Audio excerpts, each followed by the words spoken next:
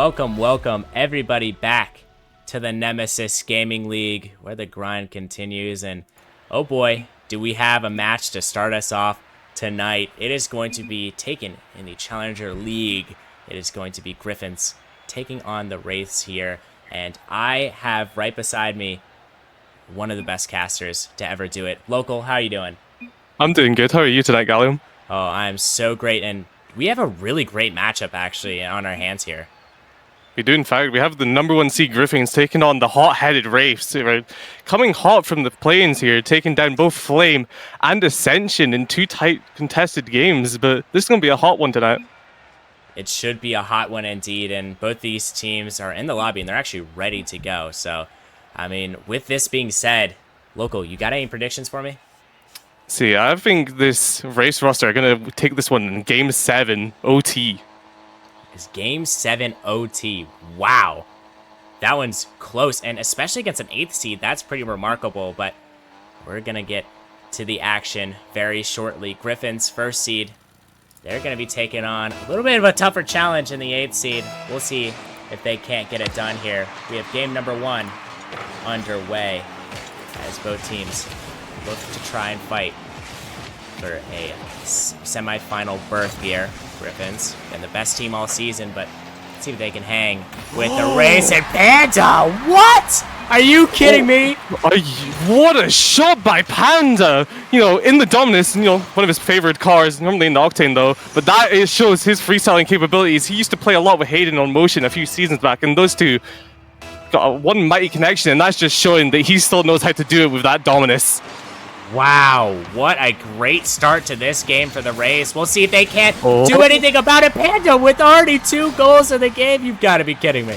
Panda with a brace, and you know, this re-addition of Marky seems to be doing wonders for Wraiths already, as they're running circles within the first 20 seconds around this Griffins roster. They don't know what to do. They really don't know what to do, and Griffins, though it seems a little too early to ask them to kindly start putting up a little bit of a performance here, as they've been a little out of it. It seems Wraith's been putting on enormous pressure and they've kind of buckled early, but they'll bounce back. It's just a matter of time. We'll see as Drizzy sends it up to Stuffy. Stuffy with a nice bang. Marky now over to Zim. Zim down to Bowser. Bowser, he's been great all in the play-ins, and we'll see if it translates to the playoffs. Not gonna go there. Panda to the side, off the ceiling it goes. And Stuffy once more getting a great touch. Tries to find a second. It's not going to go. Instead, it's going to be Sim who gets 50'd out by Panda. Stuffy over to Drizzy. Panda with a nice bang. Zim with a shot. Going to be blocked by Bowser. Great defense early from the Wraiths. And Griffins, they're starting to heat up here, Local. Do you think they're going to score pretty soon? You know, if Griffins continue this attack that they've had so far on the Wraiths after that short burst at the very start, you know, I could see a goal coming very shortly, as, you know, they have the prowess on attack to take that force and break through, as this Wraiths roster are more offensive than they are defensive, although they have Bowser being one of the best defensive players I've seen so far in this Challenger League season. But Zimity and Drizzy are both highly rated players for me, you know, Zim being, for what I say, one of the top 3 players so far this season. He's been unstoppable, so if they can get him going on the Griffin side, then it might be a tight contest here. Yeah, it might be a tight contest indeed. We'll see if it is going to end up being like that. As a great defensive play from Bowser. It was a little awkward. Marky and make a great touch. Marky, not actually usually the starter for the Wraiths. I believe he has been brought into this game as sort of a momentum booster for this Wraith squad, who without him did very well in the play-ins, and Marky just adding a little bit of extra mechanics to the mix. Bowser, it's a 3 for 3. That is a great pass coming through from the sub, as we like to call him, Marky, straight to Bowser, and he is slotting that straight down the middle in between the 2 Griffins defenders. Their positioning so far is non-existent. It is really non-existent. A little bit of a worrying sign, as it's been a little bit of a thrashing from Wraiths early on. Very surprising. Now, the last time an 8th seed beat the 1 seed in Challenger League was a little bit ago. It has not happened in recent memory. However, this could be the time where an 8 seed beats the number 1 seed, but it's too early to tell. As Griffins, they've just struggled early on in this game 1, but there is not guaranteed, but there's 7 games in this series. Oh my goodness, what a shot. An even better save in local.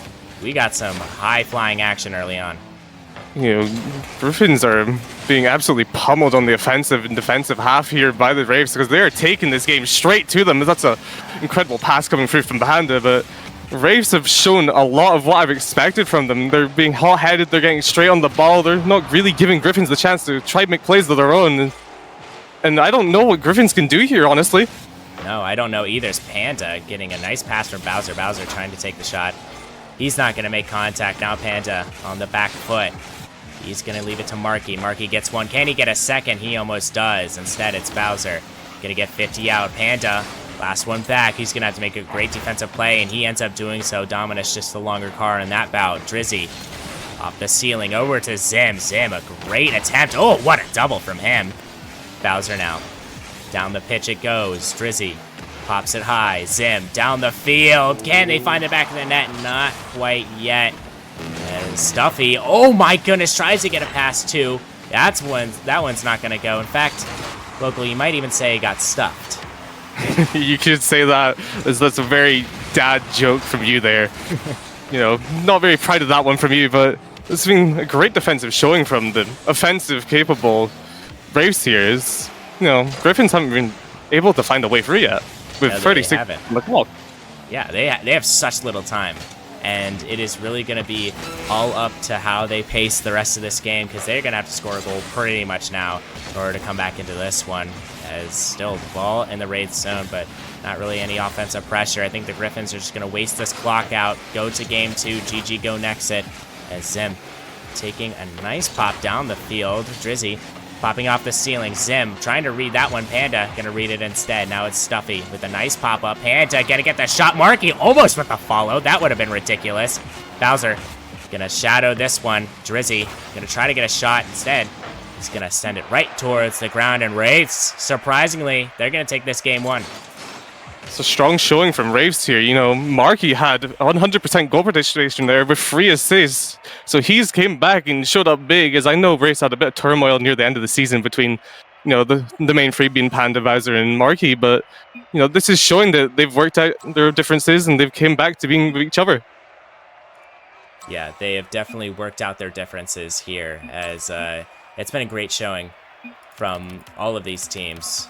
I mean, all these teams in the playoffs have had great showings, but this might be a little bit different. I mean, the lowest seed we've seen beat a high seed, I believe, was Diffusion taking down their opponent, the Kiwis, in that one in the Novice League. So we'll see if we can see another low seed beating a high seed, and this one would be very, very surprising. But one thing to note, I believe Griffins did lose their last game of the season, if I'm not mistaken, local, and I'm wondering your thoughts on that. I'm pretty sure they ended the season off quite slow, losing a few of their games, but, you know, this roster, they had to change, losing Axe very late on the season due to some personal reasons that I know of. And, you know, they picked up Drizzy, and Drizzy was a solid player for the season. He was on a few different rosters. I can't name them, to be honest, but he was a really good showing. They both played in RLPC and here, so I'm excited to see what he can bring to this roster. It's so close early on to another Wraiths early goal, but it's going to be cleared out, and now Zim and this Griffins roster have another chance to shine here. The ball going to be sent down. Drizzy can't find that one. Instead, it's Stuffy over to Panda. Panda can't find that one. Now it's Marky. Pops it down. Panda. A nice bang. Oh, wait. Marky might have a chance on that one. Goes for the bump. What a play from him. Bowser. He can't quite find that. Wait a second. Wow, what a pass from him. Nobody there. They're rotating back, letting Stuffy have a little bit of an opportunity now. He pops it over one. Gets past the second. Marky gonna send it over to Panda. What a play from him. Almost deadly for this Wraith squad. And with Marky in the lineup, the Wraiths are looking a little spicy right now. They're definitely feeling themselves so far, feeling the mechanics, feeling the passing plays. They trust each other on a different wavelength at the moment, and Griffins can't find an answer to bite back against that. And it's also sort of lots of bang coming from. Oh, Wraiths have like full hold of this pitch, and they don't really have an opposition to play against. It's like they're playing free play. Yeah, it really does look like they're playing free play as Marky gonna take a nice touch, but unfortunately I'm not going to be able to get that one. Send Marky up high. Over to Zim. Zim gets one. Can he get a second? The flip reset attempt. Oh, man. Almost got the flick pass with Bowser. Great defense from him. As always, Bowser's been so good on the defensive side. Stuffy, a great play in the midfield. Drizzy now up to Zim. Oh, he can't quite find the touch that time. Marky, down the pitch it goes. Stuffy gonna fake once. Tries to fake it a second time. Panda over to Marky. Wow, what a play. Bowser with a shot and just a little too slow. I don't think he expected that one traveling at him at Mach speed. That one came at him fast, and you couldn't really read it as he's up again, takes the shot. With a great save coming through, but Wraiths are playing a different level right now. It's almost as if they're playing like a rival team at this point. Yeah, I mean, they're looking incredible as... Oh, Panda with the shot, and what a great pass from Marky. Those two have been really clicking. Marky is styling on the Griffins here. That's a great double off the backboard just to lay off the Panda, and he is up instantly, trusting that Marky's going to get that touch, and he drops that into the top of the shelf. Bang, bang, bang from him.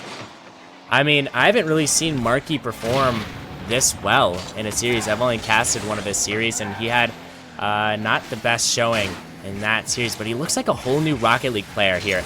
And I feel like it's had a lot to do with his mentality switch up, but Stuffy, a very good shot in the top left corner. What a bang. You know, Race here getting stuck on each other. Marky going for the squishy save, bumping Bowser, and that's just a free left side shot for Stuffy there. Not much you can do if you're the Race there, apart from communicate, but it seems as though Griffins have an answer back. Yeah, it seems like they have a little bit of an answer as Bowser gonna pass it across. Marky, what a pass and what a shot. As soon as I say that, you know, Bowser getting this nice flick into the mid, Marky coming in from the right side, swooping in, putting that behind Drizzy, and Drizzy is so awkward, he is stuck there with his feet in the mud, he cannot get out. No, he can't, and it's now up to Griffins to come back once more. Race had an early lead early on, but Griffins responded pretty quickly. We'll see if they can't do it again. It's Stuffy. Get a nice bang down, but Bowser gonna intercept that one. Gets one, tries to get a second, not gonna go. Drizzy with a great touch himself. Panda, great 50. Bowser gonna be a little slow on that one, but he gets it. Anyways, Marky gets one touch. Panda with a second, possibly a third, and maybe even a fourth. What a save! Panda almost got that one, and Bowser almost got it as well, but Zim the other way. The Race are on the back foot here. Zim pops it high. Can't quite find it. Marky down the other way. Marky gets one, gets a second over to Panda. Panda pops it high. Off the ceiling it goes. Zim down into the ground, and Marky with another shot opportunity, and oh man, I can breathe for a second. What a sequence of events we had, Local. That was an incredible play coming through from Panda, almost scoring one of the goals of the season coming in the playoffs. That would have been incredible from him, but 12 shots on the side of the Wraith here, they only connected 2, so I need to see a bit better shooting come from them to this 5 shots that Griffins have, and they've only scored 1. You know, it's been an offensive showing. Is that a bang to the top left? Wow! Marky, I believe he got a pinch actually off of a Griffin's defender. I'm not sure. Maybe he just has that much power. It was a pinch, and he'll take that every day of the week. It was positioned very well, but he got that little extra power. That's what really made it unsavable. And now, Race with a 3-1 lead in game 2. Marky takes it on his car. He has a flick opportunity. Oh, man. Can't quite get it. Marky, a very renowned ones player in the Nemesis community. Actually, fun fact, since Panda is the highest MMR on this roster, I believe he beat Panda pretty badly in a 1v1. So he's just that much better at his one. So do not let him have control in space. You know, from what I've heard, Marky is former SSL in ones, which is quite incredible for a Challenger League player. You know, his mentality switch up from, ooh, that's a shot coming through from Drizzy. We got 36 seconds left here, Gallium. Hold on a second. Hold your horses. As Drizzy has a beautiful shot there, and the Stuffy pass was just incredible. We'll see if the Griffins can't get a little something going here. Send this one into overtime. I'm so excited to find out a Stuffy. The nice pass across. Marky tries to pass it down to Panda. Panda able to get there. Can't quite find that touch. Bowser off into Panda's reach. Bowser can't quite find that one. And now it's up to Marky to get to this. He finds one touch. Off the ceiling it goes. Over to Bowser. Oh, man, what a bang. And Man, he really loves his shooting. It's like we're watching Jazer's Freestyle Fridays here. They're just getting goal after goal, passing play after passing play. They are walking all over this Griffins defense. Man, I mean, it's almost like Bowser just sees a peach every time he goes up for a ball. As Panda taking one touch. Gonna try to get a second. Drizzy. Oh, he's gonna fake out Drizzy. Almost gets a nice play on that one. Bowser off the side while Stuffy gonna have a nice attempt there, but Marky gonna send it down the field, and Griffins in a little bit of a hole here. Can they recover? We're about to find out in the games to follow. They need to change up their playstyle here. It's definitely not working against what Wraiths are taking to them. They need to play a bit slower, honestly, because Wraiths are rushing the ball a lot, and they're not really keeping it close. I guess they're getting these passing plays, but they're kind of throwing it away at certain points, and the Griffins have the chance to take the ball, but they're not really keeping it to themselves. No, they aren't, and that's such a big disadvantage when you can't keep the ball to yourself and you kind of throw it away, right? I mean, it's happened to so many teams, especially in the lower side of Nemesis, possibly in the novice or provisional. But you see them just really struggle with controlling the ball, and it happens at higher leagues, but it happens a little bit less because they just have that IQ that is just superior to the lower leagues. But we'll have to see if that comes into factor here, as Wraiths do have a 2-0 series lead over this Griffin squad, who haven't looked completely down and out just yet. They had a really great showing at the beginning of the game, and towards the end, they tried to spark something, but unfortunately, the Wraiths just really got it going there. And something to really look forward to as the series progresses is how the Griffins respond to the Wraiths taking 2 games right off of them almost instantaneously, Local. Yeah, the Griffins definitely didn't expect this coming from the race, coming from the play-ins. You know, they expected an easy game coming through, but we've seen this before in the Nemesis Gaming League. You know, back in Season 6, My Snowstorm, we played against the Tigers, and that went to a Game 7, so I expect Griffins to start pulling their weight here and show up for us. I love content, don't you? I think it. Just give us content, please. I mean, that's all we're asking for. As if Griffins somehow managed to win 4 games in a row, it would still be a 4-2 series, and we've seen either sweeps or 4-1s up until this point, so nice change of pace regardless. So we'll see if they can't get something going as Marky pops it. He can't quite find that touch, actually. Zim can't find it either. It's now up to Bowser. He gets 50'd out by Stiffy. Panda gonna get a nice touch. The Dominus really working wonders for him. Drizzy gets one, gets a second to pass across. Gonna be denied by Bowser. Great positioning by him, but Zim so much faster than the ball. Drizzy with a shot, and oh man, there's not a better place you could have put that ball. There's no stopping that ball. It's a great beat from Zim, beating Marky to the ball to get that pass mid to Drizzy, and he just bangs that towards the net. Panda's never getting to that. That is a great shot coming through from the Griffins.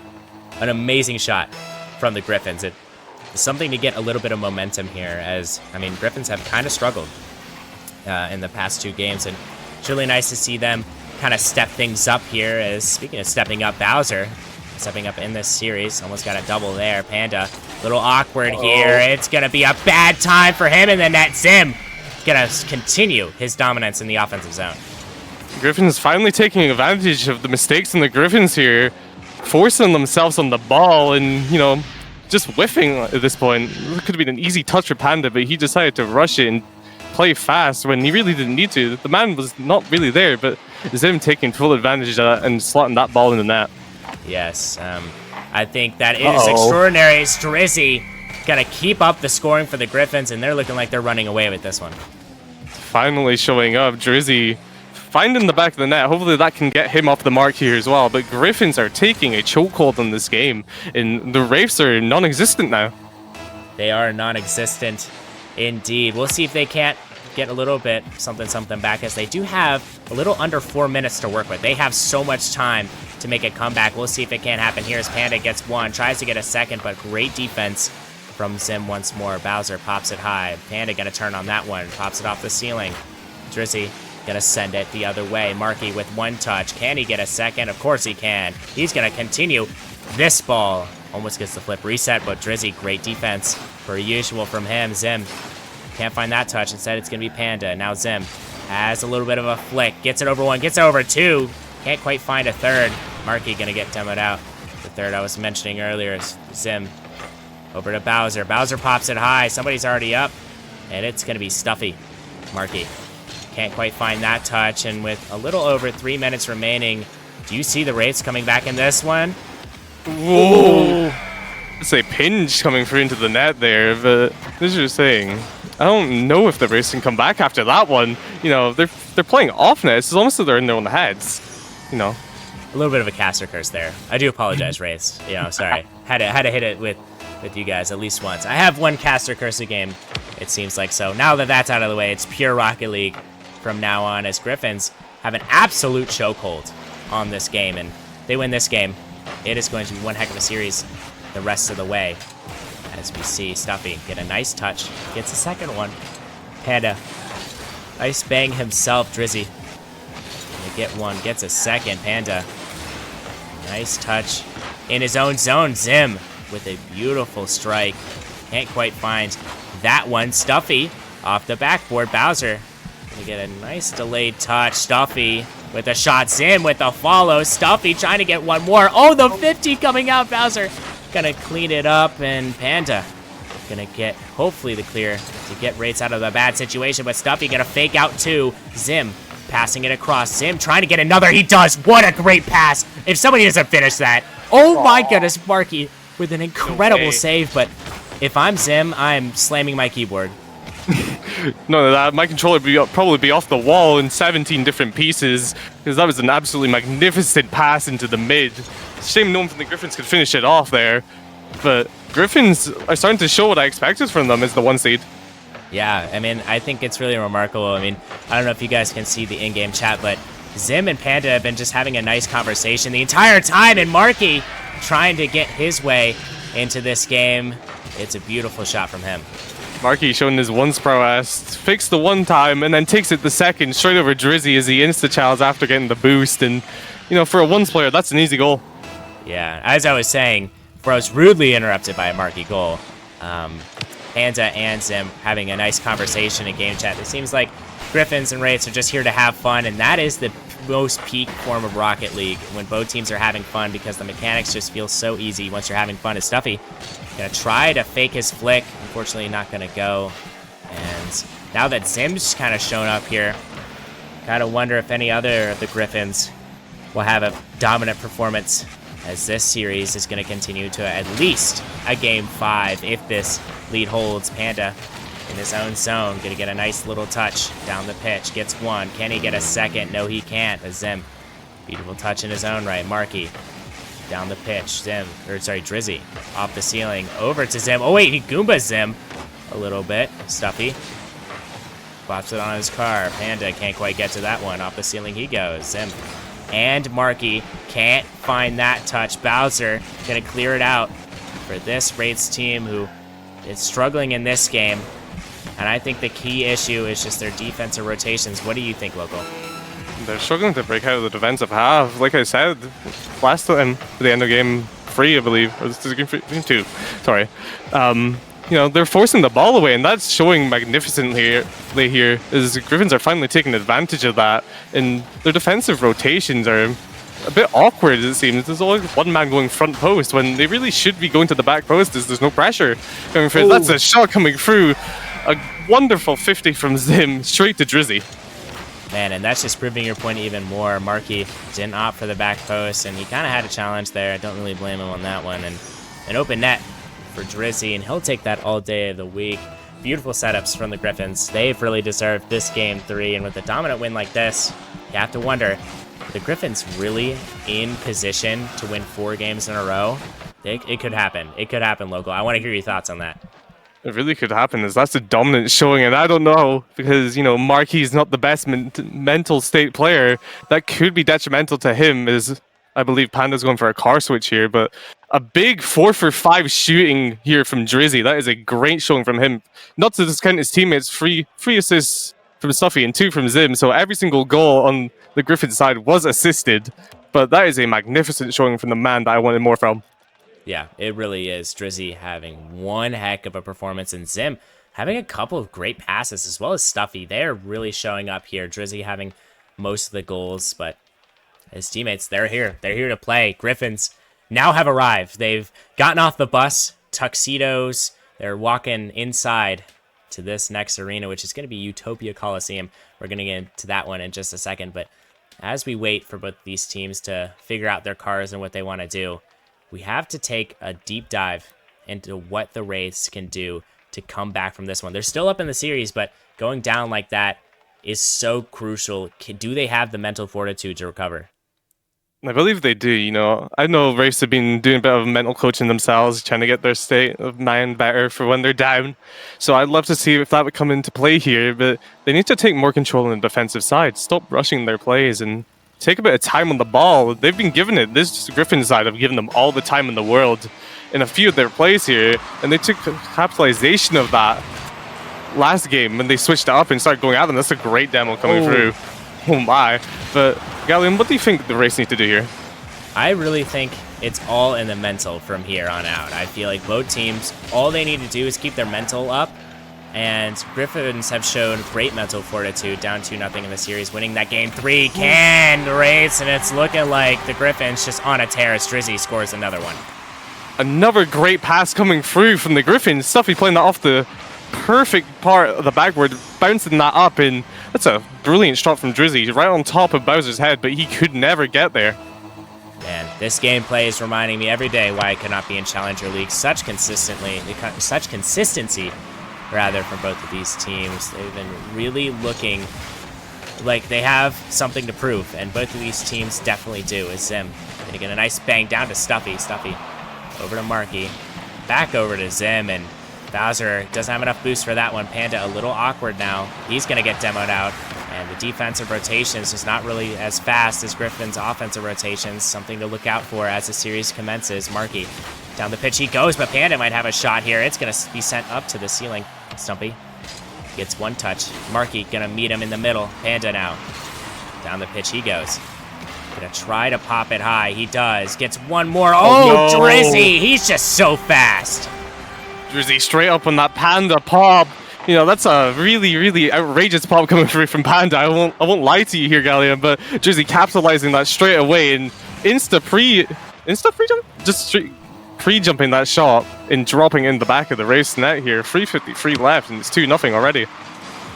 I mean, it's just really, this is Drizzy. This is all Drizzy from the Griffins.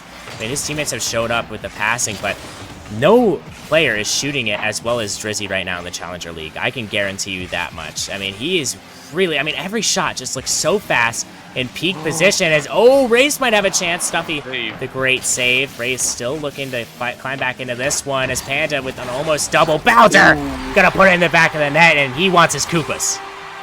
Big double from Panda into the mid, making all three players of the Griffins awkward here in net as they're just sitting there having a little tea party, and Bowser is straight there to dunk them all into the back of the Griffins net. We got 2-1 here, 3:25 left here, Gallium. Yes, a very, very great showing from Bowser. I feel like all series long, he's been the most consistent player on the Wraiths by far. So great to see his consistency shine as they're still down by 1. We'll see if his consistency can't get them up by 1 or tying the game, which is what they're going to focus on here. Stuffy going to send it down the field. Bowser going to opt to not go for that one. Panda off the sidewall. Marky gonna meet him in the middle here. Drizzy 50 set with Bowser. Great 50 from Bowser. Stuffy has a little bit of time to work with, and he does. Taking his time now. Pops it over to Panda. Panda with 1. Panda, can he get a second? Zim gonna beat him out to that one. Bowser off the back wall it goes. Tries to pop it high. Drizzy not gonna find it, and oh my goodness, what a bang from Stuffy. Panda, he can't make the defensive read. Stuffy over to Zim. Zim gets a nice little fake. Bowser sends it down, but wait, Griffins are backhanded here. Bowser could score if he gets the double. He can't quite find that one. Back and forth action here. A local, who do you think has the upper hand? Wraiths have the upper hand here as they've been all over Griffins in the past minute or so. You know, I really expect a goal to come through here if they can get the right touch to come through. But the defensive side of Griffins really are slowing down, it seems. They're starting to play to the pace of the Wraiths. Yeah, they're going to play to every single pace that they can play. And, switching up the pace isn't a bad thing, but Definitely want to keep your pace in this moment. Stuffy, a great play in the midfield, and that's going to get Griffins up 3. A pop over the one, forcing one touch, and Marky unable to get back. That is a phenomenal dribble by Stuffy there to put them up by 2 once again in this game. And, you know, I might go back on my word here. I think Griffins might actually take this one. I have to agree with you here. They've just looked like such a great team, haven't they? I mean, it's just really had to do with the shooting and the passing from them has just outmatched Wraiths by a long shot. Even in their win, they didn't have shooting and passing like the Griffins have, and now that they're finally turned up, we'll see if the Wraiths can turn them back down. Only down by 2, though. 1 minute and 30 seconds remaining. Bowser gonna find that touch. Zim, unfortunately, can't make that one. Drizzy with a nice shot. Marky there to save it. Stuffy over to Marky. Marky finds one, can't find a second. Instead, it's Zim. Zim, oh, beautiful fake. Oh, what an even better flick. Tries to get it off the backboard, not gonna quite find it there. As Drizzy pops it over Bowser. Marky. Down the pitch it goes. Bowser gets it down to Panda. Panda with a shot. Not going to quite find it just yet. As Marky going to rotate back. Zim going to have a nice opportunity to get to this one. He does. He shoots it right on target. The ball is popped up. Drizzy with the read. He's not going to quite read that one. Marky, he can't find his touch. Oh, no. Griffins have an opportunity here. Zim with a nice double. Panda going to get it away from him as Drizzy gets one touch over to Zim. Marky 15 him out there. Ball sent up the sidewall. 35 seconds remaining. Wraiths need to score now if they want to have a chance. Marky flipping over to this ball. Marky with the wave dash. Tries to get it past Zim. He does. The ball is still floating. The Griffin zone. Off the backboard it goes. Marky can't quite find that one. Panda instead gonna find a nice touch. Marky getting 50'd out here. He has a shot opportunity. He's gonna shoot it just high. And oh, that could have been a great goal for them, but it's not going to go. And with 8 seconds left, it's looking all but futile for this race squad. And with 1 second left, Griffins have climbed their way back to make this series even. And this is going to be a long series if this continues. And it turns into a best of 5 here. You know, back to even drawing board. Wraiths need to figure out something to stop this train that Griffins are putting on them, as once again 100% goal participation coming through from Drizzy. Jeez, that's such a ridiculous stat. If you have a player of that magnitude, I mean, it's just so good to see him finally show up here. I was kind of wondering where he was. I was wondering if he was ever going to show up in this match, and he showed up. And I was questioning why they didn't put Fort in. Fort is the Griffins captain, and Fort has been really nice in this whole process of scheduling these games, and I thought he was a really great player for this Griffins squad. And I think with this stacked of a roster, it's kind of just like a situation where you have 4 great players. I think if Fort wanted to play, he could easily come in here, rotate in, and play for the Griffins. But Griffins, they're living life luxuriously right now as Wraiths on the back foot a little bit here going into this Game 5. What are your predictions here, Local? Yeah, I'm going to say my pre-match prediction, I think Wraiths will still hold this out, but they need to figure out something to come back strong, as after Game 2, it's been all Griffins. You know, they've been showing up mega on their offensive half, pummeling whatever futile resistance comes from the Wraiths. That is definitely the way that I'm kind of looking at it right now, as Wraiths have been... They looked good early on, but now it is really time for them to put their pedal to the metal here, as they now have an opportunity to right their wrongs here, as we see a nice little pop from Zim. Down the field it goes. So we see Zim take a nice touch over to Bowser. Bowser over to Panda. Panda gets it down the pitch. Oh my goodness, Bowser can't quite find that one. A little too close for comfort there.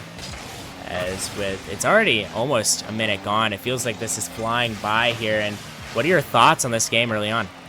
Seems as though Wraiths are slowly rekindling the spark that they had in the first 2 games of this series, and it's good to see, as I saw a few passing plays coming through, as there's another one coming through, but, you know, it's not to the level they were at. Oh my! Ooh.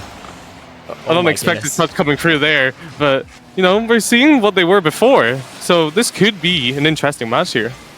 I think this will be an interesting match. Matter of factly is, oh my goodness, can't quite find the touch. Bowser gonna get a nice clear onto that one. Panda pops it high. Can he get a second? No, he's gonna ask Bowser to help him out there. Panda tries to shoot it down low. Not gonna go. Oh, an even better 50 Zim down the pitch. And Zim, oh my goodness, there's no way he doubles this. Oh my gosh, I almost lost it there. Marky pops it down the field. Marky had a great showing in games 1 and 2. He's looking to repeat this performance as we continue. Stuffy, oh my goodness, off the backboard. Not gonna find anyone. Instead, it's Marky down the other way. It's gonna fall down off the ceiling. Zim's a little awkward. Bowser with a pass over to Panda. Panda finds one touch. Can't find a second. Gonna rotate off. Leave it for Marky. Marky doesn't have a great jump there. Panda now gonna send it down the field. Help Marky kind of recover after that one. And seems like he hasn't been the same player that he was in those earlier games. And I think he needs to get back to that form if Wraiths want to have any chance of crawling back into this one. They definitely need to crawl them back mentally. It might be a mental fatigue thing coming through from Marky is, not the strongest, as I've mentioned before, but, this Wraith roster are definitely a good bunch of friends, so they can do it together. They just need to find that way to get him back into playing as he was. He's made a few mistakes in the past few games, missing a few easy balls, but no one's perfect. But if they can get consistency back that they had in 1 and 2, then this is anyone's game. Yeah, it is anyone's game indeed. As oh my goodness, Panda and the power of friendship gonna put that one in the back of the net. Speaking of Marky, that is a phenomenal pinch pass coming through to Panda in the midfield, and that is slotted beautifully into the right-hand side of the Griffins' net. Not much they could do there. 2:20 left. 2:20, plenty of time for the Griffins to come back. They now have an opportunity to take a chokehold on this series, and will they do so? Panda, the nice save. You cannot let any of these Griffin members shoot, especially Drizzy with a great pass. Almost a shot. I would have lost my mind if he hit that. Zim gets one. Can he get a second? He does. Possibly a third here? Oh, man. He's been really popping off here. I feel like this is way higher of a level of game than it should be. I mean, statistically speaking, and throughout the season, I feel like the Wraiths should be absolutely getting killed right now, but they've made a couple roster changes, and they're hanging in with the best team in Challenger right now, local.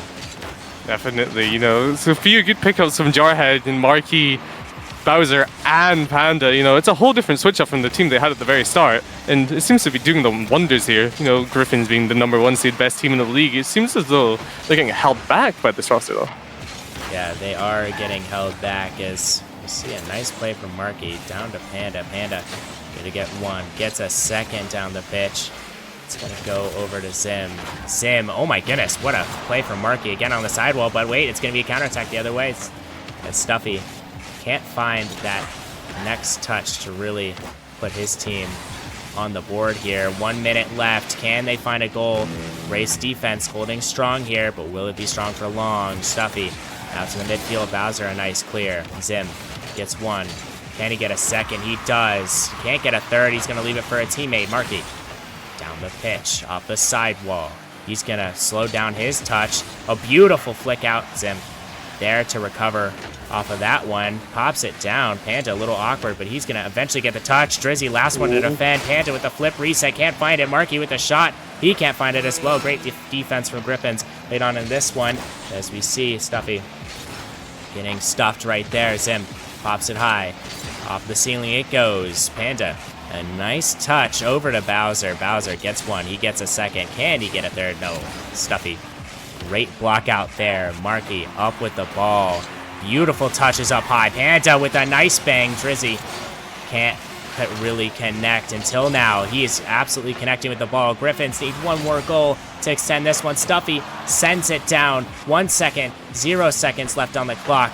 Drizzy over to Panda. Panda's gonna pop it down, and Wraiths are one game away from pulling off the impossible. And impossible it is. Call this mission impossible for Panda. He's starting to show up again. No disrespect to his teammates, Marky finally pulling his weight once again. A rough past 2 games for him, but, out shooting the Griffins here, 10 to, I believe, 4. That is incredible considering the momentum that Griffins had in the past few games.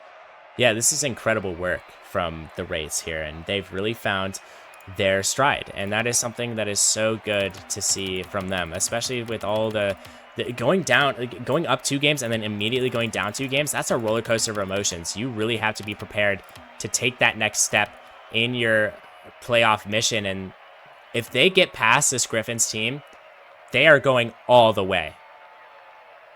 Most definitely. I don't see anyone stopping this race roster. This is how they're going to consistently play 1, 2, and 4.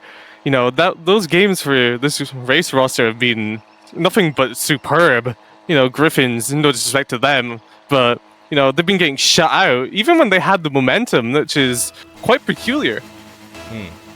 Yeah, it is. And Game 6, Forbidden Temple, I mean, Loco, you know the deal. It is cuckoo, wacky stuff going on here. As Marky, oh my goodness, early on, getting a wacky touch over to Panda. He almost had that read, but Bowser a little late to get back, and Stuffy early on going to get the early lead for the Griffins. Speaking of wacky cuckoo stuff, that is a peculiar touch coming through from Panda, I will say. You know, giving Stuffy the ball to pull out past Bowser, who was kind of out of position, not expecting the touch from Panda, and, you know, early goal for the Griffins.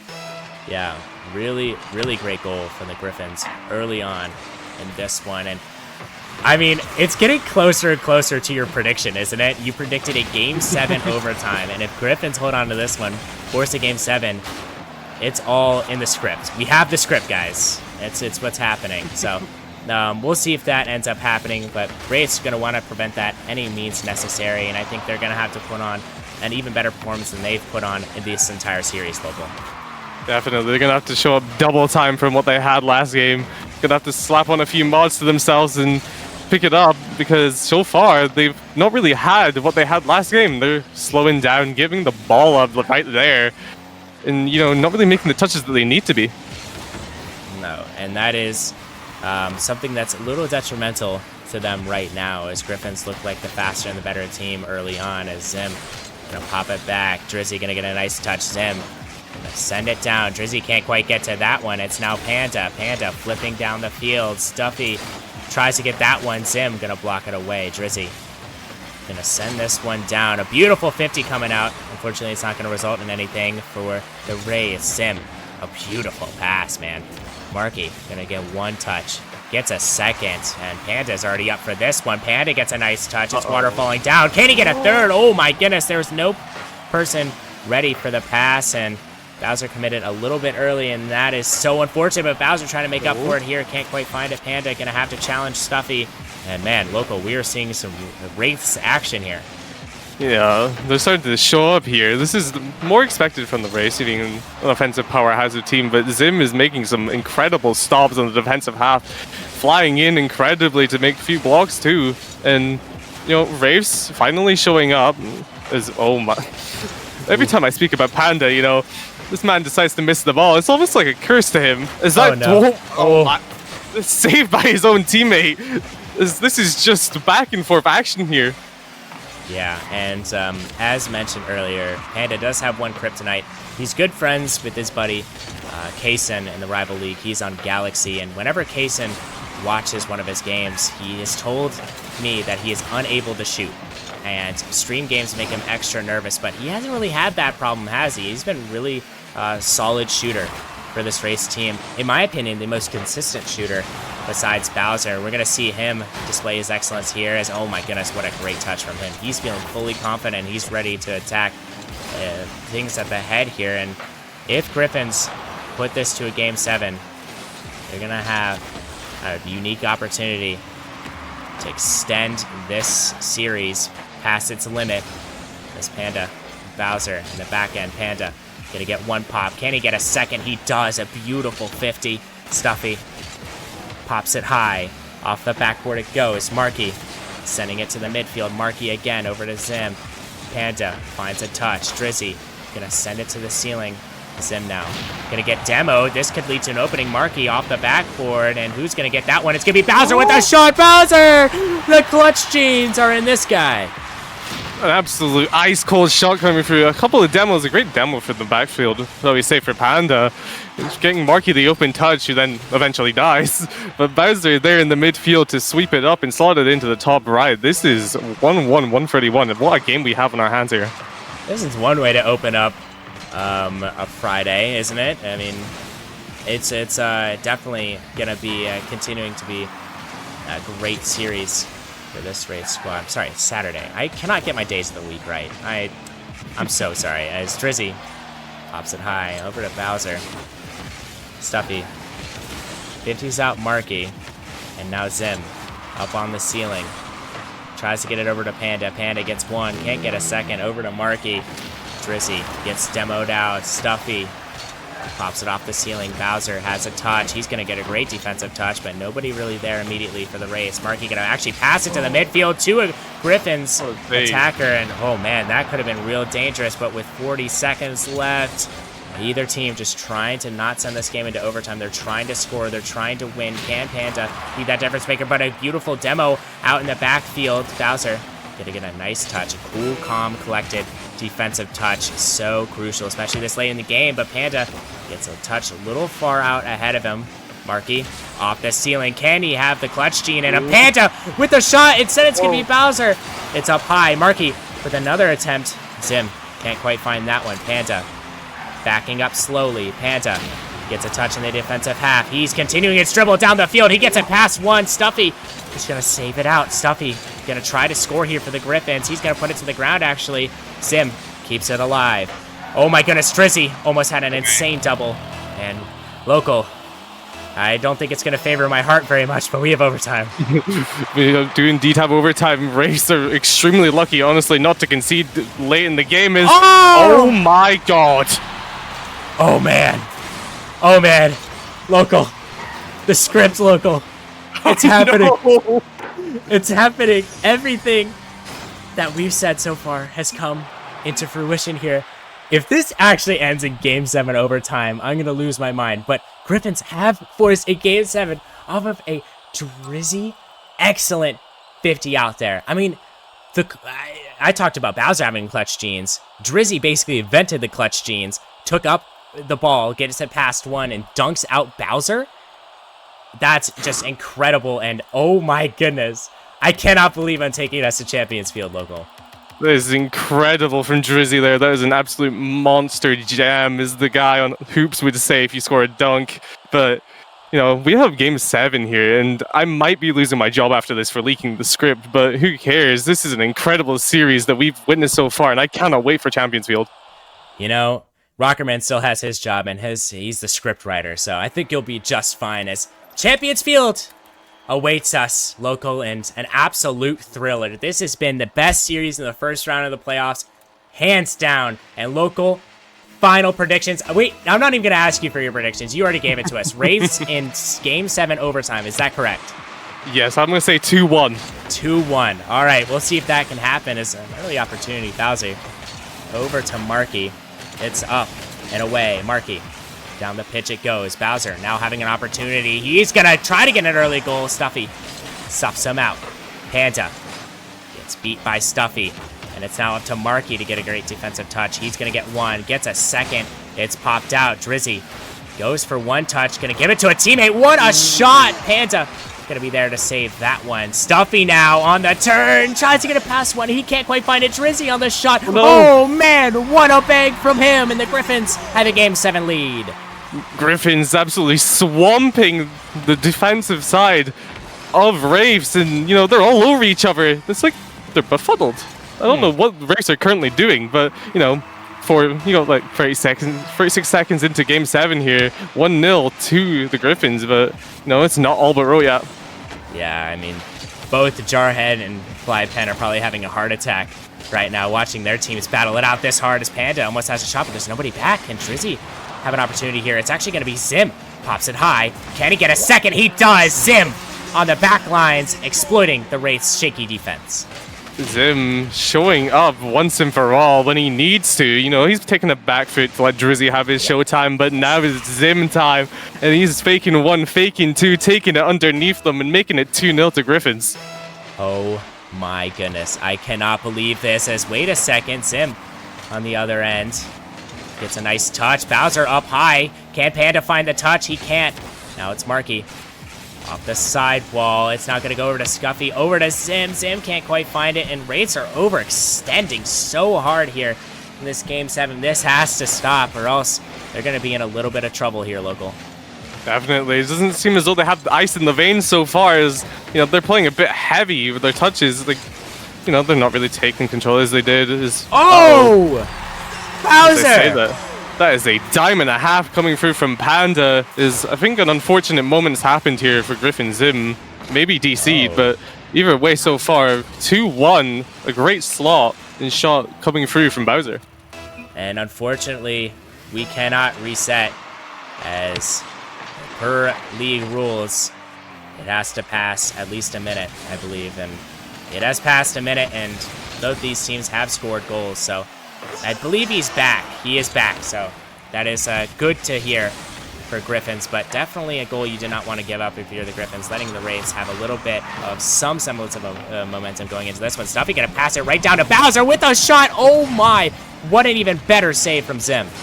That's an incredible save from Zim. As you were saying, you know, you don't really want to give this Wraiths roster momentum or any sort of hope. You want to take it from them like candy from a baby, but as soon as they get that pressure and hold on the game, it seems as though they can't stop. Oh my.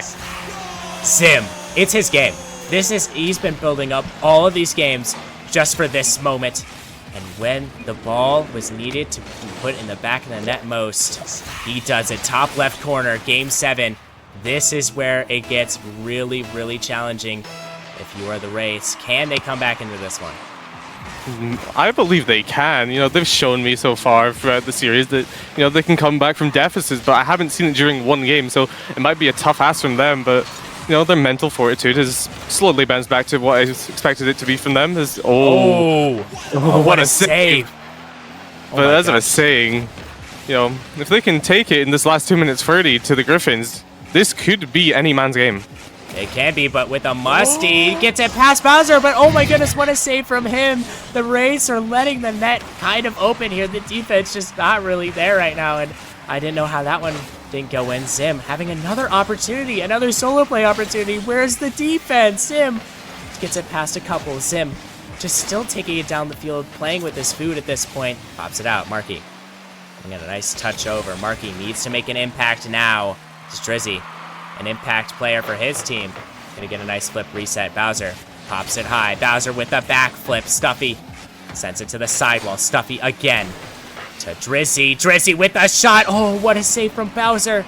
As Zim gonna have a nice touch over to Drizzy. Drizzy, he's gonna make contact. Marky with a save. Oh my goodness, the Wraiths are avoiding being scored on by any means necessary now, but they're still in the Wraiths zone. Zim, Bowser popped up high, and it's gonna be Stuffy. Over into the midfield. Stuffy with a pop-up. Over to Drizzy. Oh, no. Drizzy with a shot. Wraiths caught on the back foot, and that might be the dagger. This might be game, set, and match. The Griffins, you know, Wraiths, they're no longer challenging the ball. They've got nothing to lose. They're down by 2, and just not challenging or making any attempt to go for the ball. And it seems as though they've wrote their own fate. They have, and oh my goodness. Wraiths, they're going to have to score 3 goals in 1 minute and 40 seconds to come back into this one. Can they do it? Bowser trying to get off to a good start, but Drizzy has been so good on the defensive side so far for this Griffins team. Ball on the backboard. Wraiths going to have to send everybody they've got, but they've been doing that all game, so it's not really much of a difference. It's Stuffy on the sidewall. Going to get one touch, gets almost a second.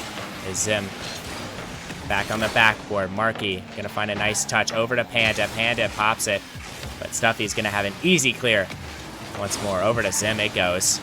As Panda, a little awkward here. Zim going to fall on it, and oh boy, the Griffins are going to advance to the semifinals, barring some miracle. Barring some absolutely outrageous miracle indeed, as they're up by 4 with 43 seconds left. It seems this is Zim 7, if you want to take it that way. Zim showing up magnificently in this game 7 here. This is so terrifying. I'm not even gonna lie. I mean, even though Griffins are up 5-1, it's anybody's game because it is game 7. A missed shot. That's gonna be detrimental. Palm is head in hands right now, as both sides trying to just calm things down, especially for the Griffins. They want to get this Game 7 victory and get out of here, and it looks like, I believe, they've done it. And I cannot believe I'm saying this, but after being down 2-0 against the Wraiths, they clawed back, making it a 2-2 series. Then they were down 3-2 in the series, and they won 2 games in a row. And your Griffins are going to advance to the semifinals. And oh my goodness, what a performance. That was an absolutely spectacular series from both of these teams. You know, congratulations to the Griffins and my commiserations to the race, but oh wow, did the Griffins show up. Wow. Wow, wow, wow. Breathtaking series. And, you know, it is just so heartbreaking for the race to lose that one, but it's even a better feeling for the Griffins to take that one. And what a great match to start us off. And if we weren't running behind time, I would give a little bit more of an in-depth analysis, but there's really not much else to explain here. It's just miraculous Rocket League all across the board in Challenger League, and what a way to finish off Challenger League. And Local, I want to thank you once more for being with me in the caster's booth. It's always a pleasure. It was a pleasure as always, Gallium. And up next, we have Wolfpack taking on Sirens in the Provisional League. So make sure to stay tuned, and we'll be back right after this. Peace out, guys.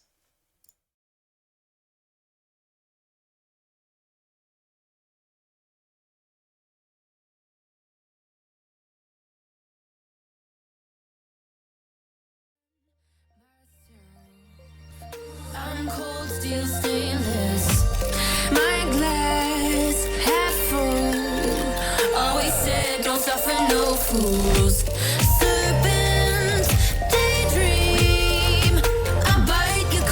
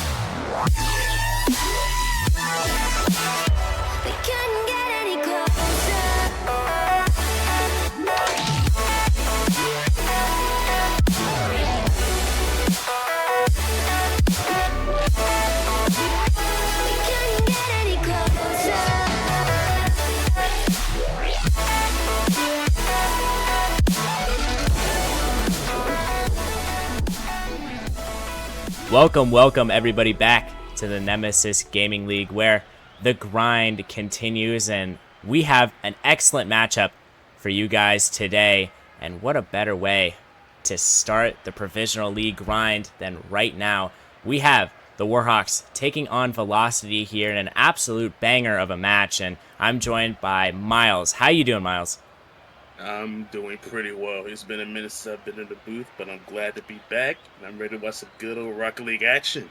Yeah, it should be some good Rocket League action, and both teams are actually already in the lobby. But before we go into both teams, Miles, I know you did a little bit of research before this, so what can you tell us about overall what both these teams have to bring to the table?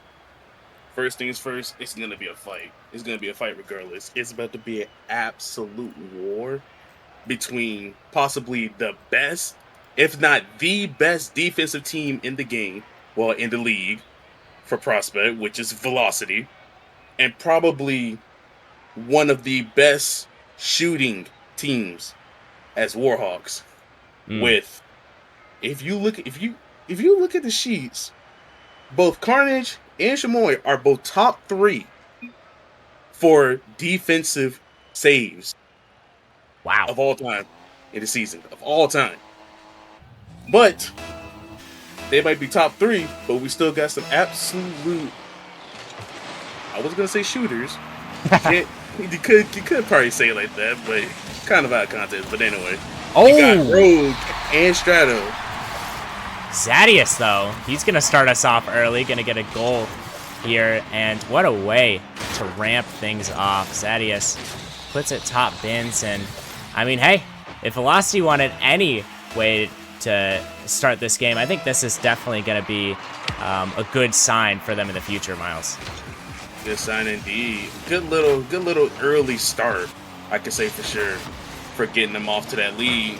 Now it's going to be on Velocity to try and fight back in this. Yeah, it is up to them, and only them. I had been watching their progress in this break before they had to hop into this playoff match, and their progress has been really, really great to see. And they've improved as a team. They've really come together, and I feel like they can make a definite run, but there's an obvious roadblock in the way, and that roadblock is going to be the Warhawks, who actually don't have Rogue playing for them right now. Rogue is usually a starter, but we'll see if Strato can't shine. Strato can't quite find the back of the net there. Seeing if they can't break the ice here, the playoffs. That's so hard to do, isn't it? Just breaking the ice, the playoffs. Miles, you've been there, done that. Season 8 champion, if I do recall. Are you looking for the back-to-back? And if you are, what advice can you give to both these teams in this dogfight? Never let your guard down. Never let off the gas. If you get the aggression going, do not let off. That's one thing I can say from being a previous season 8 champion, and also trying to go back-to-back. Me and my team are trying to go back-to-back in this. As Slade tries to get a shot on, it's going to get kind of easily saved by Zadius there. Yeah. Zadius, I think he's been really, really great overall for this Velocity team. He's the glue of the team, honestly. I mean, he's just so quick, and you're seeing it here. Obviously can't beat Slays there because Slays had better positioning, but it's just really great seeing him thrive on this Velocity team, where Velocity, at the beginning of the season, they didn't have a whole lot of hope. And now they're finally hitting their strides, and this is the perfect time to do it as they stir up 1-0 with 2 minutes and 55 seconds left on the clock. We will see if Sage can get a hit here. He does. Down to Carnage. Carnage over to Strato. Strato gets a bang. Down to Slays. Slays can't. Oh, he does sneak it past them. A sneaky touch and a sneaky goal. A slight little touch to get it past the first defender. A really good little side flip there to get it past one. Unfortunately, Paranoid wasn't able to get the save off the back wall. He got awkward and just wasn't able to get there to stop it. And now it's tied. Man, that is so unfortunate if your Velocity. Should have easily been saved there, but a little awkward on the back line. And mistakes have been so few and far between for most of Prospect League, which I'm really surprised about this playoffs. And it's just, it's been really nice to see, but obviously these players are still human. They're fighting for their playoff lives. As we see Slays up with it, tries to get a touch. He's going to get it down to Strato. Strato Gonna send it off the ceiling. A little bit of a waterfall. Carnage there to collect that one. Slays the sidewall once more. Carnage gonna get a nice touch. Zadius can't quite find the bang, and the defense was there regardless. Sage now trying to take control. He hits it off the sidewall. Carnage over to Slays. Slays gonna try to go off the ceiling once more. Very fast and very accurate on that touch. Ball still popped up. Paranoid Monk over to Slays. And it has just been back and forth here. But wait, Strato almost has a chance. Miles, who do you think is taking this game 1? Honestly, it's gonna be a fight between the both of them. Neither side seem of letting up, no matter where they are on the field.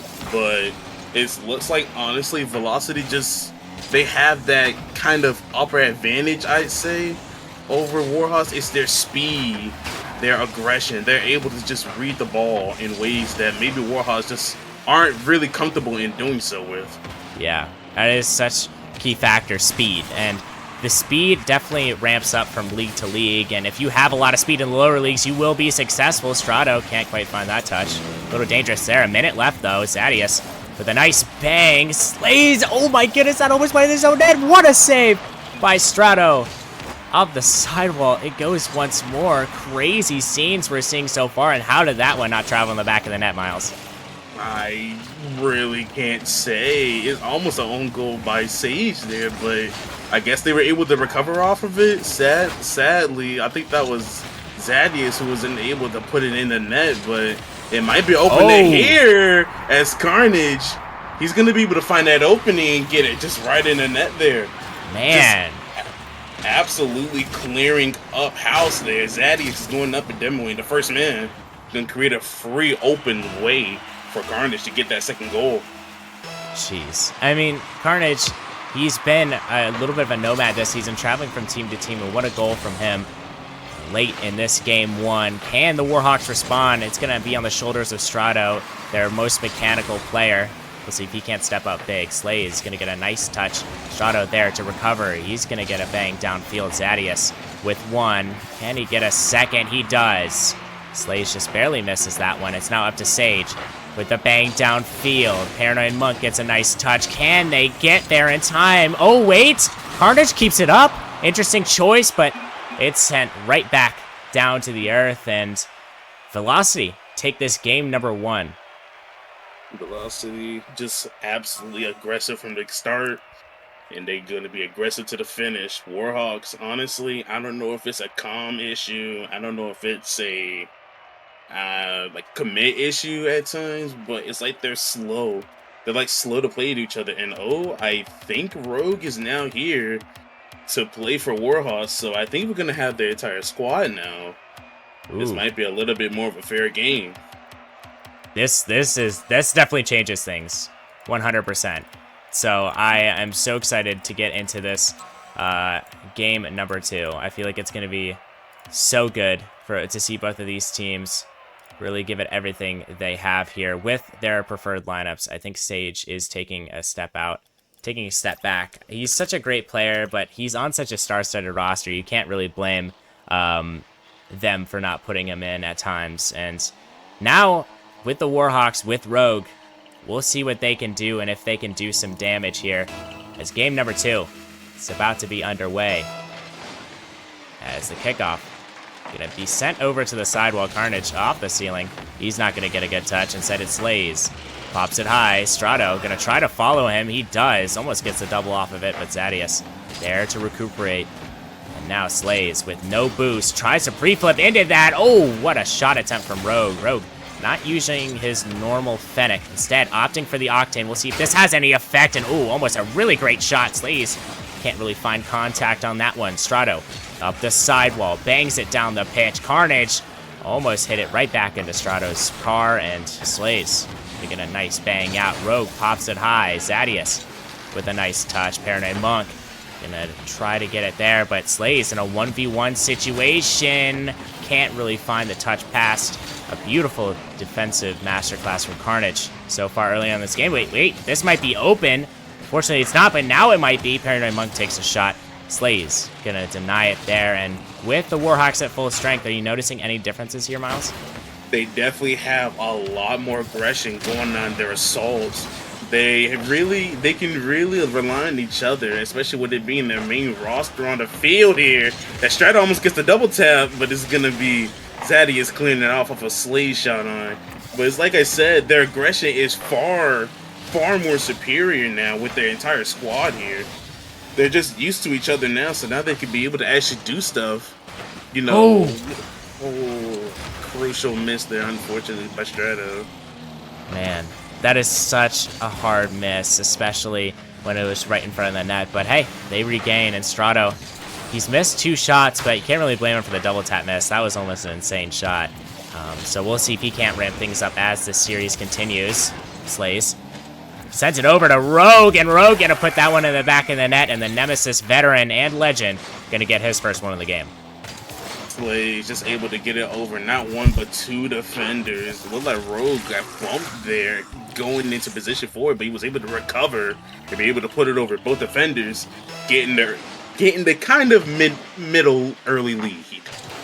Yeah, I mean, a 1-0 lead isn't really anything to admonish, although it's something to look forward to if you are the Warhawks. But expanding on that lead is the greatest concern for them right now. I mean, 1-0 lead is great and all, but really, really taking it to, this Velocity team is something they're going to have to do. But right now, Velocity in their zone, playing very good offense right now. Zadius with a nice little touch. Rogue gonna be a little awkward there. Pops it high. Carnage with an attempted shot can actually put it off the backboard. The ball is up, and it's in. Paranoid Monk gonna get his first of the game. It's nice to see him nice and healthy. Carnage is just able to keep the ball in. He's able to keep that aggression going for his team.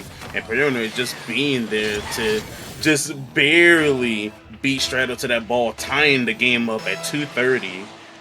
Velocity might be getting it back here.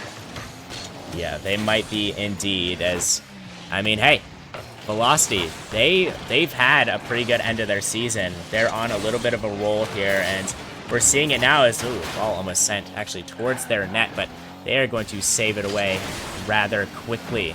Now the ball over to Rogue. He's going to send it high. And that ball is going to be quickly dealt with.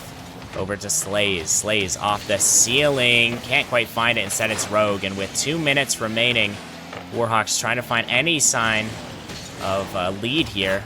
They just had one. Can they get their second lead of the game? Estrado sends an absolute missile across the pitch. Slays with the pass. Rogue can't quite get there. Paranoid Monk with a nice redirect, but fortunately not on target. Zadius misses his touch. Now it's up to Strato. The solo play opportunity. Don't let him double. Oh my goodness. He does it, but Rogue with the shot. The placement just a little bit off. And Slays. What a lead by Stratos, and what an even better shot by Slays.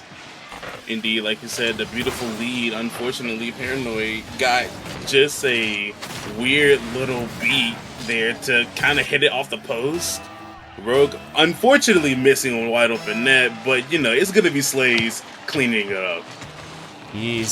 I think he's very good at what he does as a third man. He's part of the cleanup crew, and he cleans up very well as, Rogue almost actually got a dunk off of that. Strato gets one. He's going to look for a second. He gets there. His speed is just really admirable here as Rogue, his partner in crime, going to get one touch, get a second now. Strato gets a nice pop down the field. Carnage puts it a little awkward in the defensive zone, but they should be able to recover from this one. Slays backflips now. Paranoid Monk over to Rogue. Rogue with a bounce shot. Carnage can't make contact. Rogue can't get another shot. Strato with a shot instead. Slays trying to recuperate and get to that one. That one not going to connect as well. Zadius up with the ball in the other end, and Rogue going to clear it away. And with 45 seconds left, do you think Velocity is going to tie things up here? They definitely could, but one thing that I'm seeing is that Velocity is letting their aggression kind of ruin their rotation at times. They would try to come in and try to cut off balls that Warhawks would have, and instead it would kind of mess up the person who would be going in as either second or third man, which is kind of making Warhawks' job easier. Yeah, it definitely is, and Warhawks just having all the momentum here with 10 seconds left. We'll see if Velocity doesn't have a response. Here's Rogue gonna take a shot. The placement. Oh man, the Warhawks are alive and well. A good dime here from Slade, staying into play, staying in his first man. Diamond out the road. Beautiful placement in that bottom left corner, catching Carnage off guard. unfortunately, is going to be out of reach for this game. But hopefully, with how we can still see the aggression from Velocity in this game. Let's just hope they can rejuvenate, bring that aggression back, and actually put it to good use in this next game. Yeah, we'll see if they can or cannot do that. I mean, it's really hard to tell in these playoff games whether or not a team is going to either use their momentum to their advantage or they're going to absolutely throw it away. So we'll see if either one is the case as we're about to head into this game number 3. Now, Miles, I know that you've been in the playoffs a bunch. I just want to gather as much playoff information about as possible. Have you ever been down in a series? And if so, what can you do to kind of come back into the series? No team is down yet, but this is just in preparation for one of them, and inevitably does. Being down in a series just doesn't mean that you're out at all times. Always remember that you might be down, but you're never out. You can always remember that there is a chance you could come back in, no matter how far down you are. You could be down 3-1 in a series. Mm-hmm. You could still make that comeback if you keep putting the work into trying to win the gold. Yeah, that is so true. Very good advice, and I mean, something that both these teams can kind of take away as something else to mention in the playoffs is, oh my goodness, I mean, screw what I was talking about. Paranoid Monk going to send an absolute screamer into the back of the net. Carnage getting a little extra read off the backboard here, and Paranoid, absolute beautiful bar down shot. Not even Slays was going to be able to read that, taking the early lead. Man, a great early lead for Velocity, and the last time they took an early lead, they won. So we'll see if the trend continues here as Paranoid Monk is having himself a series, but he's been he's been popping off recently. He's been very good. On the come up is a 3v1 actually. Rogue gonna barely get that touch there. Zadius sends it back. Rogue can't find that one. Slays up once, gets the demo, but it's bouncing very awkwardly. Strato gonna make quick work of that one. Zadius pops it to the sidewall. Rogue down to Slays. Slays has control. A solo play opportunity for him. He gets it past 1, 2, and 3. Slays over to the Strato. Double S strikes again. Slay staying with this play here. Just an absolute beautiful unit to stay in it and just get it not only over 1, not 2, but past a third defender. Just giving Strato the absolute open that he deserved. Beautiful done. They timed the game up. That's so Slays, isn't it? I mean, he's just been so good, not even on like the defensive half, but he's really more of an assist man, I've noticed, and he's been really great at his job. As we see Velocity having a little bit of a pressure here. I really like what they're putting onto Warhawks. After a team just scored, you can't go in the back foot at all, and they're not letting that happen as Rogue has a little bit of an awkward touch. His own defensive zone. Strato gonna get that nice bang out. Strato gonna send the ball down once more. Carnage over. Rogue gonna get a nice bang down the pitch. Can Slays find the touch? He does, but it's gonna get actually 50'd out. And while this 50 is happening, the ball is gonna be sent out. Sadius gets a nice 50, not over 1, but over 2. The confidence of Zadius to play that dunk is actually insane, honestly. Strato not getting the best clear, not getting the clear that he actually wanted. It's going to end up in that being the goal for Zadius, making it look easy out there, 2-1. Yeah, a very, very good game for Zadius. He's been so great, and I'm really looking to him to kind of control the pace for this Velocity team. I mean, he really put it all on the line as that first-man role. Something else to mention, though, in the terms of how the playoffs work in general, you see Rogue actually up for something, he can't quite get it, is both teams do have a timeout, and we have seen more timeouts than we saw last season, but Rogue, he's not looking to start a timeout anytime soon. Rogue starting to play, getting out, rotating back to that second man position with ease from the dime from Strato. Good little rotational prowess there to be able to stay in the play, even when the ball is probably not even supposed to be going towards you.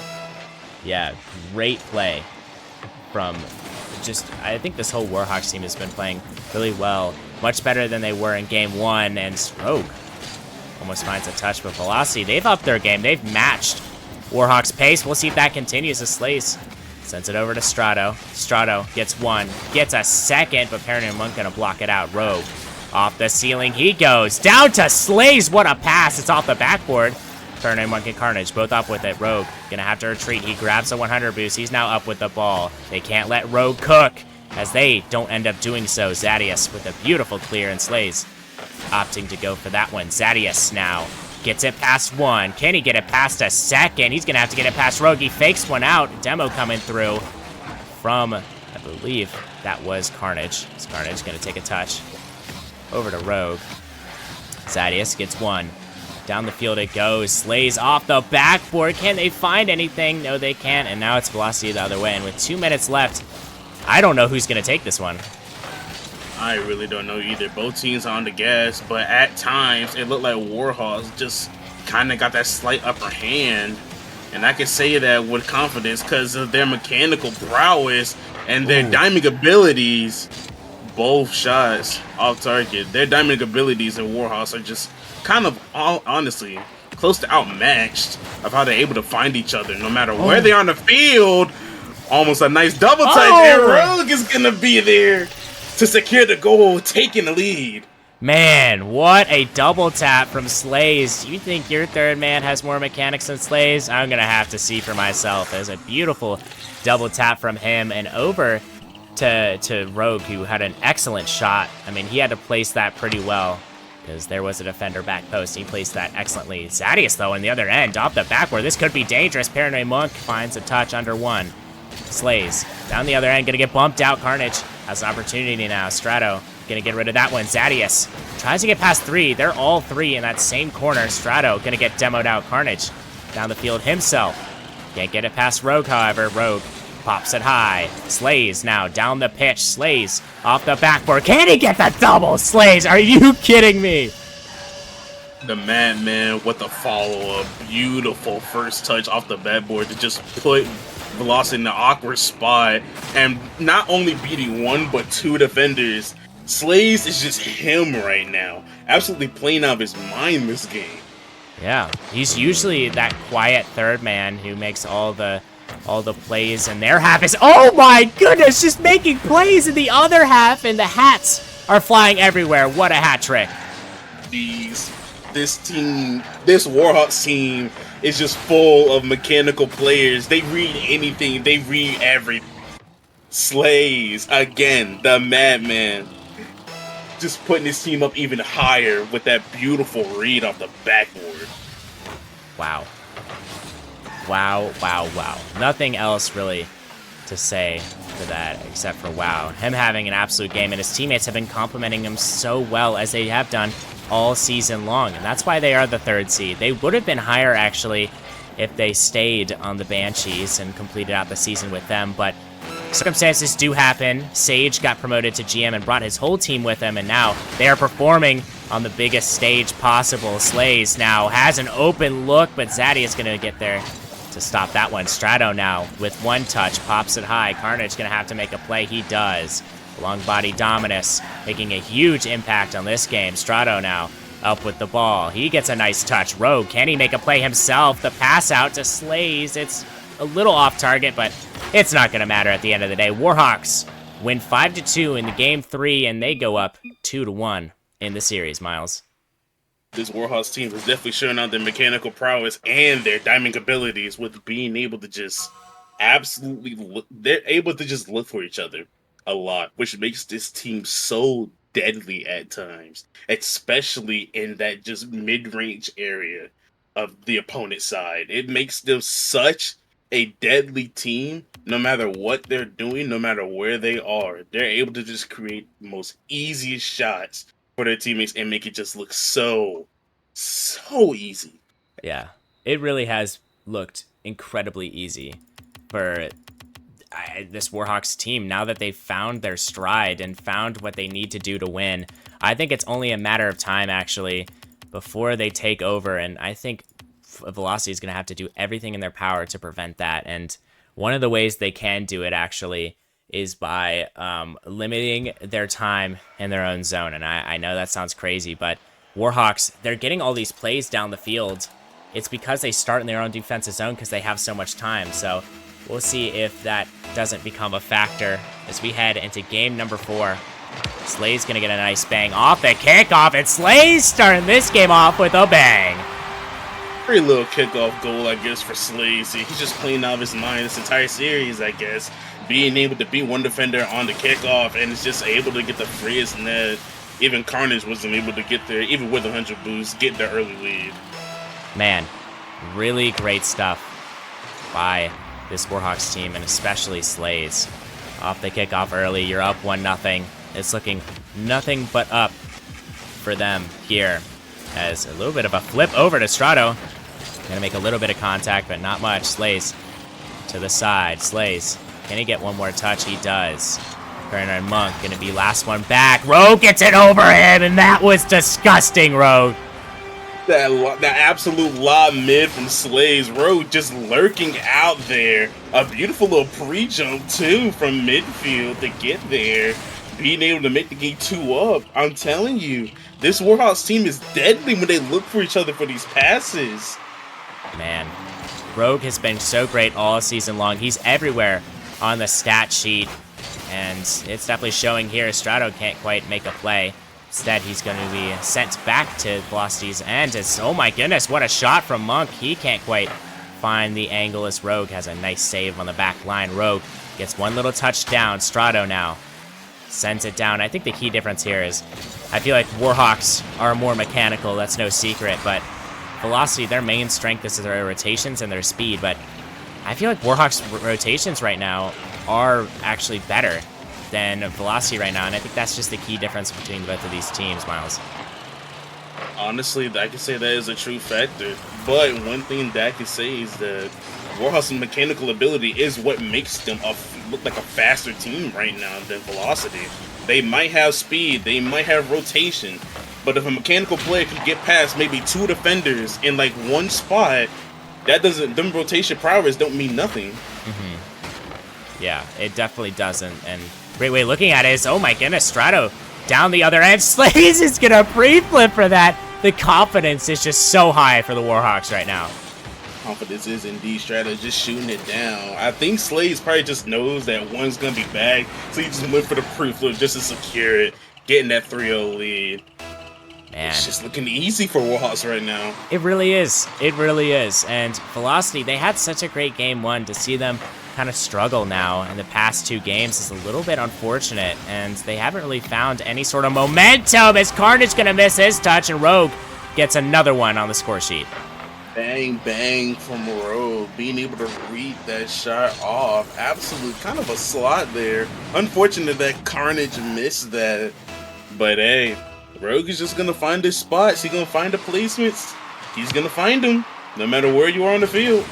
Yes, he's like my point guard in 2K. He's going to find anyone, anywhere, at any time. As we see Rogue, he's going to send it off the ground. Zadius going to get a nice touch. Carnage now, he misses his touch. Strato misses it as well. Monk gonna send it off the ceiling. This could be deadly. Velocity are gonna get their first goal of this game 4. Sad. Unfortunate whiff, I think that was from Carnage. Trying to either play Stratos clear or trying to beat him. I don't know which one it was, but it works out. And Zaddy's gonna be able to put the first goal in. Let's hope, for Velocity's sake, that might be a game changer. That might be what they need. Yeah, I think this definitely could change the pace of the game and the outcome of the game if played correctly. Now, you're going to have to get another goal in the next 30 seconds, I think, for you to really start seeing that chance start to develop. But you also have to stop the Warhawks from scoring, and they haven't done a great job of that one. But wait, an opportunity here. Paranoid Monk is not crazy today. What a shot from him. The absolute slot from their side of the field from Paranoid. Unfortunately, it was going to be Rogue and Strato. Strato accidentally got a touch off the wall. It just kind of dimed up Paranoid there. Now, Velocity is in the running, but it's kind of mainly off of Warhawks' mistakes. Let's hope Warhawks can fix that before the league starts getting a little out of hand. Yeah, we hope so for their case, but as for the Warhawks, they've had a comfortable lead for some time. I think Velocity's just chipping away at it now. We'll see if this lead can't grow as Warhawks are in the Velocity zone. There's no way he hits this. Oh, he almost did. Strato up with the ball. Sends it off the sidewall. Slay's gonna get a bang, and oh no, accidentally puts it in his own net, and that's a Slay's hat trick. That is a Slay's hat trick indeed. Unfortunately, Zadius, I think, panicked because he thought it was going to be like maybe corner in or something, but it just bounced off the wall, kind of just right on top of him. Unfortunate indeed, but they have a little under 2 minutes. They have the time, but can they put the work in to get this comeback going? Yes, Warhawks are my favorite to win the entire thing in the Prospect League, and they're really showing how they can dominate teams, and this Velocity team isn't something to sleep at, but I've been really liking this. I made my playoff predictions like 2 weeks before I saw Velocity in one of their scrims, and I was a little worried, I'm not going to lie, and if they start playing like they did in those scrims, I think they have a definite chance of coming back as, oh my goodness, touch going a little wide, Paranoid Monk gonna send it down the other way, and oh my goodness, we might have ourselves a game here, Miles. Velocity might have found something. They might have found out what to do. The counterattacks from them are just becoming lethal now, catching all Warhawks out and lacking. Let's hope that Velocity takes some initiative of that and tries to use that to their advantage. Yeah, we'll see if they can't use this to their advantage as Slay's trying to get a nice 50. Zadius gonna get an even nicer one. It's a ball sent off the backboard. Carnage gonna get a nice touch. Carnage in a Rule 1 situation with Strato, a 2v2 situation as Rogue. Oh no, you can't be doing that to them. I guess it's like eliminating the best player. It just turns the team into a literal easy, like just an easy piece of cake right there for Rogue. Faking a reset and just being able to go up and under Paranoid, just getting the easy goal. 6-3 is looking out of reach for Velocity right now. Yeah, it is, but you know, if any team could come back, I think it's Velocity. They have a really strong mental, so we'll see if they can't get anything going here. Is Paranoid Monk gonna send it down? Rogue gonna have one touch. Tries to get a second, he does. Slays now up with the ball.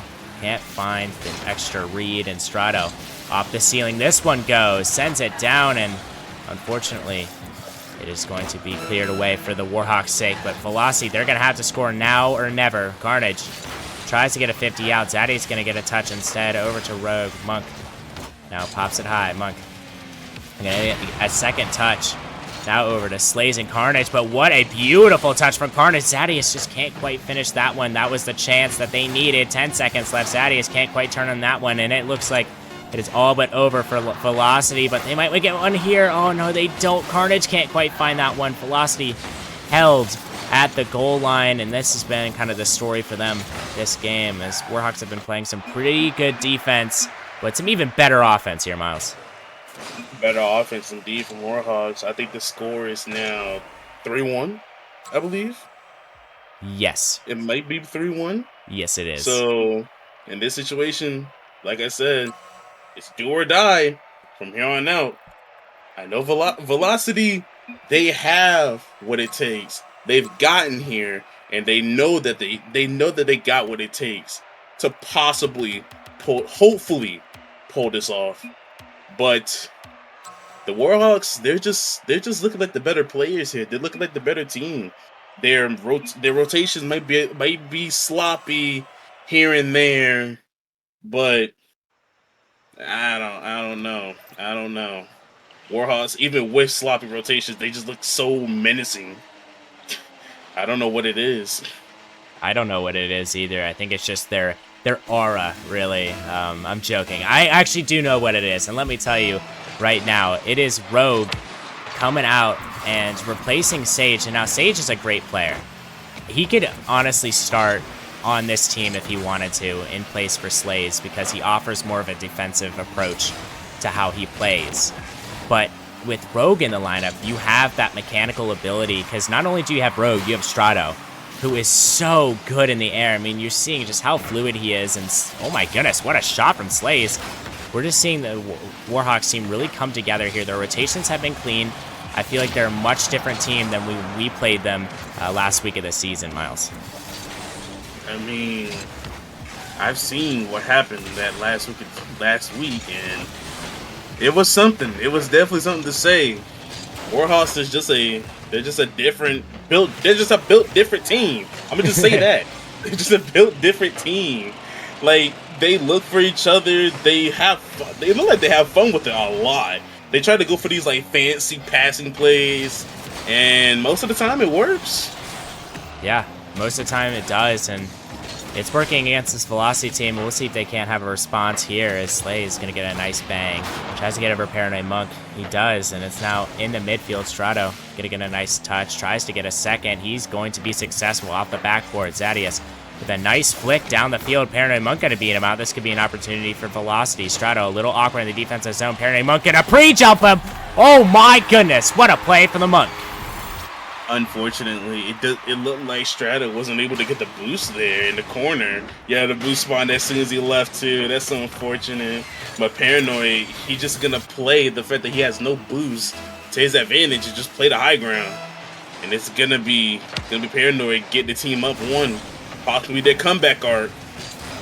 Yeah, we'll see if the comeback is possible for Warhawks, but Velocity's looking good right now as, oh my goodness, 50 from Rogue, pops it high, tries to get it past one. It's going to be Slays in the Velocity zone. Will Warhawks respond? They're looking pretty keen to right now.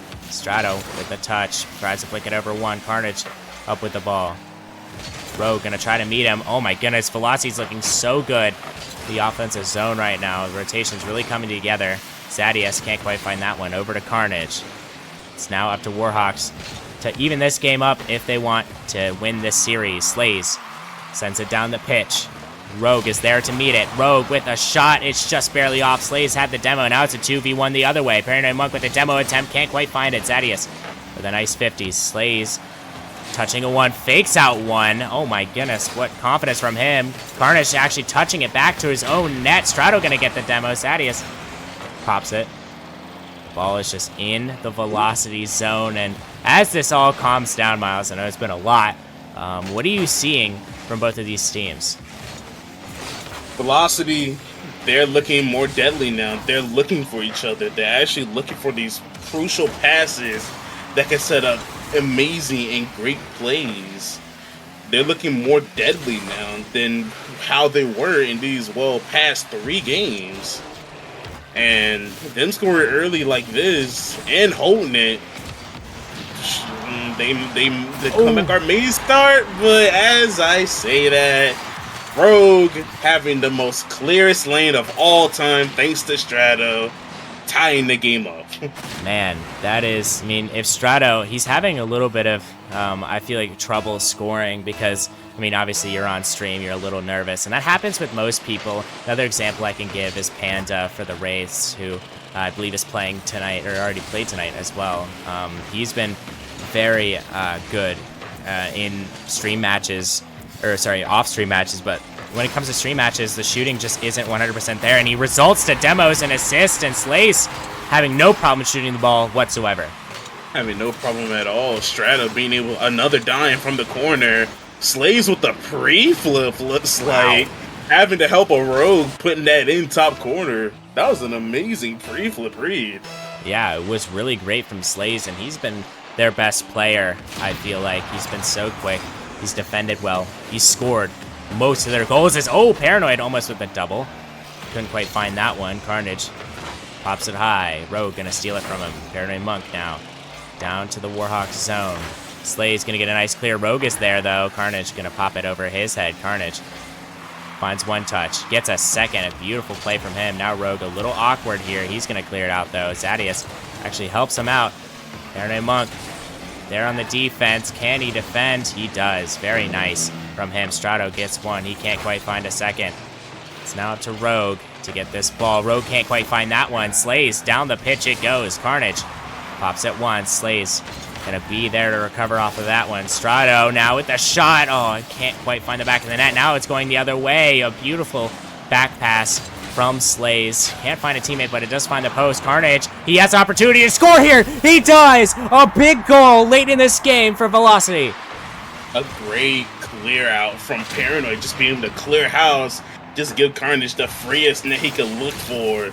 Rogue just not barely able to make it there to get the save, but now it's tied on Velocity's last life. Can they take the aggressive approach and hopefully seal this game and go on to hopefully have another chance? We'll see. We will definitely see, as there's still 19 seconds left. Zadius gonna get a nice double up the sidewall. Paranoid Monk with a shot. What a bang! Oh, and an even better save from Rogue. He's trying to go for the double, actually, as a bump happened in the backfield. Now it's up to Slays. He has a solo play opportunity, but Paranoid Monk gonna catch him lacking a little bit there. 4 seconds left. Zadius down the pitch. Gets one. He gets a second. Can he get a third? He can't quite find it. Ball's not down yet, though. Strato versus Carnage. Strato on the other end with a shot. Maybe a pass. It's not going to go. A little dangerous for Velocity, but Miles, we have overtime. First overtime in the series. Let's hope to make this a good one with how both teams are playing. Velocity getting their mojo back, but Warhawks are not that far behind. Anyone can win this game at this rate. Yeah, just who can apply the most pressure, and all they need is one goal each. We'll see who can get this goal. As a missed touch in the defensive side. Velocity has an opportunity. They're not going to get it, as it seems like Velocity in a much better position than they were. A shot coming out. And a great save from Slays. Zadius a little awkward, though. He's going to pop it to the backfield. Zadius trying to get one more. A beautiful save. Strato with the follow-up, and the Warhawks have just won the series.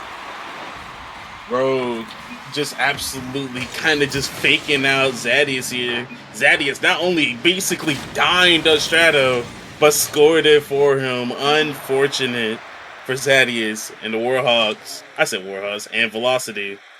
But GG's all around. Warhawks will go on to the next round. Yes, they will, and what a great performance from them, really showing us why they are in this position. And, that's a great way to, I believe, end things off for the Prospect League. I'm not quite sure if all the matches have been played, but if they have, a great way to end it off. Miles, I want to thank you again for coming to cast with me. It is always a pleasure having you around, man. Hey, it was a pleasure doing this with you, man. It was very, very interesting, to say the least. Yes, it was. As make sure you don't go anywhere, guys. We have a great matchup coming up. You are not going to want to miss it. See you soon. Peace out.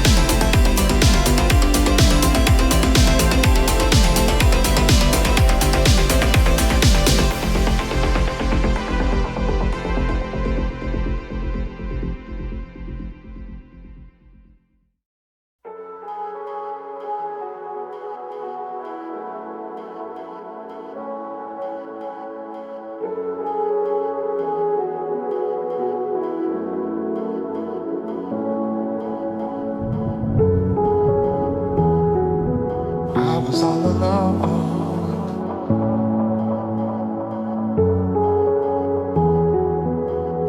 Then you showed up under my umbrella. Oh, shelter me from the cold. Where do we go from here? Where do we go from here?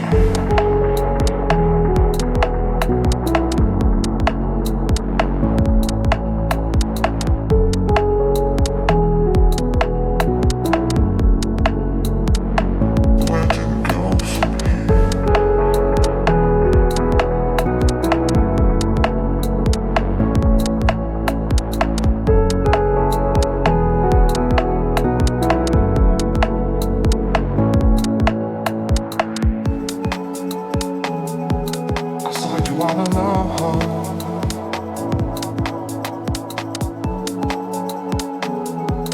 Your eyes match the weather, raining under pressure.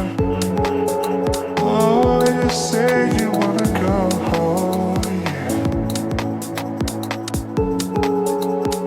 So let's get away from here. Let's get away from here.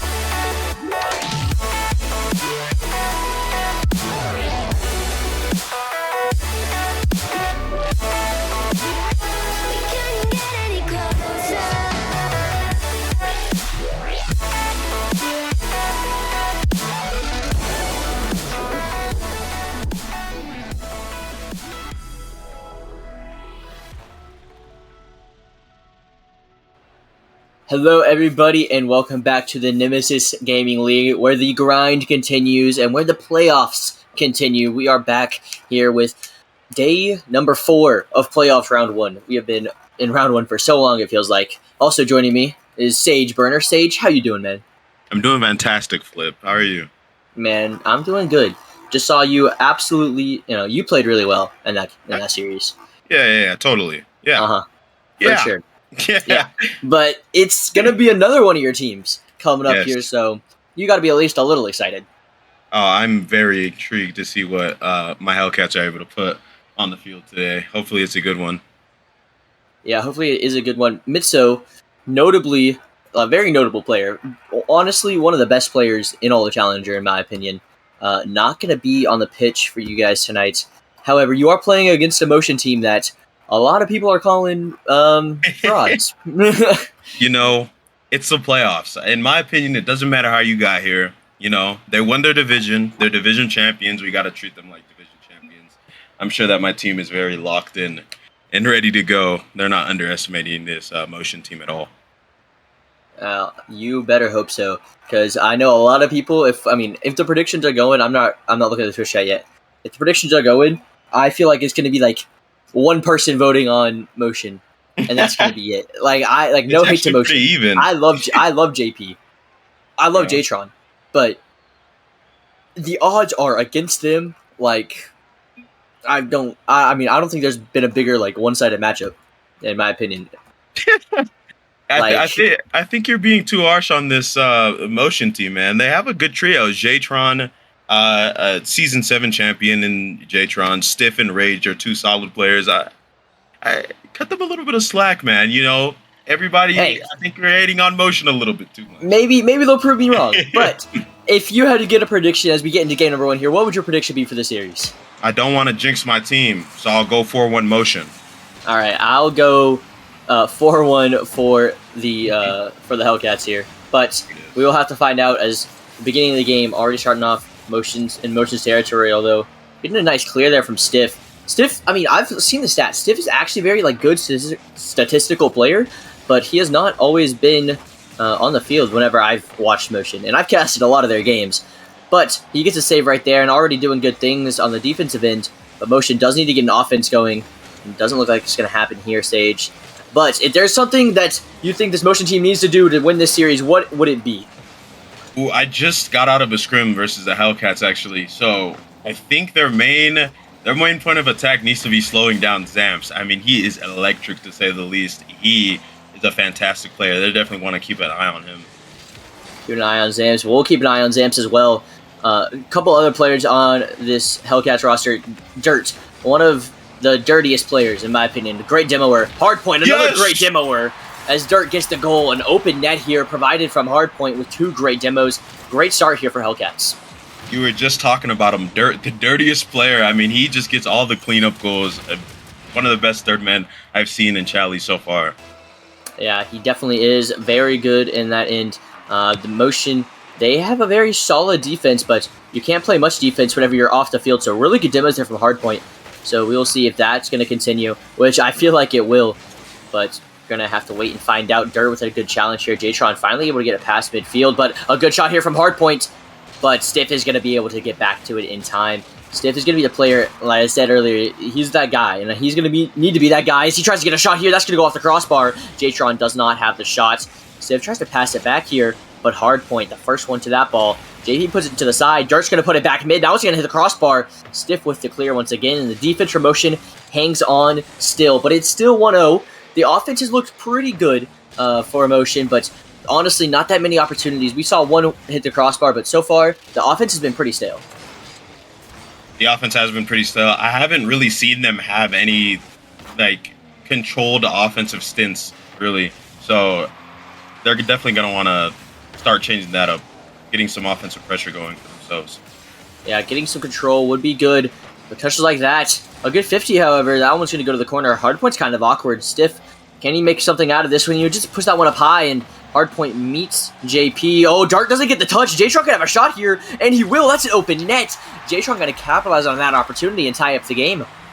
There it is. We were just talking about how they couldn't get anything going on offense, but there, a whiff coming out from the Hellcats, and Jtron is going to take that open net every single day to make the game 1-1 in game 1. A good play there, but honestly, that felt more like a big mistake on the end of the Hellcats. However, you're going to make mistakes. We're in Challenger League. It's going to happen. So mistakes, they just got to get capitalized on. You know? That's just what has to happen. That's how I feel like this Motion team is going to win this series. But they also got to not get scored on. Some good offense here, though. Stiff able to get past one, but Dirt with the clear. Hardpoint's already up in the air. He's trying to drop this one down. I think he was trying to find Zams, but the touch just wasn't hard enough. But a good clear. Zams has to clear this one to the side. JP puts it back across mid. Oh, but Dirt with the clear. This one could be another counterattack. Counterattack City is what this has been this first half of the game. But so far, still 1-1. A good save there from JP, and another counterattack started as Jtron tries to put this one over to Stiff. Stiff, his touch gets past one, but Zams is the only one back. He does have plenty of boost, plenty of time. You don't want to give this man time. He's going to go for another. Oh, he gets the flip reset. Can he get the dunk? He can! Stamps! Are you crazy? I mean, he's just going to take it end-to-end from his own half into the 50 with Stiff, and he is going to take that every single day. Oh my goodness, Stamps. What a shot. Wow. I mean, you said his name earlier. You said you got to shut him down. And that just did not happen. That man was all over them. That was a 3v1 play from Zamps. He's looking real good right now, taking this lead 2-1 here. And honestly, Hellcats, they seem to be in pretty good form. Other than that one defensive mistake, it felt like it's been all of them this game. Zamps trying to get another one. Jtron has to clear that ball to the side. Dirt, he's trying to look for a double touch. Dirt has to get the ball cleared away from him because he was definitely going to score that.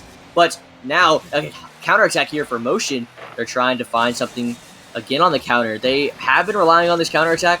And honestly, I feel like it's the way for them to go here. They're trying to find it, but that ball just a little too high. However, the pressure now, being consistent here, trying to find a pass mid. Oh, but that one from JP going to be a little bit behind Stiff. Stiff doesn't get the half flip either, but Dirt doesn't have a boost to capitalize on it. That touch, not going to be a good one as Hardpoint's going to be the first one there, but JP is waiting for Hardpoint's touch. JP in the air. JP trying to find a shot. That one going to get saved away by Dirt. A great save there.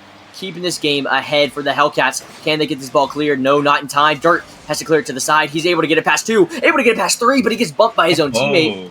That was an open net, but Motion, they still have pressure, and they're looking like they might score here, Sage.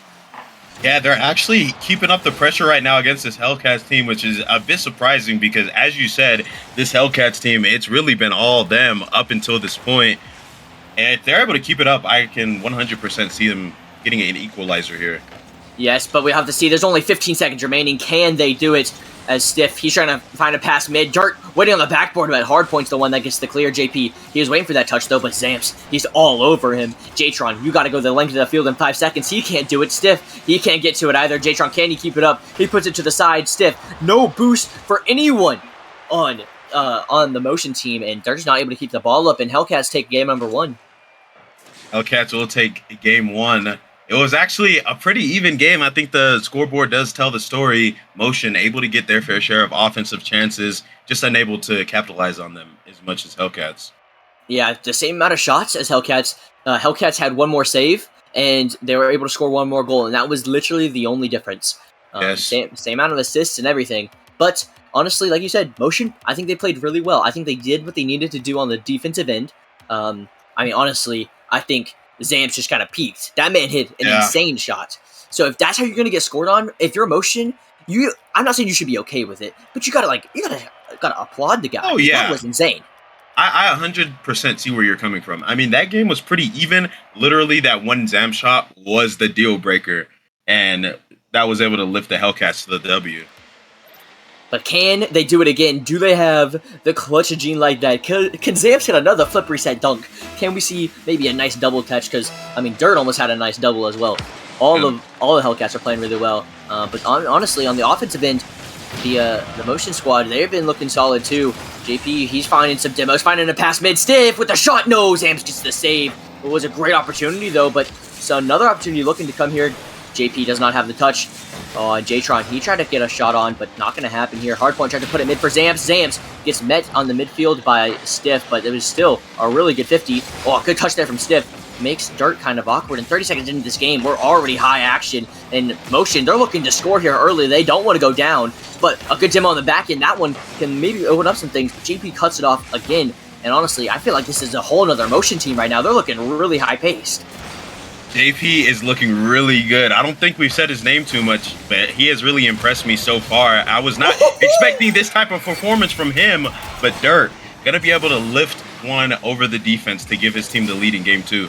Man, a great shot here from Dirt. And look at the goal explosion. The sniper shot, you know that's what it was too. Top right corner, perfect. And not even a minute into this game, and Hellcats have the lead once again. And honestly, it's been really good for Motion, I feel like, but that one opportunity, I feel like their defense last game was better than that, but right now, it's definitely not good enough as they are down. And honestly, Sage, I think whenever they put everything into offense, their defense goes down, and you got to find the right balance, and right now, Motion just doesn't have that. Yeah, Motion, they're sending a lot of people forward. I think they're sending all 3 players above that halfway line when they get on offense, so that could explain what's harming them right now, but I mean, only time will tell. We'll see. They do have to score a goal, though, so we will see if they're actually able to do it, as that one goes straight across the middle of the net, but nobody's going to be there to follow it up. That's another really good pass here from Motion. Another one looking to go through. Jtron didn't have another touch, though, so Zamps, he's able to get the clear. Zamps trying to find Dirt. Dirt's going to take it off his hood. Dirt with a dribble, but it gets dunked immediately by JP. JP has been so aggressive this game. Hardpoint doesn't have a great touch. Has to get another one. That one, he clears it to the side very well, and Zamps is able to follow it. Great team play on the backboard there from Hellcats, but that could be an open net. JP doesn't have the angle. Couldn't find the extra touch to pass the ball either, so that ball is just going to remain in the corner. This time, it's going to be Jtron's turn, but he gets dusted by Zamps. Looking for Dirt once again. Dirt downfield, looking to cost him some mayhem. Not going to happen this time, but Zamps, now he has to get the save off the backboard. That's not a great touch. JP, he's off the post. Can they score? Motion. Oh my goodness. What? How did that not go in? I mean, this is exactly what happened last game, and that's got to be demoralizing if you're a Motion player, because it's right there. All you have to do is give even the softest touch, and that's a goal. And they're not able to. I mean, last game, the same story, not able to capitalize on these chances. That was definitely a big chance. I feel like they've had 3 really solid chances here that the Hellcats either got in the way of or honestly got lucky on, because Hellcats right now, in my opinion, they could definitely be down. But Motion, they're not able to finish the ball. But Hellcats are, and that's kind of been the difference maker here. They've only had 2 shots, 1 goal, and they're looking to score more here as Hardpoint pushes this one across net. Dirt, he's the first one to that ball, trying to get another touch, isn't able to off the backflip, and so Stiff, he's going to have to clear. He gets demoed for his efforts, though. Hardpoint tries to put it over JP, but JP with a really nice challenge. JP does get bumped, though. Can Dirt get there? Not before JP gets a nice pop. Minute 45 remaining. The Motion team looking to go on offense once again. They've been here a lot, but they haven't been able to score. Stiff, he's going to have to be the guy to do it, in my opinion. He has to be the one. But JP, he's been looking good, too. JP not going to get there in time. Jtron, he overcommitted a little bit. Hardpoint clears his ball off the back wall. Anybody going to be there for the shot? Zamps is, but he gets shut down. Dirt committing hard as third man here. Jtron, does he have a lot of boost? He can put this one off the sidewall. Can he get a shot? No. Zamps is able to get the clear. That's not a great clear, though. JP, he's first one there. Dirt with a nice touch.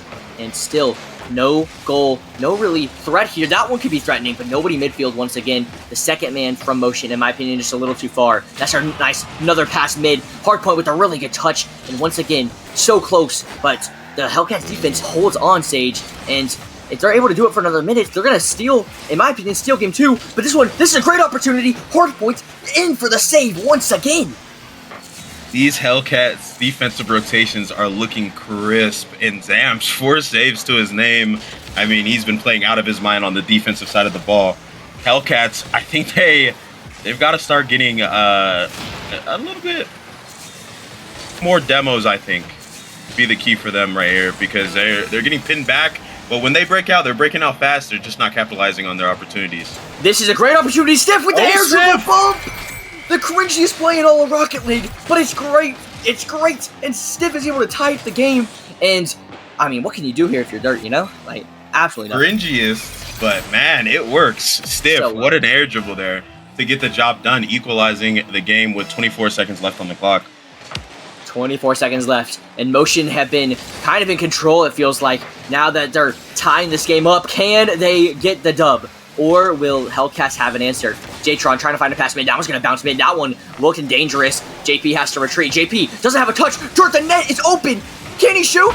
He can. Hardpoint getting the goal, but man, one defensive mistake after all that offense, and the game gets flipped on its head. They're leaving one guy back there to fend for himself, JP. Unfortunately, they're gonna get the misflip, and then the Hellcats are able to capitalize to maybe get the win here. 6 seconds left, though. Anything can happen. Anything can happen, and Jtron's trying to make something happen here, but Hardpoint, he's there. Stiff, push this one high. Is that a target? No! That is so unlucky. Wow. Hellcats stole this game from Motion. 3 shots, 2 goals. And Motion out here, 7 shots, 1 goal. The defense from Hellcats was great, but Motion, in my opinion, got extremely unlucky. And honestly, that right there, that last shot, it hits the crossbar, bounces down. That sums up the whole game for Motion. Sums up the entire game for them. It was unlucky. That's so disheartening. Unable to finish their chances, honestly, and like you said, that last shot kind of tells the tell of the tape for them, because I mean, as you can see, you guys can't see what I can see. They missed that one open net. It was wide open. They needed one touch to get the ball into the back of the net, and they were unable to get it. I mean, it's just been unlucky so far for them, especially in that game too. Man, I mean, honestly, I forgot about the open net miss, where like there's 2 players in front of the ball, nobody touches it. That last shot, I thought it was in for sure. It was a great bump play, a great team play, honestly. Stiff, his shot was really good too, but it's just not good enough. It's not been good enough. However, they're getting better and better. What it feels like, and honestly, I think Hellcats, they got to be a little bit nervous now going into this game number 3, where Motion. Honestly, if I'm Motion right now, I'm feeling confident. I'm feeling good. They have what it takes to win. They just need to bring it all together. And the team plays. They're already starting that one. Gonna get saved away by Zams, but the 3-man passing play was there. JP trying to pop this one up for Jtron. Again, Jtron looking for the dunk here. Hardpoint gets a nice clear. Oh, that's one over Stiff's head. And this is dangerous now. Hellcats, they've been so good on defense. The counterattack could have been so good there. 30 seconds in. Definitely looking pretty high-paced again here from Motion. They're looking to take control early. Stiff looking for a fake Hardpoint with a really nice challenge. Oh, the 2-on-1 with Dirt, but Dirt gets stopped immediately by JP. And already we've got some great action on both ends of the pitch. And honestly, I'm not sure who's going to come out on top of this one. Right now, it kind of feels like a very back-and-forth stage, and I think if Motion are able to score this first goal, they can really take control of this game. It is looking very back and forth. It's looking like a little bit of bang ball. Motion have had the better opportunities so far. If they're able to actually capitalize on their opportunities this game and they strike first, it could be dangerous for the Hellcats. Oh, but this is a great opportunity for the Hellcats. Hardpoint shot! Barely getting saved by the respawn Jtron. Hardpoint trying to go for the low 50 there. Zamps gonna leave that one for Dirt. Dirt with the shot. Dirt! Oh, that's the capitalization we're talking about, man. I mean, they're seeing these mistakes by this motion team on defense, and Dirt just gonna put it past that 3rd man who's snuck too far up out of net. And that's kind of the difference, is what it feels like. That's just not a good defensive, rotation there from Motion, where, in my opinion, Hellcats' defensive rotations have been near perfect. They have looked extremely good on the defensive end. And so Motion, they've got to bring something out on offense as they try to find one there. But now Zamps, that man can cook. JP, not going to let him. Stiff, he's trying to stop Dirt's shot as well. The Hellcats offense looking good. That one's going to go mid. That one not going to be able to get shot. So Hardpoint's going to put this one back mid where Zamps is waiting. Zamps doesn't have the shot, so Jtron's can clear this one to the side. That ball bouncing high. JP doesn't have the touch. Dirt thought he did. But Dirt is still going to get a touch on his Stiff. Not a great touch there. And nobody from Hellcats is up. Hardpoint not going to have a touch on that one. Zamps, he's going to take it. Nice double off the sidewall there. And a good opportunity here. But Hardpoint's back already. Once again, the Motion team, they might have the shots, but right now they don't have the goals still. And Hellcats, they're looking comfortable. I think Motion, they've got to get some demos. They got to get something to disrupt this Hellcats defense. I think you are correct. Those demos would help a whole ton, because it's looking like they're going to sit on this lead. The Hellcats, they're just playing to get big bangs and then hopefully counterattack. As I say that, what a defensive play by Stiff to deny the scoring opportunity. But this Hellcats team, it looks like they got that goal. They're going to try and sit on their lead and focus on their defense. Which I cannot blame them for. But man, the offense there, what a touch from Stiff. That was insane. The control here from Stiff is absolutely crazy, and they're going to tie up this game here. Stiff with the read, the ball flying down from the ceiling. What a touch from him to get it past the defender. Able to even out game 3, 1-1. Game 3, 1-1. The exact same storyline as every other game. I don't know who's writing the script, but they. Oh god, it is. I mean, I'm just saying, like, maybe a little bit overdone. I'm not sure, but right now, content is content. Hold on. It is very entertaining. I will not lie. Very close game so far. So Hellcats, maybe they'll win 2-1 here, or will Motion have the answer finally? JP. He's going to try to find that answer here. He's got to get out of his own half. Tries to get the 50. That's not going to go his way, though. Stiff tries to find him on the sidewall. He does. Stiff's going to follow this ball, too. Hardpoint has to clear it to the side. A good opportunity, though, as JP pushes one up high. J-Tron's going to try to get to that ball, but Hardpoint with a nice touch. Oh, and Zams with the pass over to Dirt. Dirt doesn't have the control, though, so Stiff able to get a nice touch to the corner. Not going to be able to follow up that touch, though, as JP, he's the one to dive on it. A 1v1 versus Dirt. Dirt can have the flick, but J-Tron's defense a little too good there. Now J-Tron, he's trying to get the clear. Tries to get another touch. He does a great 50 there. This can start some offense here. That bounce not going to be that favorable, though. But Stiff still trying to make the pass mid. JP, he puts it up high. Is J-Tron going to have the shot? It's up. Oh, but a great save from Zamps. He tried the bounce shot, but the bounce shot just not good enough that time. The offense is still going, though. But Motion still not able to break through once again. And right now, they've got to do it. They got to do it. Stiff, he gets it with the double. What a shot by Stiff. He's going to take it up off the wall. And then squeeze it past Zams, who was not expecting that touch from Stiff. What a shot to give his team the lead here in Game 3. We have a difference in the scripts. It's looking a little flipped. It's all going to be flipped on its head as JP gets the kickoff goal going up 3-1. JP, like I said, he is really impressing me. He is playing out of his mind so far. Going to go on ahead and get the kickoff goal to put his team ahead, too, with just under a minute left. Wow, Hellcats, they've been sitting on defense for what feels like this entire game. But now that Motion are scoring their chances, they have found themselves in a deficit. Can they bounce back in this remaining time? It's going to be difficult, but they have the offense to do it. Dirt with the clear. Trying to find someone downfield. JP, the only one that ball is actually going to find. That's a great touch from Zams, though. Dirt puts that one up high. That one's going to bounce straight down, but J-Tron gets the clear. JP, he's going to find the follow-up touch. They're trying to find another opportunity here. Hardpoint, he's got to get the clear. Can he get the follow? No, he can't. J-Tron's going to take control of that ball, but he gets demoed for his efforts. Dirt, he puts this one up. That one, not a great touch. Zams, he doesn't have the shot. I thought for sure Zams was going to score it, but no, it remains out, and they're still down by 2. The time is so much against them. Dirt with the touch. They got to score now. Zams, he tries to get there. Not going to have it. And with time running out, Sage, looking like Motion are going to take this game number 3 and only be down 1 in the series now. And honestly, they definitely have all the momentum. Like the pun.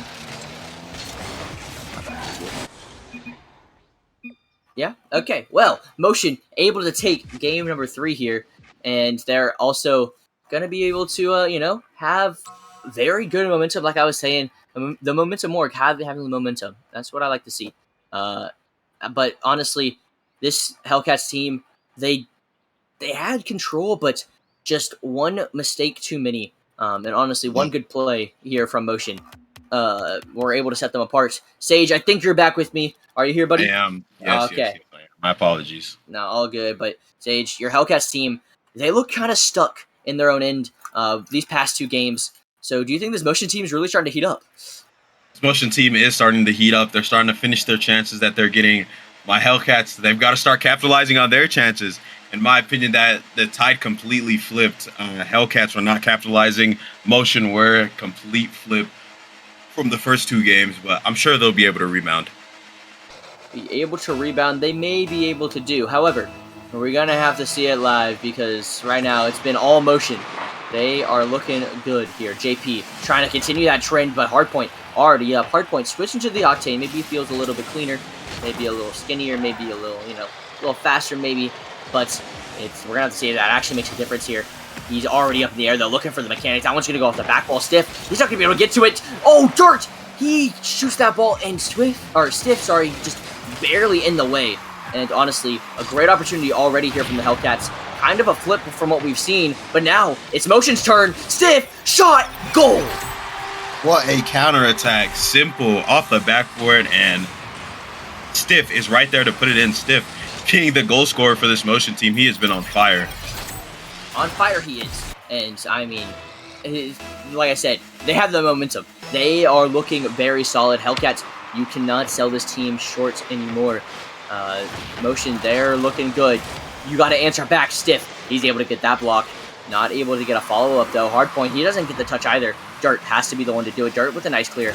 That one's going to go with the backboard. JP's awkward. Hardpoint could shoot this ball. Hardpoint not going to get past Jtron. A great defensive stop there. And now they're trying to find another counterattack as Jtron. Oh, he's not going to have the touch mid. He's instead going to pass it back to JP, who bangs this one forward, but Hardpoint able to get the touch. Dirt not going to find that one.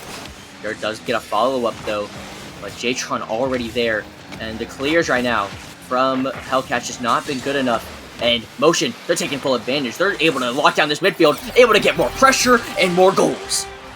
They are locking down that midfield, as it honestly just seems like this Hellcats team cannot make it out of their own half. Dirt, by himself, Stiff is going to take that off the backboard all day. Motion, making me eat my words from earlier. They are looking extremely good.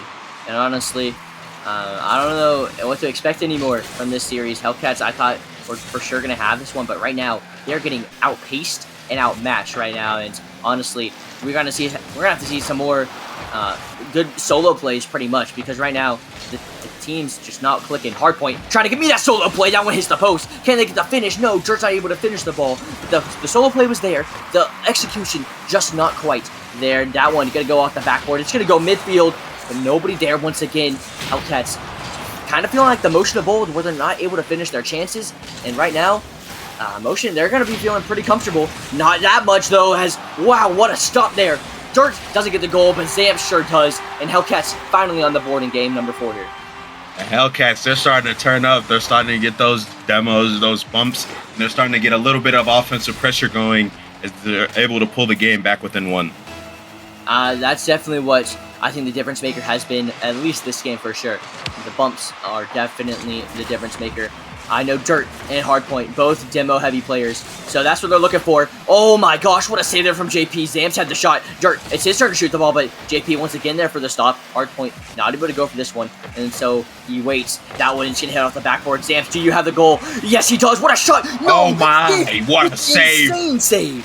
What a save there from Stiff. I mean, they are putting on a defensive clinic right now. That's 3 straight saves that they've had. They're soaking up this pressure, and they're doing well. That one looked a little shaky there for Motion, but man, they held on beautifully. They were able to not only get the subs, but completely break out of their own end, and now they're looking to score once again. Stiff! Oh, he gets barely saved away by Dirt. Jtron's trying to put it back mid, but Zams definitely has the clear on that one. JP, he's able to put it off the backboard though. Dirt, he kind of cuts Hardpoint, so Hardpoint doesn't get a touch on that ball. Stiff is up. Stiff does not have the touch though, so now Hellcats looking for an opportunity to break out, but they just don't have one. That touch not going to be a great one, as Jtron's going to turn on this ball. And that one's going to be a great 50. Doesn't go in the net, but Stiff can have the shot. Stiff is going to slot down one bottom left, and Stiff with the hat trick. Stiff, I mean, he has scored almost every single one of their goals so far. He has a knack for getting the ball into the back of the net. Great job there from Stiff, and honestly, all of Motion, they just kept up the pressure once again.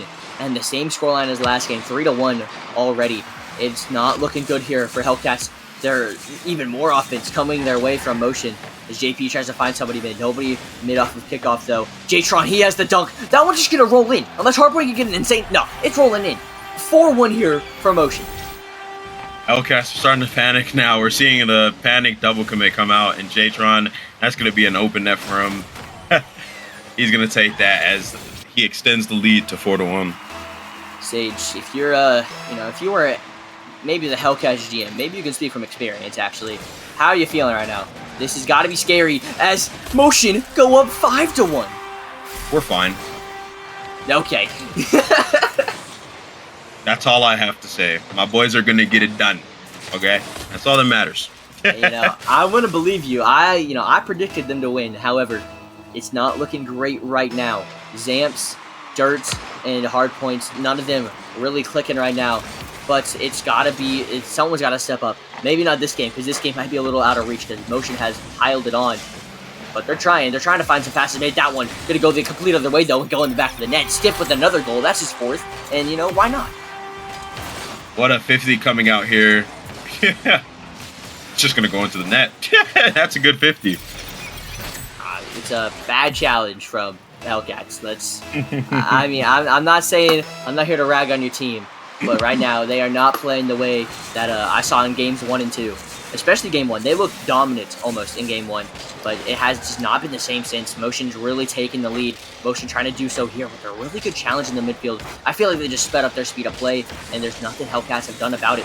That one, a good save from Dirt there, but it's still going to just be over to Stiff, who's been all over this Hellcats defense. And now JP, another player in my opinion, who's been making some really good challenges. And honestly, it's kind of been Motion's game to lose at this point, but finally, looking like a good opportunity here. Can Dirt finish? No, it goes high.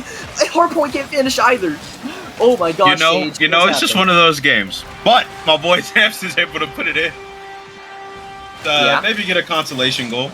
Take the momentum into the next game. But it's just been one of those games.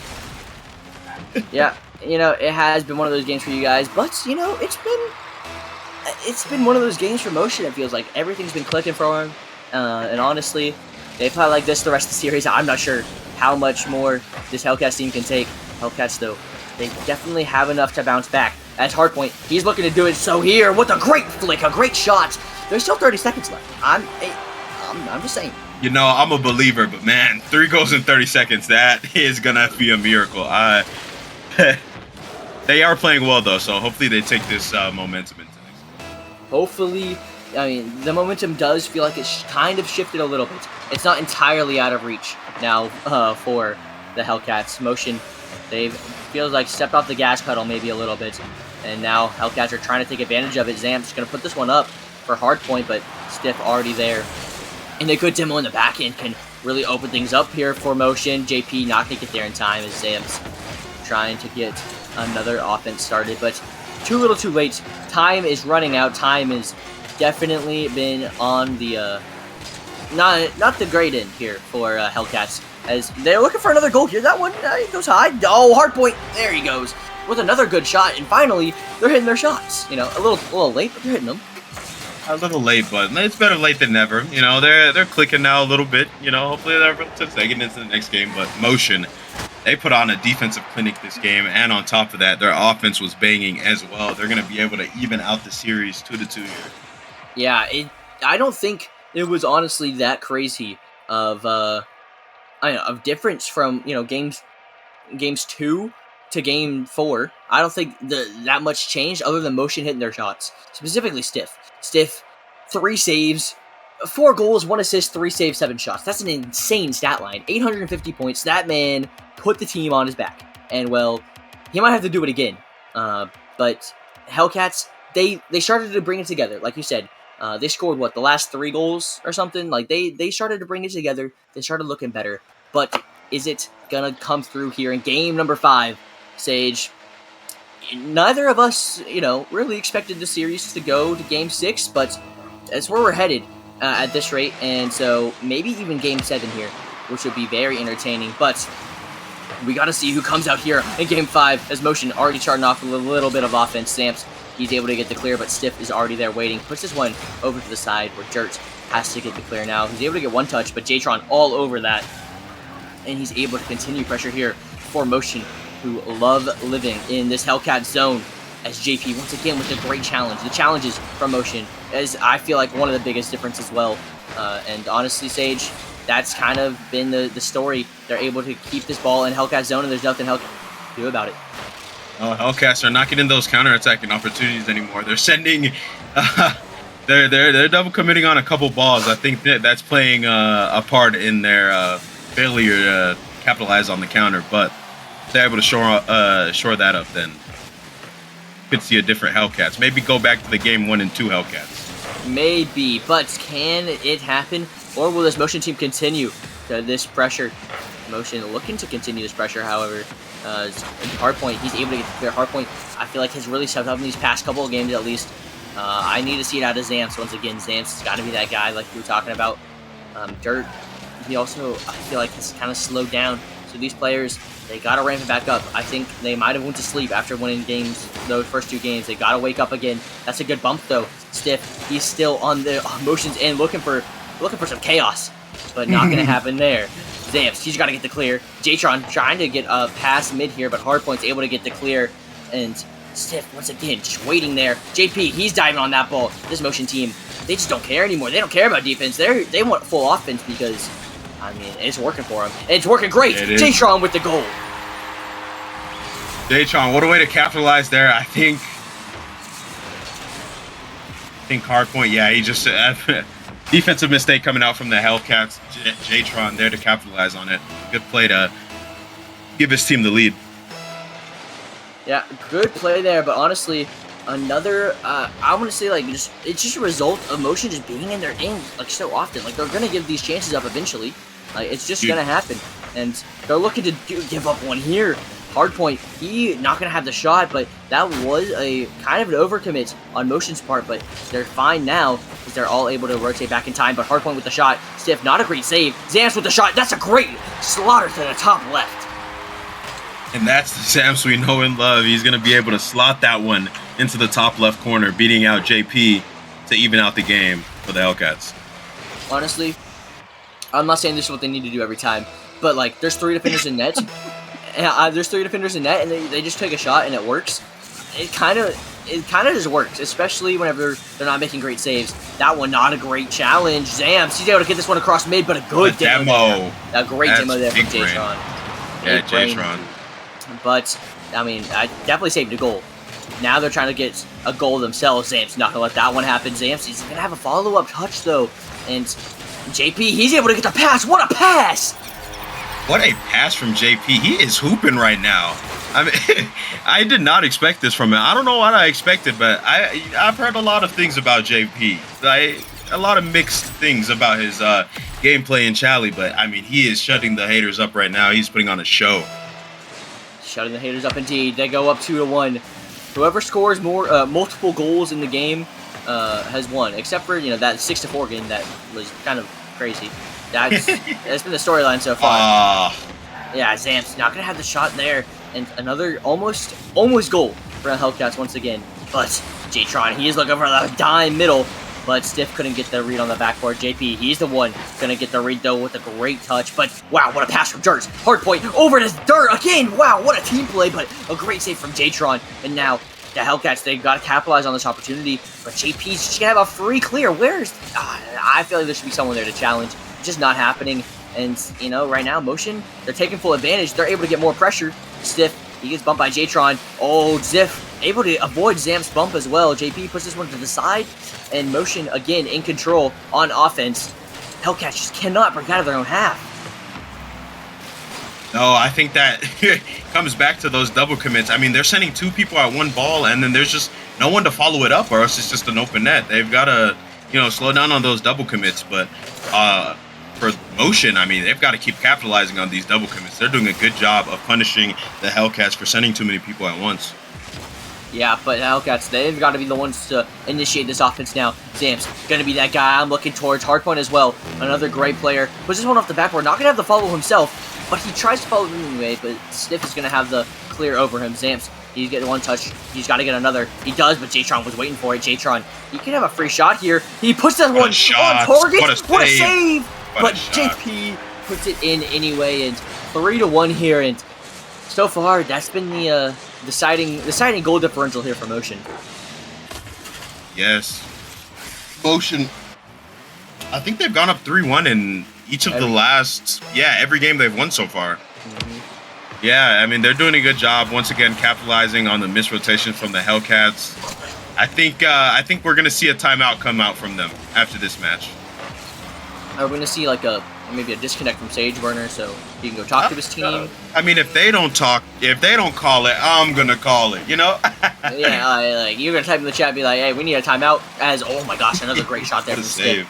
JP not going to go for this ball. He's going to let Jtron go for it and still beat Dirt to that ball. Stiff with a great touch. Gets another one as well. Hardpoint not going to have the touch there, and that's a goal? Yo, Sage, call that timeout. You know, I might need to drag back into this VC after this game. I gotta go talk to my boys. Yeah, you know what? Understandable. I can't say I'm impressed with how Hellcats are playing. going down 2-3 after these next 10 seconds. Motion, I am thoroughly impressed with their play so far. Hardpoint, that one's going to go off target. And with no time remaining now, the Motion are going to go up 2-3. And honestly, look extremely dominant while doing it. All these games have been multiple goal wins. And there he goes, Sage. I'll see you later, buddy. He's going to have a nice talking to, because Hellcats, they just aren't playing the Hellcats Rocket League that we've seen in Game 1. Game 1 was dominance, but Motion, I feel like they're playing faster. They're challenging earlier, and they just aren't able to do anything with it. Gallium, I can hear you, buddy. Yeah, no. I just wanted to pop in here since Sage is in the timeout huddle with Hellcats for a little bit. Just wanted to give my piece, if you don't mind, Flip. Just kind of help Go you ahead. out. So I feel like what Hellcats are doing wrong here is I feel like the rotations, they're focusing too much on the mechanical side of Rocket League when they really need to dive deep into that rotational side. Motion, they're a team that's so gritty. It is so hard to beat them when they're playing at their best. And right now, this is the best this Motion team has looked all season long. And I've casted them like 3 or 4 times. They looked phenomenal, and I can't wait to see this next match. The next match is going to be interesting. The timeout, I'm not sure if the timeout even was typed. I don't know, but I'm assuming going through because, they should have. So we will see with this timeout, if they're actually able to bounce back, because Motion, they turned it up a notch after Game 1. And Gallium, I don't know if you're still here, but they look like a completely different team. Wrong map. Looks like way up. Gallium, we all make mistakes sometimes. Yeah, whoopsies. Okay. Whoopsies, guys. Yeah, it's okay. But Gallium, while I still have you here, of course, and you're making lobby, it's gonna be an interesting Game 6 here. Do you think we're going to Game 7? Man, I whenever I say that a team's gonna go to Game 7, they never do. So as much as I want to, I'm gonna say no here, just to kind of, because I feel like I'm gonna cast or curse it. As much as I think we're gonna go to a game number 7, I don't really see it in the cards. I'm not gonna lie. I feel like it's just too good. Yeah, I feel like Motion just are dominating Hellcats at this point. So I'm not really sure what the rest of this series holds, but it's gonna be a good one for sure. Gonna be a good one for sure, and you know what? It's Forbidden Temple, so anything can happen, and I am definitely intrigued to see how it's gonna work here for the Hellcats. They've got to have something going, as Hellcats aren't even in the lobby yet, so we're waiting on them to join. But hopefully Sage is gonna be back in here pretty soon, because maybe we can get some insight onto what he said. Because I'm kind of intrigued. What do you say to a team that's just lost three games straight? Yeah, I mean, Sage is in kind of the position that I might be in tonight, because the Bishops are playing as well in Challenger League against Snowstorm. You should really stay around for that game as well. It's going to be a good one. But as for this game right now, it's looking really good for this Motion team, and I'm only looking to see it continue.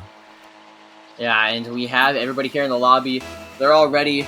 I have a Sage burner in here with me, and Sage, going into this game number 6, do the Zam's Hardpoint and Dirt Boys, do they have it in them to win this game number 6? Anything can happen in Forbidden Temple. Okay, this is the map for a reason. You're not wrong. I'm here for it. It'll be fun. It'll be fun. It'll be interesting, but can they actually take us to Game 7 here? It would be the second Game 7 of the night, so it would be very interesting as well. Only the third Game 7 of playoffs, if I'm not mistaken. Nothing. No, on Game 7 here. So that one already looking like a good opportunity there for Hellcats. Weren't able to score it, but so far the change of pace has been nice. Dirt, he puts that one up high. This one could be a great opportunity. J-Tron has to get it clear to the side, and Sift is able to get a nice touch. Hardpoint, waiting patiently as third man. Gonna allow Motion to come to him. I feel like the third man there playing a lot smarter than what they have been, but they cannot get stuck in their own half like they have been. And Sage, is that something you guys talked about in that timeout? With a great shot. I didn't do too much talking. They had it all figured out. They talked to me, actually, probably. I didn't say too much to them. It seemed like they had it more figured out than I did. Well, can they get this save figured out? Dirt with a great one, but JP, he's gonna have the follow-up, and Wow, it's a great play here by Stiff. A great shot. And Hellcats, they're down 1-0 once again. Yeah, Stiff, he's been on fire all series, and he continues that. He's able to get the pass to JP off the sidewall to give his team the lead. But Hellcats, 3 minutes, 40 seconds remaining. Plenty of time. They have to answer back, though. They've been answering back kind of slowly these last couple of games. Trying to get some offense going here as Dirt clears it into the corner. Trying to find a follow-up touch, but JP is going to be the one with the touch. And trying to get another one, but Zamps already there to intercept it. Zamps, he gets a nice pass mid. Can anybody be there to finish? No, hardpoint. He's not able to get there in time as JP gets the clear to the corner. Dirt, he's trying to find a touch mid. That one's going to go mid, but nobody there waiting for it. Zamps, he's going to take control of it this time. But a great challenge there from JP. And a good shot there from Stiff. J-Tron, he can take a shot. Hardpoint, able to block both of them. JP puts it over one. Zamps already up for the follow, though. But his touch is just straight back to JP. And once again, Motion feeling like they're on offense continually. They're looking to continue.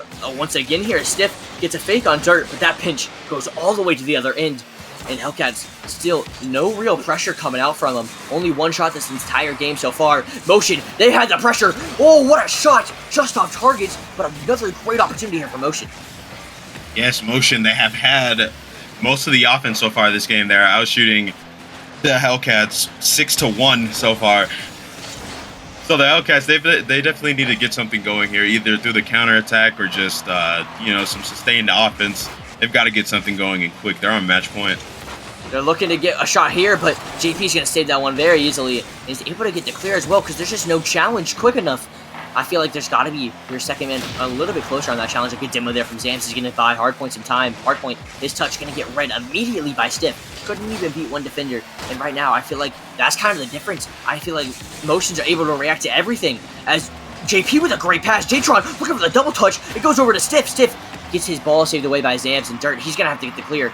But he's able to get one touch. Can he get two? He does, but still, J-Tron not going to go over him. Hardpoint doesn't get the touch there. Dirt tries to pass it mid, but Zamps was already waiting for that ball. Not going to have the pass opportunity. Dirt, his touch is going to go to the corner, and he's not able to get the clear. And once again, Motion back on offense. Yeah, every single time this Hellcats team tries to get out of the defensive half, somehow stop laughing. It wasn't me. Every single time this Hellcats team tries to get any type of offense going, I mean, they're shut down immediately, whether it's by Stiff or by JP. Hardpoint gonna try to take a shot there, a little bit soft, easily saved by J-Tron. But like I said, every single time they try to go up on offense, it's stopped immediately, and the tide flips. So they've got to figure out how to get some sustained offense going. Yeah, but it's not going to happen whenever they're stuck in their own end. Once again, J-Tron going to put this one mid. Stiff is waiting. Stiff with the shot. Not going to be on target, or not going to be hard enough, sorry, as Hardpoint gets to save. J-Tron and Hardpoint, some confusion happened in the back of the net. Zamps, it's going to not go his way. Hardpoint gets the clear. A good demo there from J-Tron as well. The net's kind of open here. Dirt, very awkward. That goal could be the dagger. And Sage, now it's looking like Motion are going to win this series 4-2. Yes, Motion actually coming out to play tonight. Stiff, he claims he's washed. It does not look like that right now. He is hooping tonight as they're going to go up 2. Miracles do happen on Forbidden Temple, so just have to wait and see. Well, I'm going to need to see some miracle level play, because right now it's been all Motion, and with 20 seconds remaining, it's looking to continue to be all Motion. JP pushes one to the sidewall. Stiff doesn't have the touch. Hardpoint. That's almost up as he clears the ball to his own corner, and Stiff able to just keep it there. Dirt doesn't have the touch either. Stiff, his shot just off target, but it doesn't matter. He doesn't care. The game is won. The series is won. Motion are moving on to the semi-final, and I'm just saying, everybody thought Motion was going to lose this series. Not them, though. They had faith, and man, the faith paid off because they looked dominant. And I'm in shock. You want me to be honest, I was one of those people. I was like, no way. Yeah, I was like, no way Motion wins this, man. But they came out to play tonight, and props to them, JP, Stiff, and J-Tron getting the job done, able to take down the 3rd seed Hellcats in 6 games. Congratulations to you guys for moving on to the semifinals. Best of luck. You know, I gotta submit a formal apology on behalf of everybody in the casting booth right now, including Gallium. Yes. We all thought you guys had no shot, so I formally apologize. I did not realize you had that dog in you. That is an insane performance from you guys. Gallium said it earlier. He's casted 4 of these games. I casted 4 of their games. Like, they've been on stream so much, and I've seen what they're capable of. That was a different motion team. If y'all play like that, I mean, that was insane. That was really well done. But that's only the first round of playoffs, and there's still plenty more to come, Sage. And next up, we've got an even better league coming up. We got the last Arrival matchup here. Chimeras versus Galaxy, and Sage, I'm excited to see this one, man. I'm excited to see this one, too. 2 heavy hitters. Galaxy having Kaysen and Chris. Oh, Boy Wonder, my bad. You guys don't know him as Chris. My apologies. But it should be a good matchup there up in the Rival League. Stay tuned for more. Yeah, for sure. Deuces.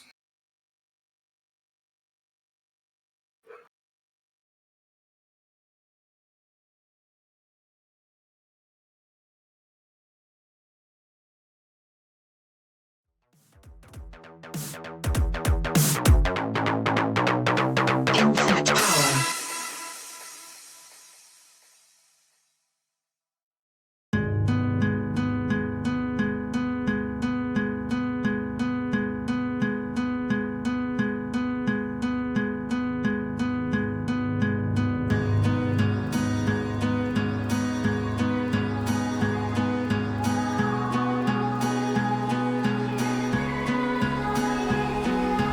Into the night, the city lights are dancing, slowly falling apart. The shadows causing an outbreak. I'm wishing upon a star. This time I'm feeling stronger, and I know I can do better. The shadows causing an outbreak. I'm turning the light. We're gonna light it up, oh, light it up, ooh, light it up, causing an outbreak. I'm turning the light. We're gonna light it up, oh, light it up,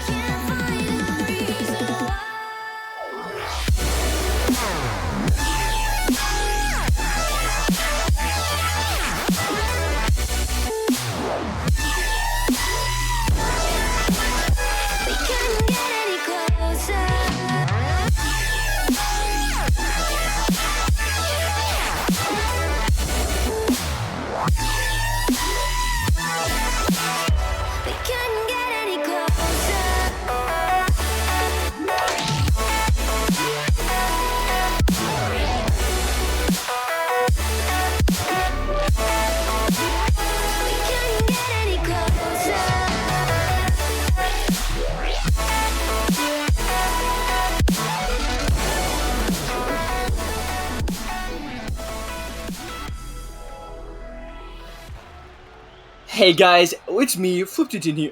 Wow, that's actually cringe. Hey guys, welcome back to the Nemesis Gaming League, and we are back here with another insane playoff matchup here. It is another great 3 versus 6 game. I am joined by Local, the EU boy. Local, how you doing, man? Hey, I'm good today. How are you? I'm doing really good, man. I just had an absolute insane game I just witnessed. I don't know if you watched it, but that was crazy. So I'm expecting just as crazy things to come out of this one. Maybe. Might not live up to the last one, but I was playing with the Galaxy boys before, and they were feeling it, to say the least. The Galaxy, they've been feeling it for the past, 5 weeks of this series, or of this season. They have gone they've gone 9 out of their last 10. So they're 9-1 in their last 10 games. So they're looking really solid. And so far in Rival, I mean, if you want to pull up the bracket real quick, Gallium, it's been kind of expected. A Rival beat Vortex, which is the only game that the lower seed has won.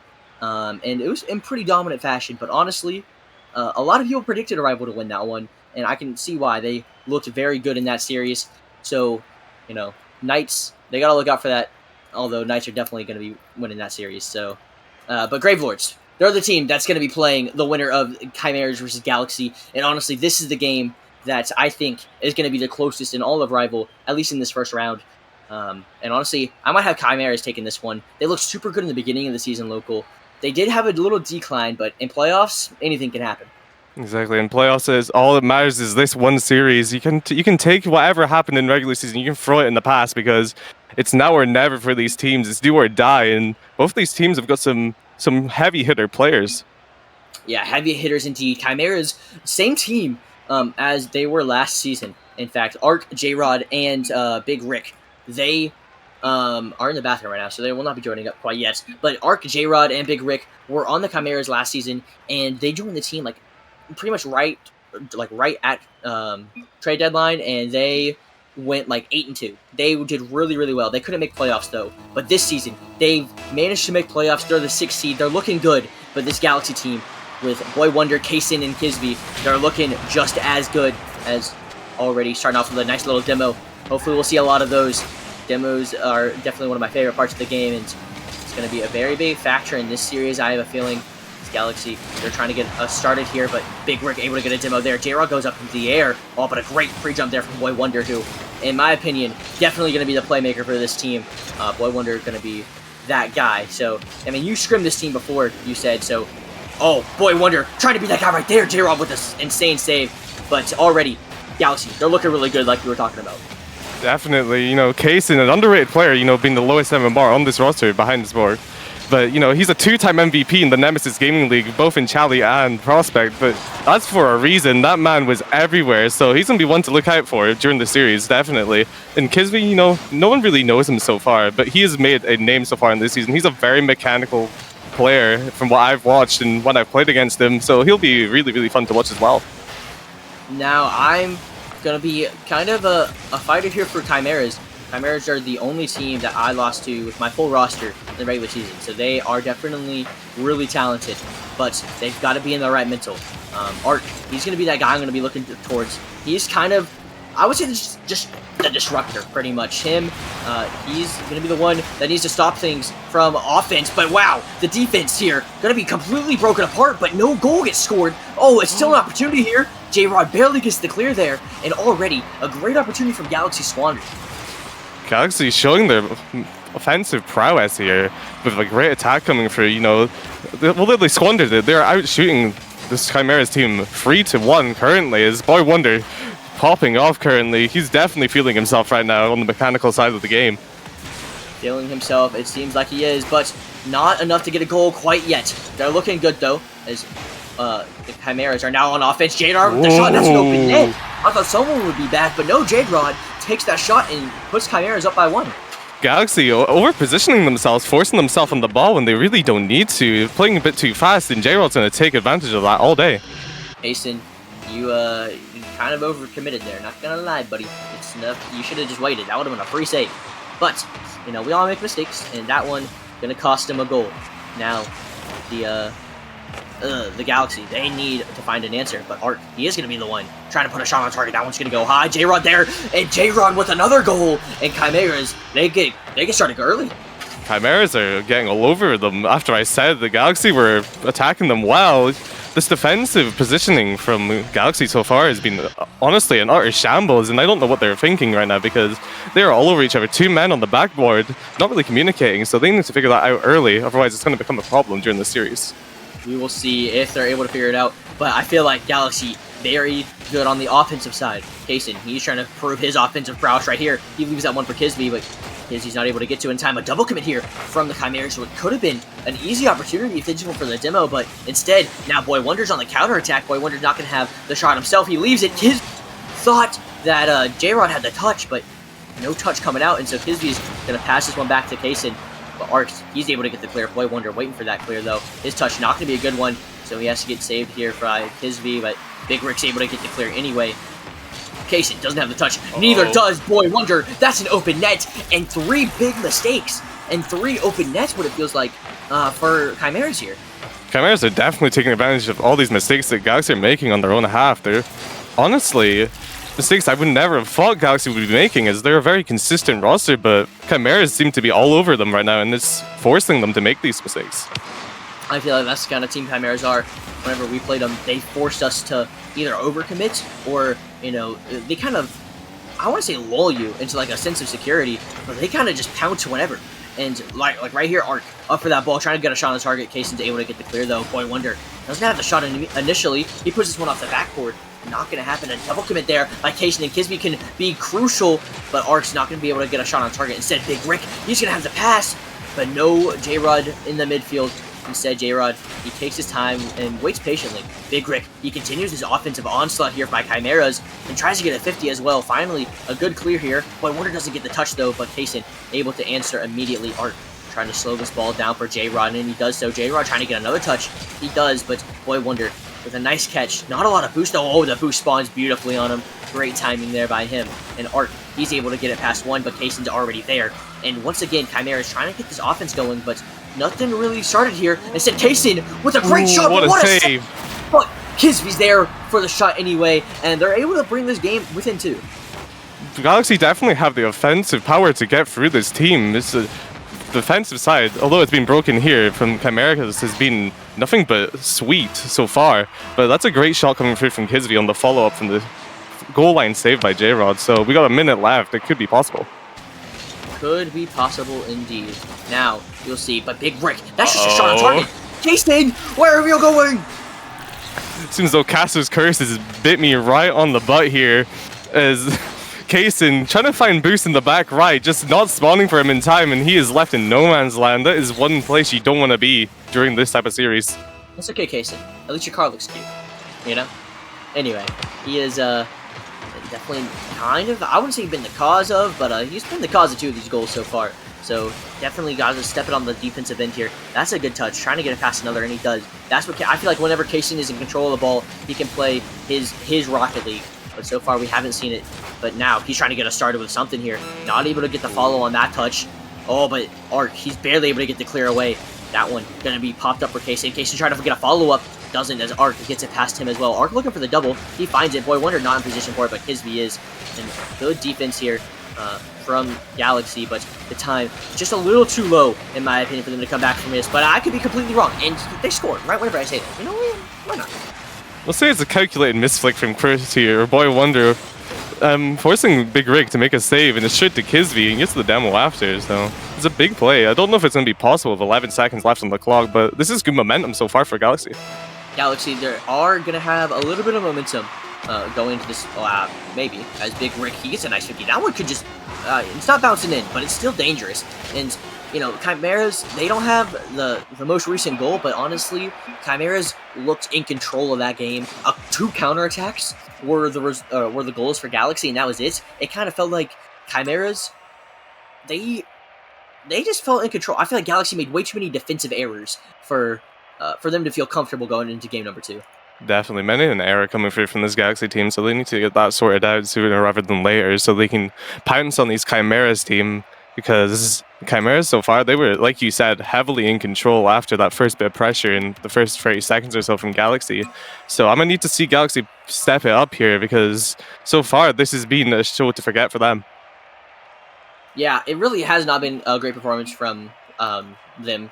Only 2 saves. Chimeras had 8 shots. So, mathematically, that's just not very good. I'm just saying. So, Chimeras, they looked really solid in the midfield and on offense. It felt like defense, it was a little shaky. I feel like they either overcommitted for a play or they got beat in the midfield and a counterattack, or it was pretty much a 1-on-2 sometimes. So they look out for those kinds of goals, and they should be fine. But Galaxy, they got to start taking advantage of those kinds of opportunities. As Boy Wonder puts a shot on, that one's going to go wide. Arc has to race back, and it gets the touch. Tries to get a follow as well. The follow not going to be good enough to get past anybody does. Boy Wonder puts this one back up high. Boy Wonder with the touch.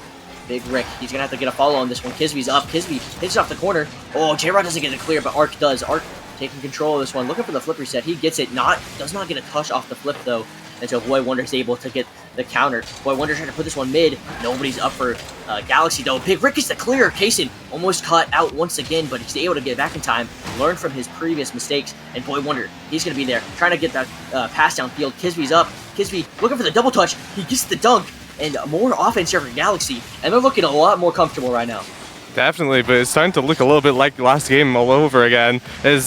As soon as Galaxy get comfortable on the ball, Chimeras start stepping up and bringing their game to them, and they're all over them again. J-Rod with a nice touch again, but Kaysen was waiting for that one. Kaysen trying to find a pass 2 as well. He does. Arc, he has to get a good challenge, and he does, but that ball shouldn't go straight up. Big Rick tries to get it over 1. He doesn't. Boy Wonder was able to answer that touch immediately. J-Rod touches it to the side, tries to get a dunk on 1, but Kizzy puts it over him. Arc gets it past 2. This one could be a great opportunity here for Chimeras. Arc has to bring it to the side, though. He just gotta let it fall. Is it going to go in? No, Big Rick doesn't have the shot. That one would have been an insane angle if he got it, but no goal coming through. Big Rick off the backboard. Not a great touch there. It's Arc or J-Rod with the shot. Sure. Yeah, that's a goal. Once again, Galaxy are just getting caught up in the defensive half. J-Rod is putting on a shooting clinic currently, getting like 2 or 3 goals so far during the series, taking advantage of all these mistakes that Galaxy are making, and this is becoming one to forget. Yeah, it's looking good here for Chimeras. That one, another, I feel like, defensive error. Both the players were on backboard. One had to challenge, and the other one got bumped, or had to jump off the backboard. So it just was not a good situation for them to be in. However, it's definitely looking better than last game, in my opinion. They've had the offensive opportunities, but no shots actually coming through. They've had pressure, though. So can Galaxy start answering with some goals, with some shots? They have to do it quick, in my opinion, though, because, you don't want to get this Chimera team time. Boy Wonder, he could have made one there, but just over his head. Arc, he gets the clear, but Kisby's already there. Kisby trying to find somebody mid. J-Rod with the touch once again. Kaysen, it's his turn now, trying to find it past 1, but Big Rick is able to get the touch and able to control as well. He gets it over Boy Wonder, doesn't get the double, tries to find another one. That's over Kisby. Kaysen racing back was able to get a nice touch. What a great touch there from Kisby as well. Kaysen, he puts it off the backboard. Boy Wonder didn't go for the ball. That one could have been a great team play, but Galaxy not up to, nobody was there, really. I mean, Kisby, I think, left it, and that was another opportunity. This was the best opportunity that Kisby, his great 50 there, and Kaysen's able to put it away. Bang! What a double coming through from Kisby on top of Big Rick's head there, dropping it down to Kaysen, and he's swooping in to make this 1-1. That is a phenomenal play coming from the mechanical player of Galaxy. So big ups to him. We have 2:18 left here.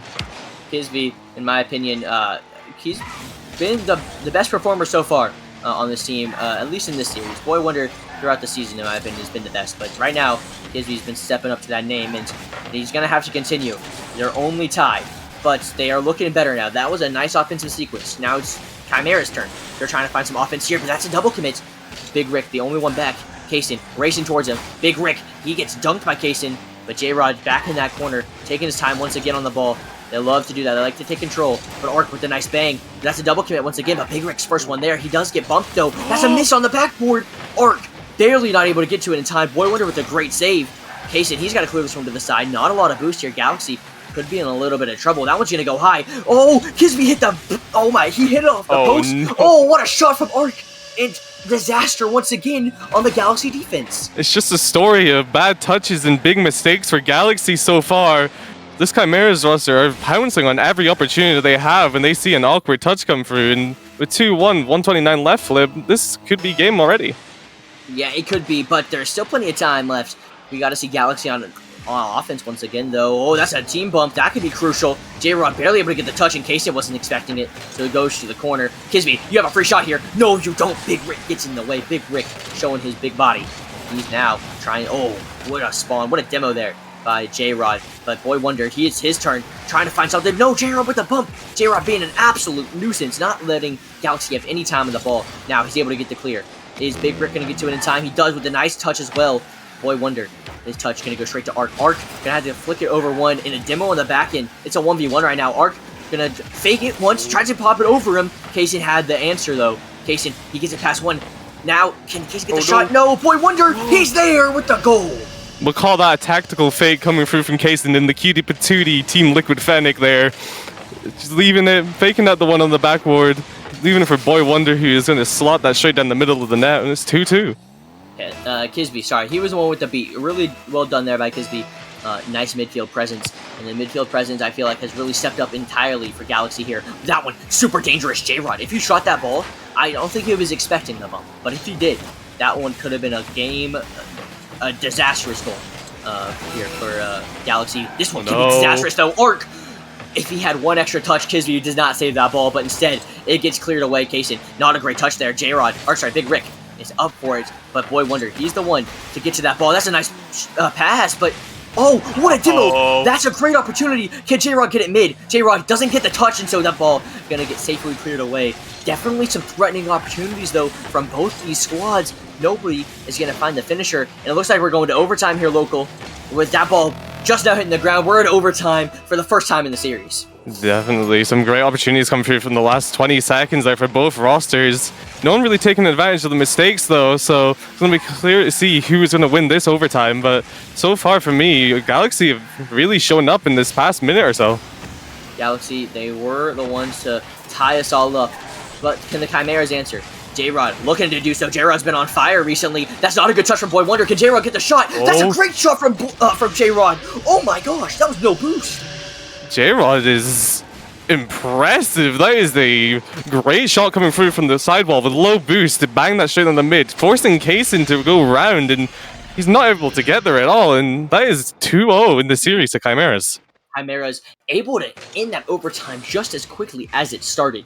So now going up 2-0, J-Rod, the biggest player so far this series for him. And honestly, Galaxy, they looked good, but man, the Chimeras had an answer every single time.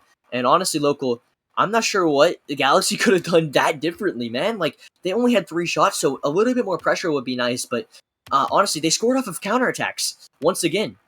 Exactly. And so if they're able to get some counterattacks, then it's great. But Chimeras, with the offensive pressure, they're really holding them. They're just scoring too many goals.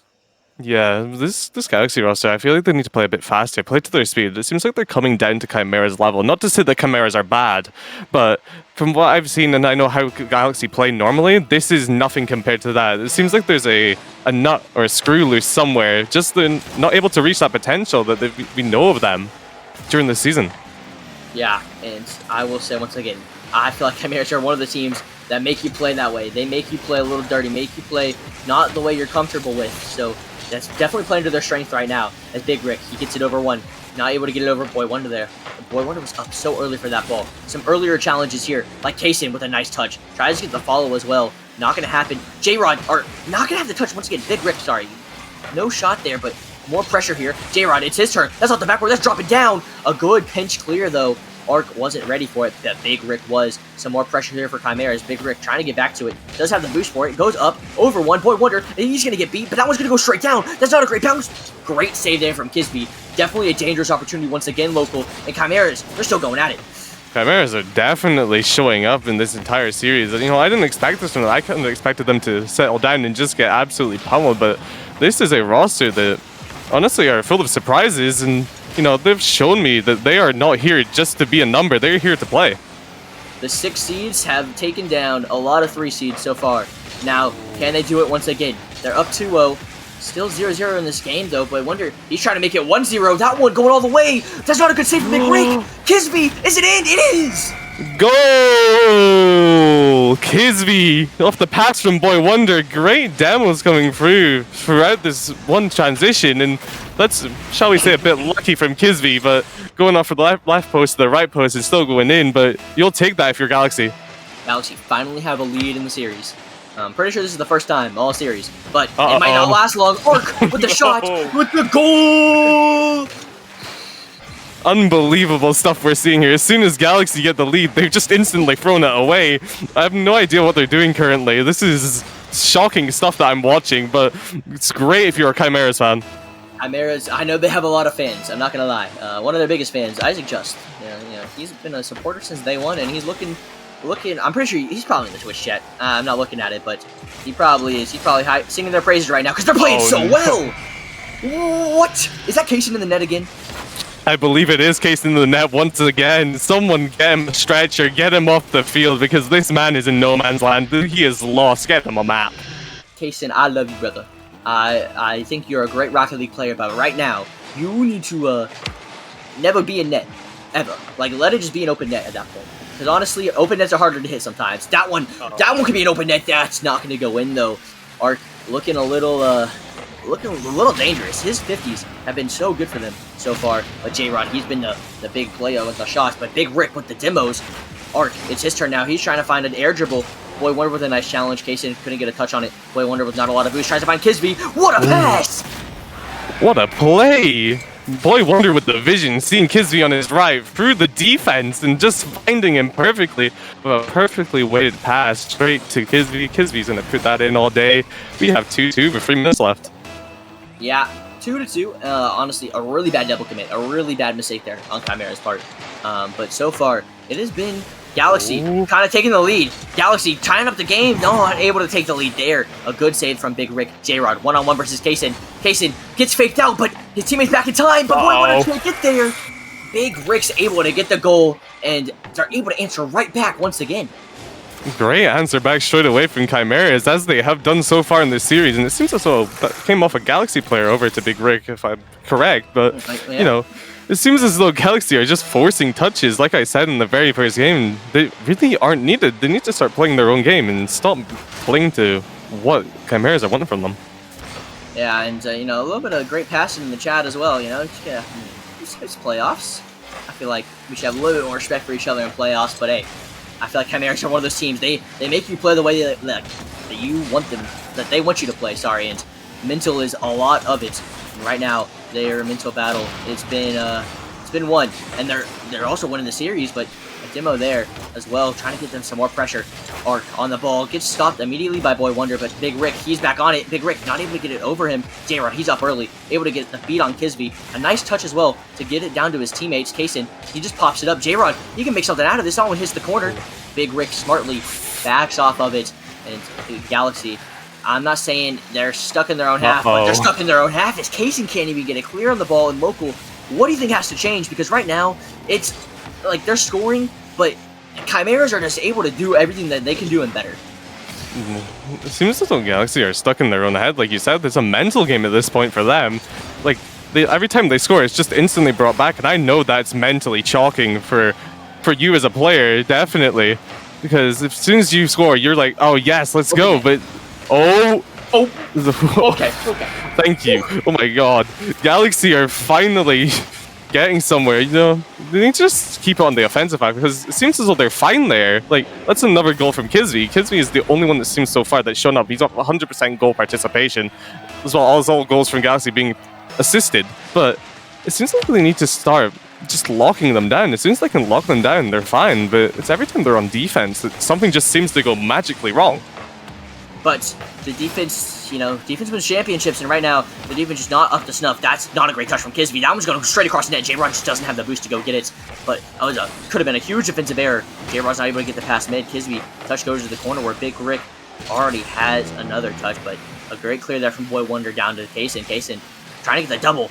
Tries to get the pinch. Not going to happen, though. Another double commit here from Chimeras, which we've honestly seen quite a few of. So, the defensive mistakes. What a shot from Kisby. Kisby, he's showing up for Galaxy. That's a monster shot from Kisby. Once again, the man that is bringing Galaxy through this game 3 here. Absolutely monstrous double tap into the bottom left. Nobody on Chimeras is ever going to get to that one. Wow, great shot there. Honestly, I thought Arc had the touch, but Kisby, he had full faith in the whiff. And honestly, good for him. Sometimes you got to play the whiff and it works. But that is going to be his 4th goal of the game. Single-handedly carrying this Galaxy roster to a victory. Or at least so far. They need to hold on for 36 more seconds. And honestly, with their defensive record, I'm not sure of it.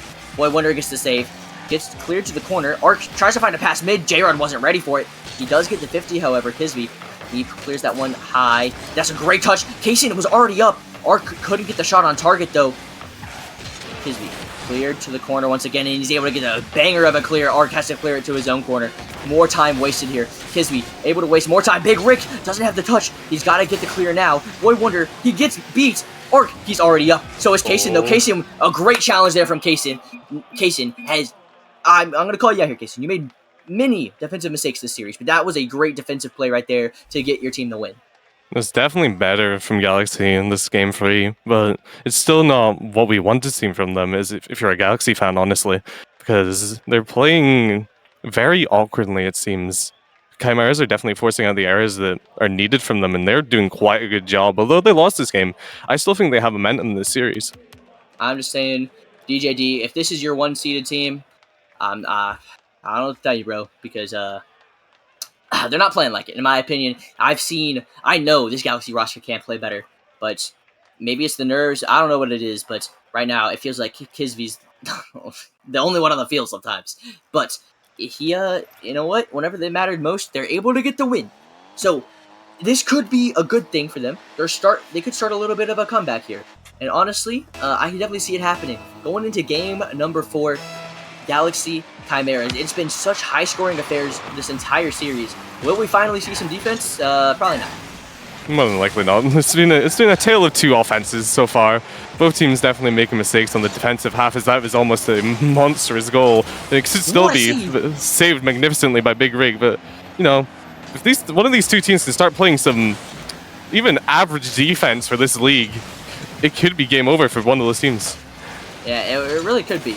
And honestly, they got to start playing some average defense, especially if they want to go even farther in the playoffs. So they're playing Gravelords next. Whoever wins this series, playing Gravelords, and they're a very good team defensively and offensively. So you got to be careful. But the offense from both these teams right now has been very solid. Actually, it's been fantastic in my opinion. So we'll see if it will continue. That's not a great touch as J-Rod's able to get the clear. J-Rod chasing this ball. He's going to try to get a pass mid. That one's not going to bounce high enough for him, and Kaysen's able to get the clear. Arc's touch. He's not going to find the double on him, but Big Rick, he's able to get the touch. Able to get a follow as well. Gets a nice pinch. That was off the backboard. No, Arc is not able to get the shot, and J-Rod's not able to get the follow, but that definitely could have been a goal for Chimeras, and definitely the first real threatening shot we've seen this game. They're definitely threatening this Galaxy defense, and they're starting to crumble, but they got it out this time, so... They're starting to learn, slowly but surely. They're like a toddler. They're slowly making the right choices. Yes, and it's still 0-0. The offense from neither of these teams has scored a goal. So it's looking like they the defense maybe has stepped up a little bit. I say that, and J-Rod almost gets an insane double off the ground. Almost pinched it into the bar. Would have been an insane shot, but it's still pressure here for Chimeras. Well, a great bump there from Big Rick. He tried to get the ball, but instead, he caught Kaysen on his way out. A good pinch there. Arc pushes one up high. That one's going to go straight down. J-Rod, he's up, but Kaysen with a nice read. Arc, that's a great touch from him. J-Rod doesn't turn on it, but Arc's still there. Arc with a shot. Arc is everywhere. Arc is all over this Galaxy side. They're unable to clear their lines, and Arc has got free reign. He's got free real estate on that side of the half, and he's just playing with that ball like it's free play. Boy Wonder unable to save it, and it's 1-0 already. This is something. Yeah, it's been... I feel like Arc's one of those players, like, you just don't expect him to shoot the ball there. And it's such a good shot, too, that it just happens. That's a great demo. Kaysen. Kaysen. No, he had an open net. He knows it. Kaysen's going to be remembering that one for sure, but... It's still 1-0 here for Chimeras. Definitely could be a game factoring goal. Missed opportunity at least. Oh, some big demos coming through. J-Rod just has to get this one mid. It goes mid. Arc once again is there. And Chimeras, with a little bit of explosions, able to go up 2-0. J-Rod and Ark are like LeBron and D-Wade on the Miami Heat. These two are linking up constantly with some huge goals for Chimera, bringing them up by 2 with 2:42. This Galaxy roster need to change up how they're playing soon, otherwise this series is going to get away from them. Series would get away from them. 3-1's not what you want to go down here. Boy Wonder, he's going to try to make something happen. He gets a nice 50, tries to get a pass mid, it does. Kisby's there, it's off the backboard, Boy Wonder doesn't get the shot. And Kaysen also jumps. That can be a huge counterattack opportunity, but Kisby very wisely cuts it off immediately. Some good pressure there, some good midfield cutoff. Boy Wonder, he's trying to cut it off as well. He gets a nice touch. That's over everybody on Chimeras, but J-Rod's able to get back in time. The retreating defense from Chimeras has been so solid. Oh, the defense as well from Big Rick. A great save there. And now J-Rod's trying to get it clear, but Kaysen, he's keeping up this pressure. Kisby with the shot. It gets saved again by Big Rick. And Big Rick coming up clutch on the defensive end. Now Galaxy, they gotta be wondering, what do they have to do to get through? We gotta get some demos coming through from them because they're honestly just letting them make touches to get out of their own backfield. And Chimeras are taking full advantage of those touches that they can have, and they're definitely not contested at all. So a demo or two, maybe a bump, might come through from Galaxy. That's a phenomenal pass, as you say. But Galaxy need to just figure something out. They need anything. Just any sort of semblance of an offensive attack that could be dangerous as that is, because the cuts coming through from Big Rick on defense, this man is showing up big there. Yeah, the defensive end, I feel like that's where they cause a lot of their chaos sometimes. But that, the demo on the back end there, Ark, he's able to get it past one, but Kisby's able to get the stop once again. Kisby trying to find a pass mid. That's not a great 50. It would have been very dangerous. It still is, but Boy Wonder's able to get it to clear to the side. Boy Wonder's been solid, but I need more.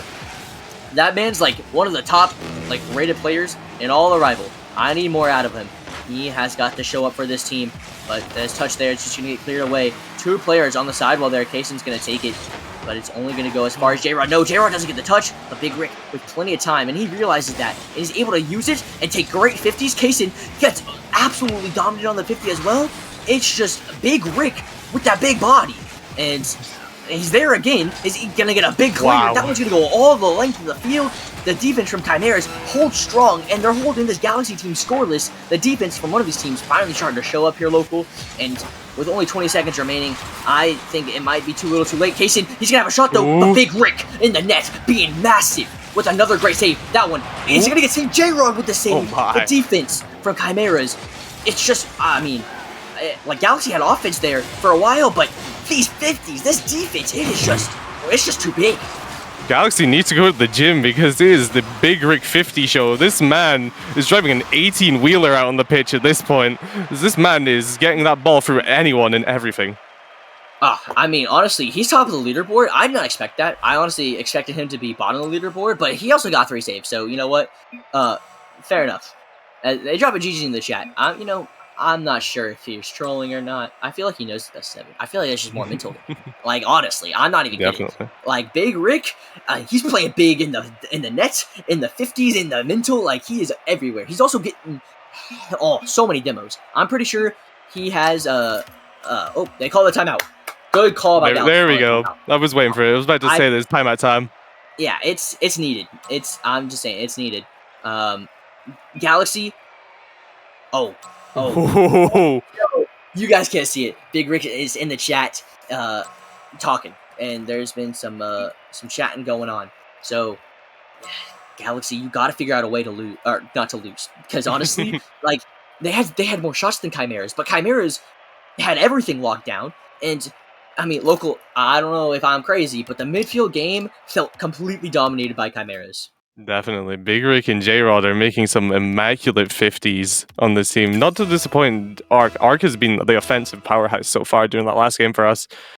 And, Chimeras have definitely got that midfield game strong. They're playing like a prime Barca with the tiki-taka on the passes. It's honestly impressive from what I've seen from them. Galaxy taking the time out, so I need to see what they're going to cook up in the studio, because it might be something good, it might be not, so... Yeah, it might be, but we know they have the potential to be great. I'm pretty sure this Galaxy team beat Chimeras earlier. I could be completely wrong about that. I'm not fact checking it, in fact. But Galaxy, they've been hot. However, they've just not been performing. In my opinion, the defense has just been completely lackluster. Chimeras, they were able to show up on the defensive end that game, and they were able to shut out Galaxy, and I think that was the biggest difference maker local. So if Galaxy want to win this series, I think it's got to start on the defensive end. Definitely, and it starts with Kaysen. Although I love the man, he's a great friend of mine. I need to see more from him. He has been far from mediocre. He's been honestly tragic so far on the defensive end. It's been all the mistakes, honestly, that have came through have started with him. Most of the goals for Chimeras have started there. So if he can get his act together and start working and start chugging along like the big train he is, it could be a different game. It definitely could be. And again, it might sound like we're being hard on Kaysen. We just know what he's capable of, all right? Like, we've seen this man perform. And right now, that man is not performing. Like, Kaysen, we love you, but it's gotta be better. Boy Wonder, I said it earlier, he's been solid. Like, he's making the touches he needs to make. But I need more. I need Boy Wonder to make touches that they don't need him to make. Like, he just gotta be doing everything. Like, Kisby right now, I feel like is playing the role that Boy Wonder should be playing. Like, all over them, all the time, getting demos sometimes, getting saves.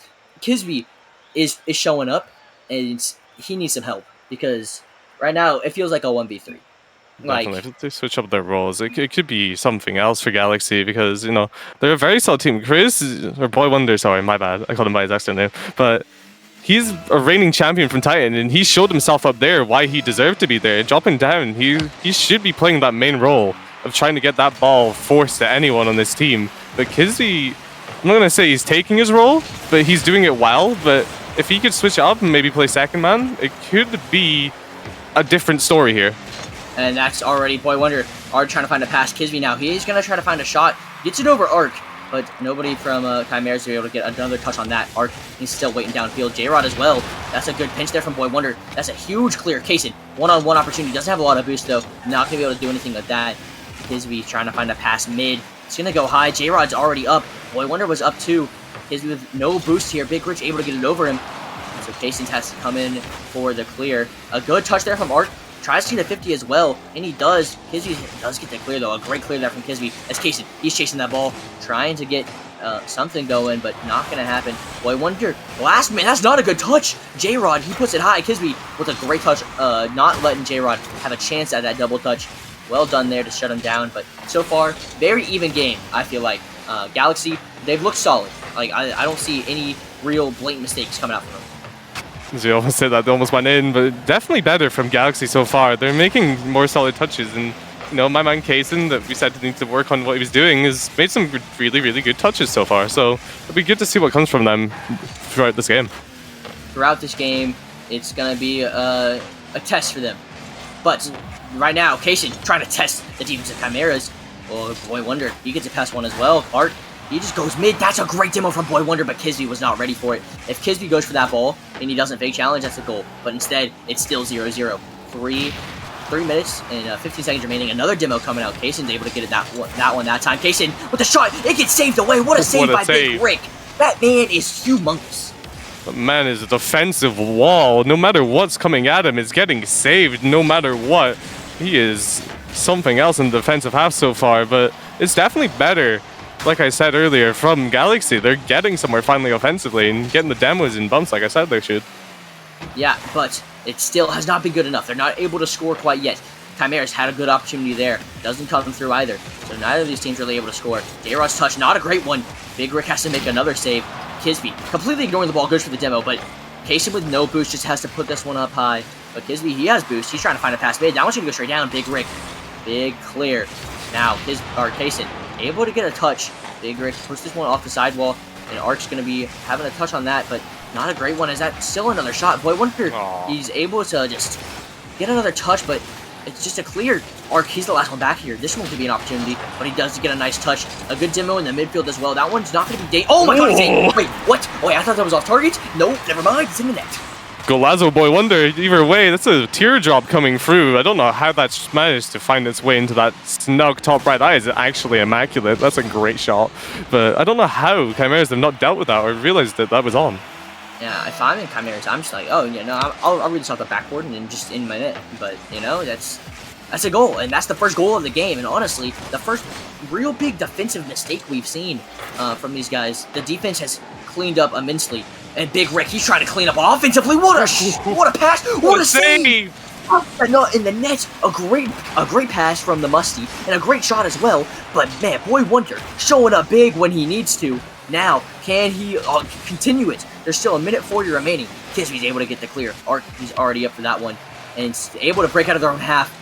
Chimeras, they had what I thought was for sure a goal, but Boy Wonder, he's stepping up when he needs to. And now Local Galaxy, they might have found their rhythm.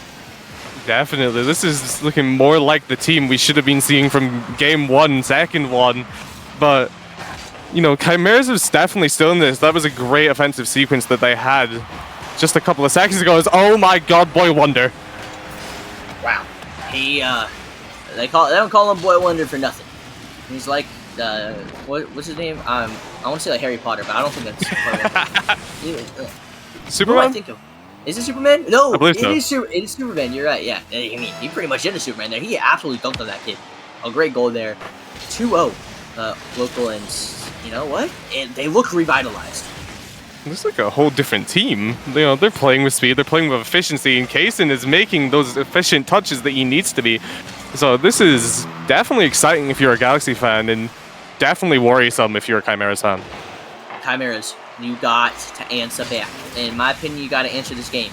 You cannot get shut out here. Big Rick, he's trying to find something going. Oh, J-Rod with a nice touch as well. Kaysen does demo Arc though, so Arc's not downfield, where he's normally just causing a little bit of havoc.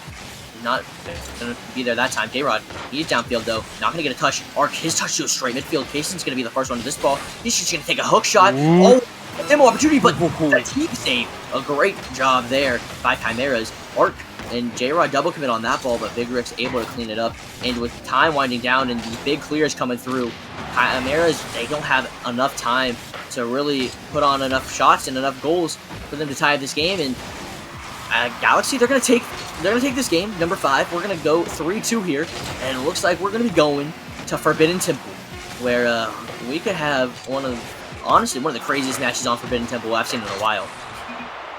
Definitely. As Gallium likes to say for Forbidden Temple, it's time for all the wacky, silly, fun time to happen, because it's Forbidden Temple, nobody knows what's about to happen here. You know, Chimeras definitely still have their defense, but their offense got shut down. 5 saves coming through from Galaxy to the 6 shots that Chimeras had, and, you know, Galaxy outshooting them as well this time round. 9 shots to the 6, like I've said before.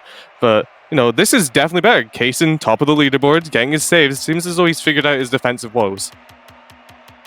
Yeah, they looked a lot cleaner, and that's important. They are looking better and better as it progresses.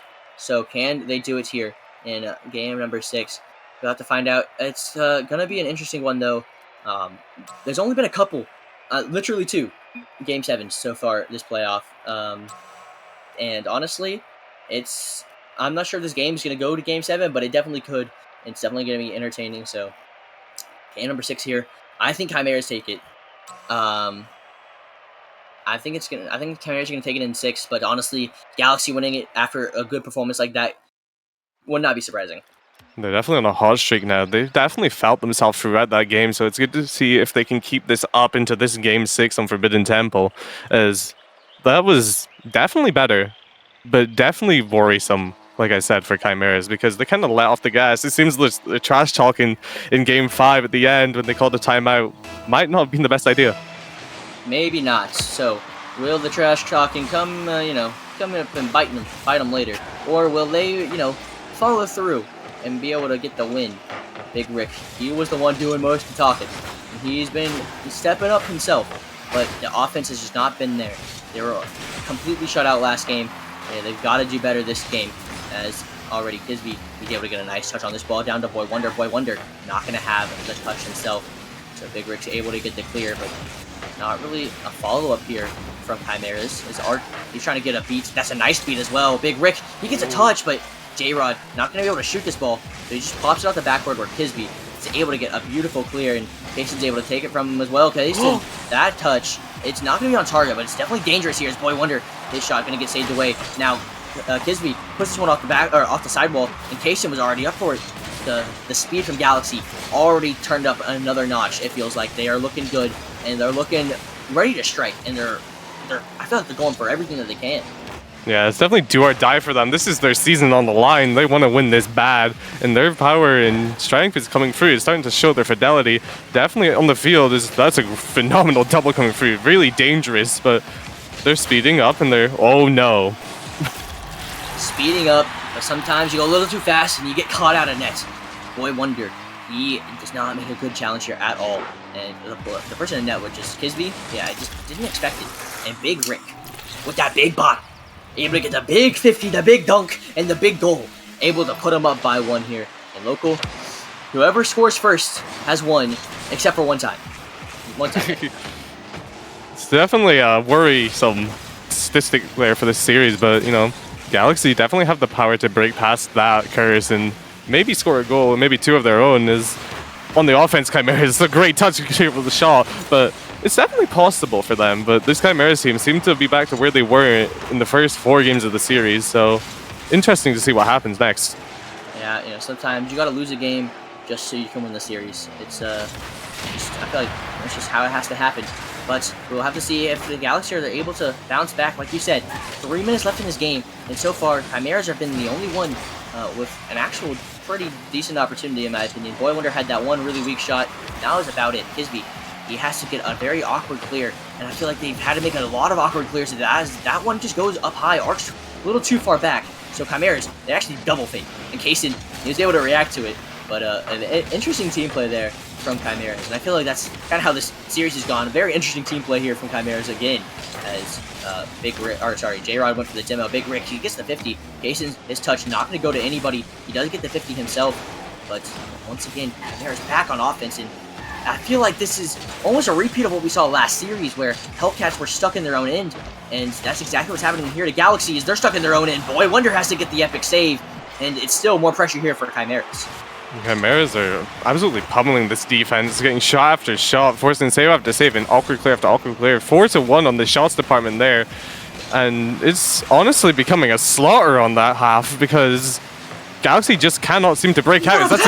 Oh my god, Arc cannot get there. Great save by Kaysen off the goal line, but I need to see some sort of clear come through. They need to take control of this game, and with minute 40 left, I don't see anything happen. No, and the demo there could have been devastating, but J-Rod did not have faith, and he was not midfield for it. Instead, it's going to be a clear now, finally. But it's going to go right back into their own half. Boy Wonder's caught a little too far up. Once again, he doesn't have any boost to get this clear either, so it's not going to be a very powerful one. He takes it low. Big Rick with the 50s. What is that bounce? That is a Forbidden Temple bounce. That is one of them wacky, funny galleon bounces right there. He's going to be laughing in his seat at that one, as that is beyond lucky from Big Rick in that top right corner of the dunk on top of the Galaxy defender.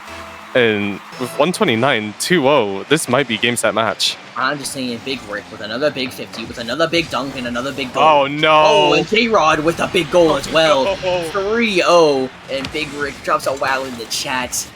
Oh gosh, it's not looking good here for Galaxy. That might be all she wrote for Galaxy for this Nemesis season, because Kaysen is returned back to those defensive woes after a great showing last game.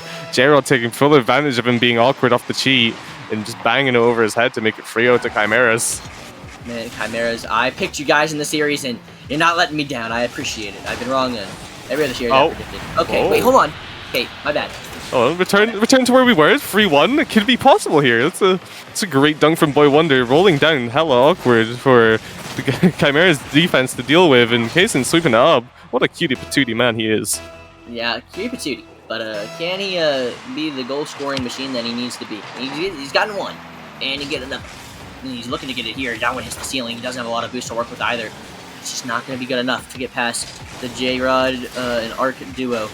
But Big Rick, the man, the myth himself, the big man, gets a flip reset, tries to get another touch. Not going to happen as Kisby just gets it clear to the side, and that touch is just going to go right back to their corner where I bring it up a lot. But time. There's just no time. There's 48 seconds, which is actually plenty of time, but like it's just more and more time wasted. That was a great 50, a very risky 50 from Big Rick, but that man in the midfield line has shut down everything. He does it once again, but that's a double commit, but he doesn't get another touch either. I think Boy Wonder thought he would, and so instead, it's going to be an awkward clear here for Kaysen, and Arc's able to answer it. Big Rick's already downfield. He just pushes one all the way to the other end as well, and it just feels like, I want to say, Chimeras, they're just content with this 2-goal lead. They're not stretching. They're trying to just banging the ball and letting the time run out. And that's what's happening here, local, as another pinch goes high. Another opportunity, however, for Galaxy. That's a good pass from Kaysen. A good shot there from Kisby. And 10 seconds left. Go! Oh, God. 3-2. This could be possible. That's a great play coming through from the Galaxy. Forcing the defender awkward. Kaysen getting the pass to Kisby, and Kisby's in the slot that behind the defender. With 10 seconds left, Flip, this could be honestly on. Kisby. He's up. Kisby does not get it past Ark, the big man, and Big Rick able to get the clear. Big Rick's gonna let it drop. Big Rick, who, in my opinion, was not showing up the first couple of games. That man turned it on in the latter half of this series, and Galaxy, another three seed out of the playoffs, and if I'm not mistaken, that's like the third 3 seed that's been eliminated. Like, the 3 seed just occurs at this point. Honestly, it is, and it seems like another season for Kaysen where he just can't get it going. He's had many a playoff chance for him, just never getting the chance to make it to that grand finals, and this season's another woe for him, so unfortunate to him. My commiserations to the Galaxy team, but what is showing from Chimeras today? Yeah, I mean, honestly, if you're Gravelords, you should be worried. I'm not going to lie. Like, Gravelords, they looked really good in the sweep against Pineapples, but man, that was a very dominant performance in my opinion from Chimeras. And honestly, Chimeras, I would say they're looking like their early season form. They went like undefeated, like 8-0 or 8-1 or something like that, like early in the season. They kind of fell off, but if they're back in that form, local, they are going to be dangerous to whoever they play against. So it's going to be a very fun semifinal in the rival league. But we do have a couple more matches for you guys here tonight. It's going to be, I don't even know who, honestly, but it's going to be interesting. Yeah, anyway. Sirens Wolfpack. Oh, wait, Provisional. Oh, wait, yeah, no. You guys are definitely want to stick around. It's the most entertaining league sometimes. Sometimes it's the least entertaining league. But, man, the peak moments are peak. So definitely stick around. Local, thank you for casting me. It was a pleasure. My pleasure as always, Flip. Deuces.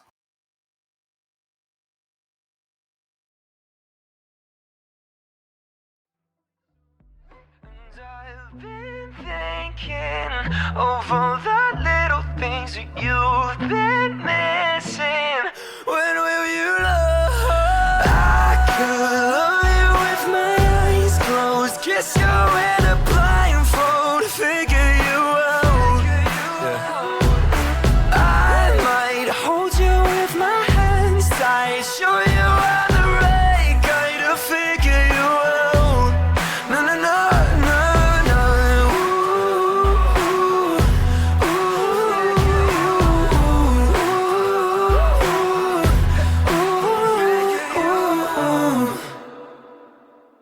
I could treat you so much better. I've known you forever, figured you out. I could love you with my eyes closed, kiss you in a blindfold, figure you out. I might hold you with my hands tight, show you I'm the right guy to figure you out. No, no, no.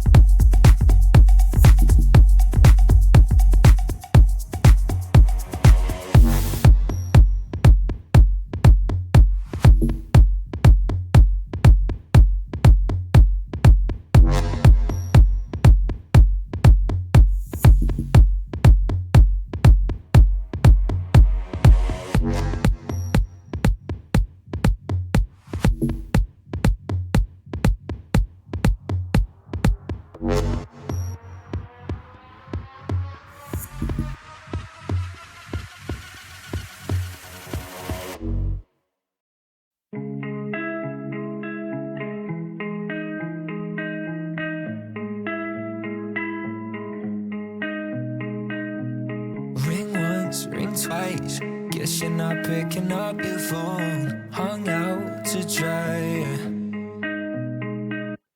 Ring 3, ring 4. Arguing with your dial tone. Call back once more, yeah. We went from everything to nothing tonight, and I never saw it coming. Tell me why you couldn't leave me something to hold at night. Yeah, you messed me up when you cut me off. Lost my mind with you.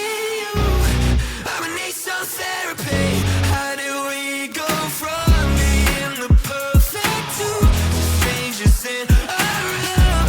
I need some therapy. Some therapy.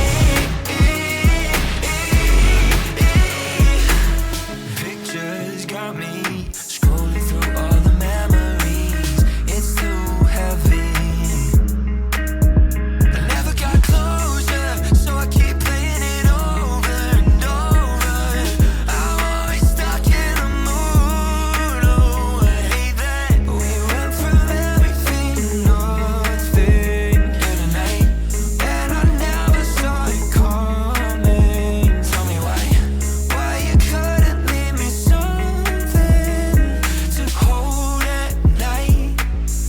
Yeah, you messed me up when you cut me off. Lost my mind with you. Left me in this mess, I'm falling. Can't find a reason why. Couldn't get any closer. Can't find a reason why. Couldn't get any closer. Can't find a reason why.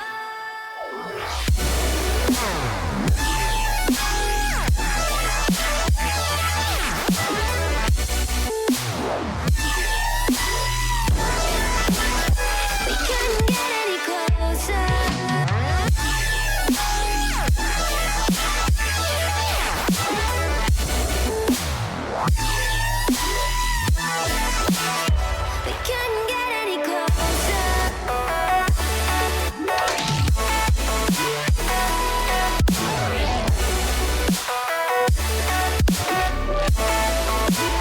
We couldn't get any closer.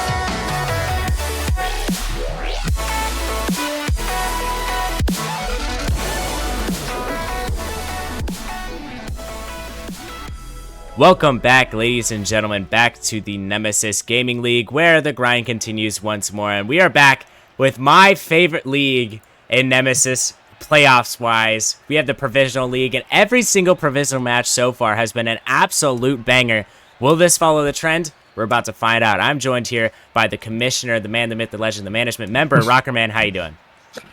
Gallium, I'm doing fantastic here. I mean, we've had some crazy matchups. We've had a game 7 potential upset to start off the night, and then the rest of the matches, they have given us some even more upsets. And we might be in store for another upset as we have yet another 3-6 matchup here in the playoffs. And Gallium, we have already seen 4 6 seeds take down these 3 seeds, and right here tonight, Wolfpack coming in as the 6 seed out of that play-in tournament. They're looking to make it number 5 here, and it's going to be a good one.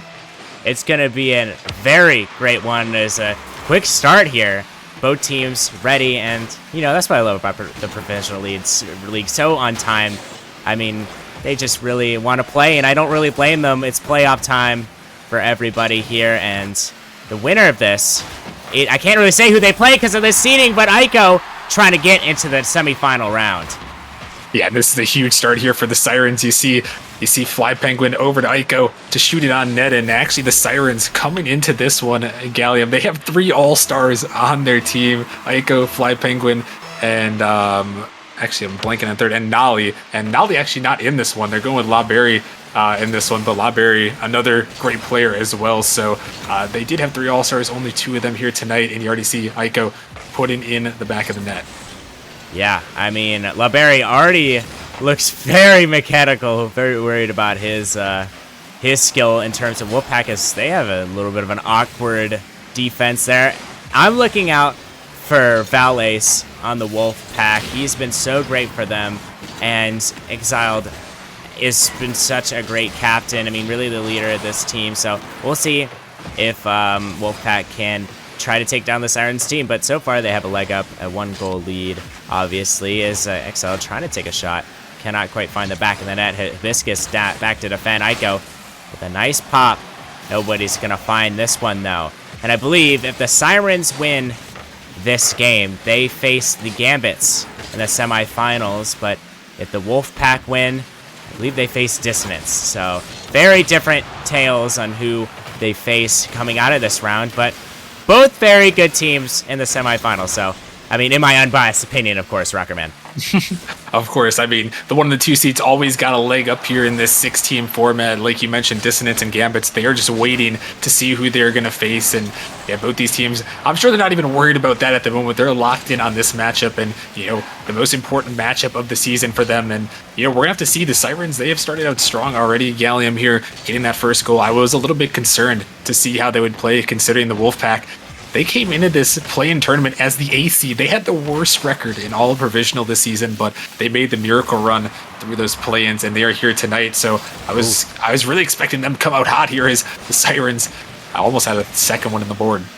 Yeah, and you know, I have a question for you, Rockerman. So let's say hypothetically they make it into the grand finals and they go up against, let's just say, Dissonance, and they beat the number 1 seed. Would this count as an 8 seed beating the number 1 seed?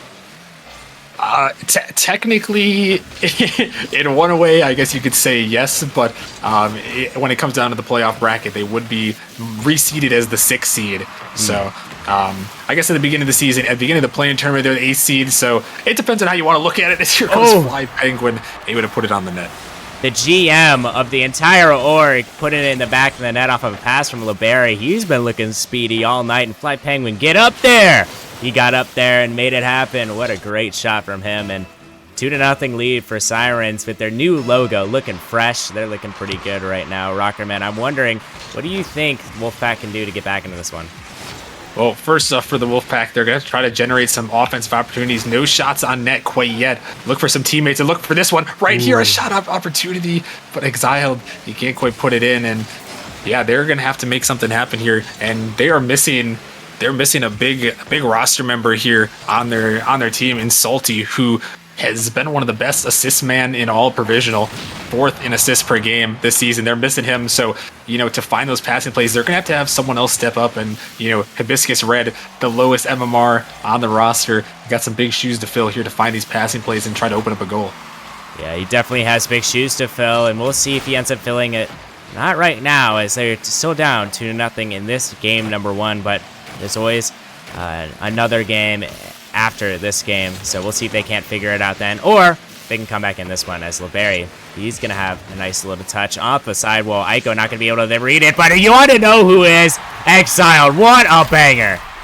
And that is just a massive shot there. Look at this power and look at this placement. It pops up, and look at this, saving the flip to the very end and right perfectly over the defender. Penguin can't quite get back, and finally Wolfpack, their first shot and their first goal of the game.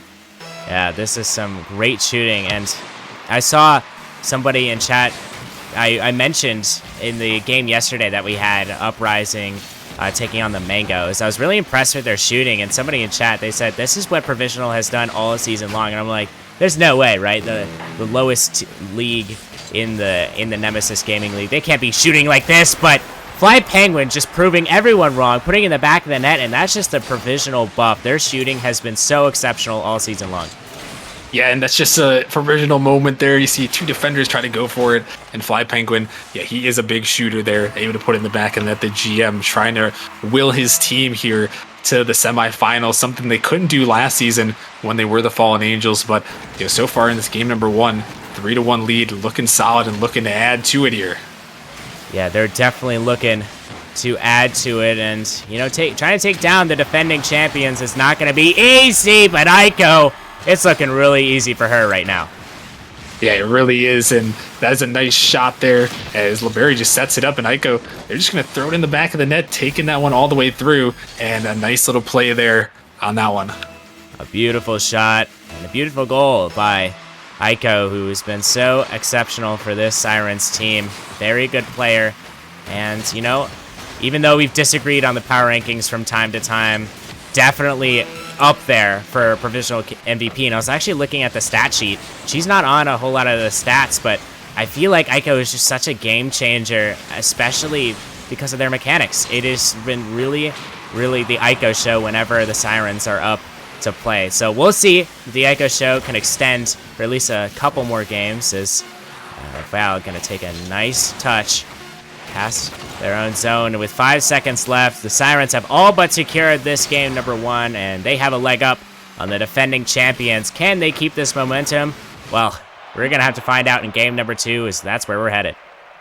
Yeah, and I mean, it was just a dominating performance here from the Sirens in this one. They did everything they needed to do in this game, and you know, Gallium, again, it goes back to what we saw in a couple of series so far in the playoffs. If you're getting one shot on net here, you're not going to win many games. And that's, you know, the only thing the Wolfpack got. They only got one shot on net there. And, you know, you're not going to win many games like that. And on the Sirens end, they just kept the pressure going and really just suffocated Wolfpack there. And that's just, you know, exactly what you want to do. You're the favorites here. You got to come out and assert yourself in the series. And that's exactly what the Sirens did. Yeah, it's exactly what the Sirens did, and an excellent offensive performance per usual from them. But something else I'm really looking out for is a better performance from the Wolfpack on the offensive side. As you mentioned, just one shot on target, but that one shot went in. So if they increase the shooting, that'll benefit them. But how do you generate more shots? Well, I think it's really in the midfield game. You got to push past the Sirens midfield game because they're fast players. You have to dig in and really use your speed to your advantage. 50 the ball, get in the Sirens' way because they're going to steamroll you if you don't. Yeah, they really are, and you just saw a huge performance. And actually, I was just figuring out here that Nali is actually available, so this is the roster that they wanted to go with. I think it's the best one, at least maybe for this matchup here. And they've done a good job so far. And, you know, I'm really liking what I'm seeing from the Sirens in this one. And as we head into this game number 2, the Wolfpack, they got to battle back. They've got to break through the Sirens defense here and find some more shots on net. Just get some more balls like this up in the midfield and be ready to challenge, as Wolfpack got to be ready to dive in quickly there. Yeah, it was a great opportunity, but unfortunately didn't go back into the net, as Aiko taking a little bit of an interesting touch there. Can't quite find it. Aiko taking a shot. It's going to actually be a pop-up. Can't really find anything there. Still up. Fly Penguin with a nice touch. It's going to be down for LeBerry. He can't get it. Aiko now in their own zone. Actually going to have a shot against them. Nice defense from the Sirens so far, and we're seeing a different Wolfpack team so far. It seems like they're getting a substantial amount of pressure, more pressure than they had last match already, and I'm wondering if this will work for them. You'd like to hope so here, as now they're on their counterattack. Exile is going to take a shot towards net there, but LeBerry going to be back just in time. And yeah, it looks like Exile is going to be leading the way in the shot department, but you know, Hibiscus and Ace, we want to see a little bit more from them as this one goes on. As you know, Ace has been a solid player for this team all season long, getting those demos with a huge block comes away, but Hibiscus, she's the sub here, so you know, again, some shoes to fill. You know, I don't know how much expectations we can have for her, but this one could be an opportunity for her there, but it's going to go just a little bit wide. And yeah, it's going to be a huge demo, and the net is open, but they can't quite put it on. The shot going to go a little bit wide, and somehow Gallium, we're still at 0-0, and that one, it did look deadly. Yeah, it looked super deadly for Sirens, but hey, they recover, and they recovered very well here. Exile going to make a nice flick over to Hibiscus. She can't make the touch. Aiko sending it down the pitch. LeBerry with a nice bang, and wow, what a powerful save from Valace. Really looking to him to step up, as Aiko going to make a nice touch over to a Wolfpack attacker, but now it's a counterattack the other way. Valace can't find that one. Aiko trying to find it themselves. Aiko taking it up the side while trying to get one more touch. Not going to be able to. The ball is still up. Fly Penguin getting a read himself. Off the ceiling, exiled. Down over to Aiko, who's going to get a nice touch. Exiled going to take a touch of their own. And it's just been Sirens absolutely pelting the Wolfpack net. They have not found anything working for them so far. And Exiled missing the touch, and Aiko dribbling it down the field, a one-on-one opportunity, a nice 50, but it's going to be a dangerous 50. LeBerry up with it, takes a pop. It's going to be sent backwards, and Fly Penguin going to have to recover there, and with a little over 2 minutes remaining, it's not really looking really good for either team on the offensive side so far. Yeah, just both teams only 2 shots apiece, and really there hasn't been too many threatening ones. I mean, maybe one there earlier, but yeah, Gallium, these teams got to find a way to break through in the offense, and we've seen it sometimes in the Provisional League. It's hard to generate that offense, so you got to take advantage of every opportunity that you can get to find your teammates and find an opportunity like this one right here. But good defense again, and the Wolfpack, you know, they haven't really got the offense going, but for the most part, they've been solid on the defensive end, and again, that continues. Yeah, it continues like always as, a very close one from Siren's attacker, but wait, exiled over to the other end, gonna get a nice goal for Wolfpack.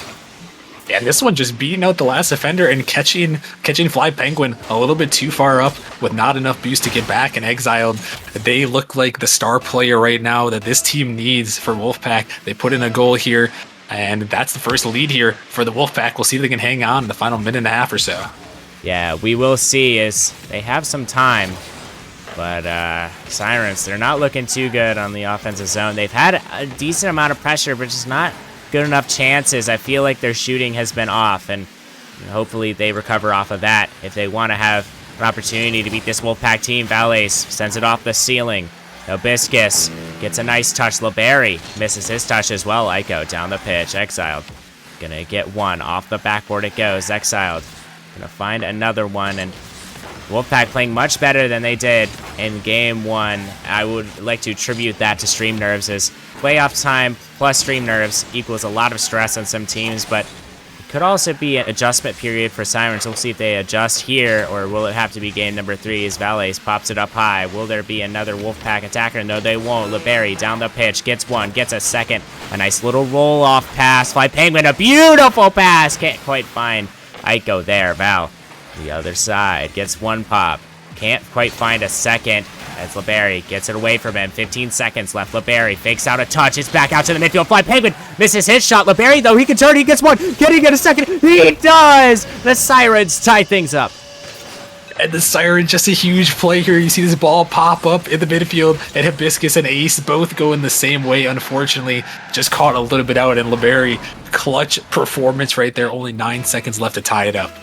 9 seconds left. Can either of these teams find a goal to avoid overtime? Here is a nice kickoff, but not nice enough. Val, though, down the pitch. He gets one pop, tries to get a second. He does. Almost gets a third as a shot. Exiled! The buzzer beater!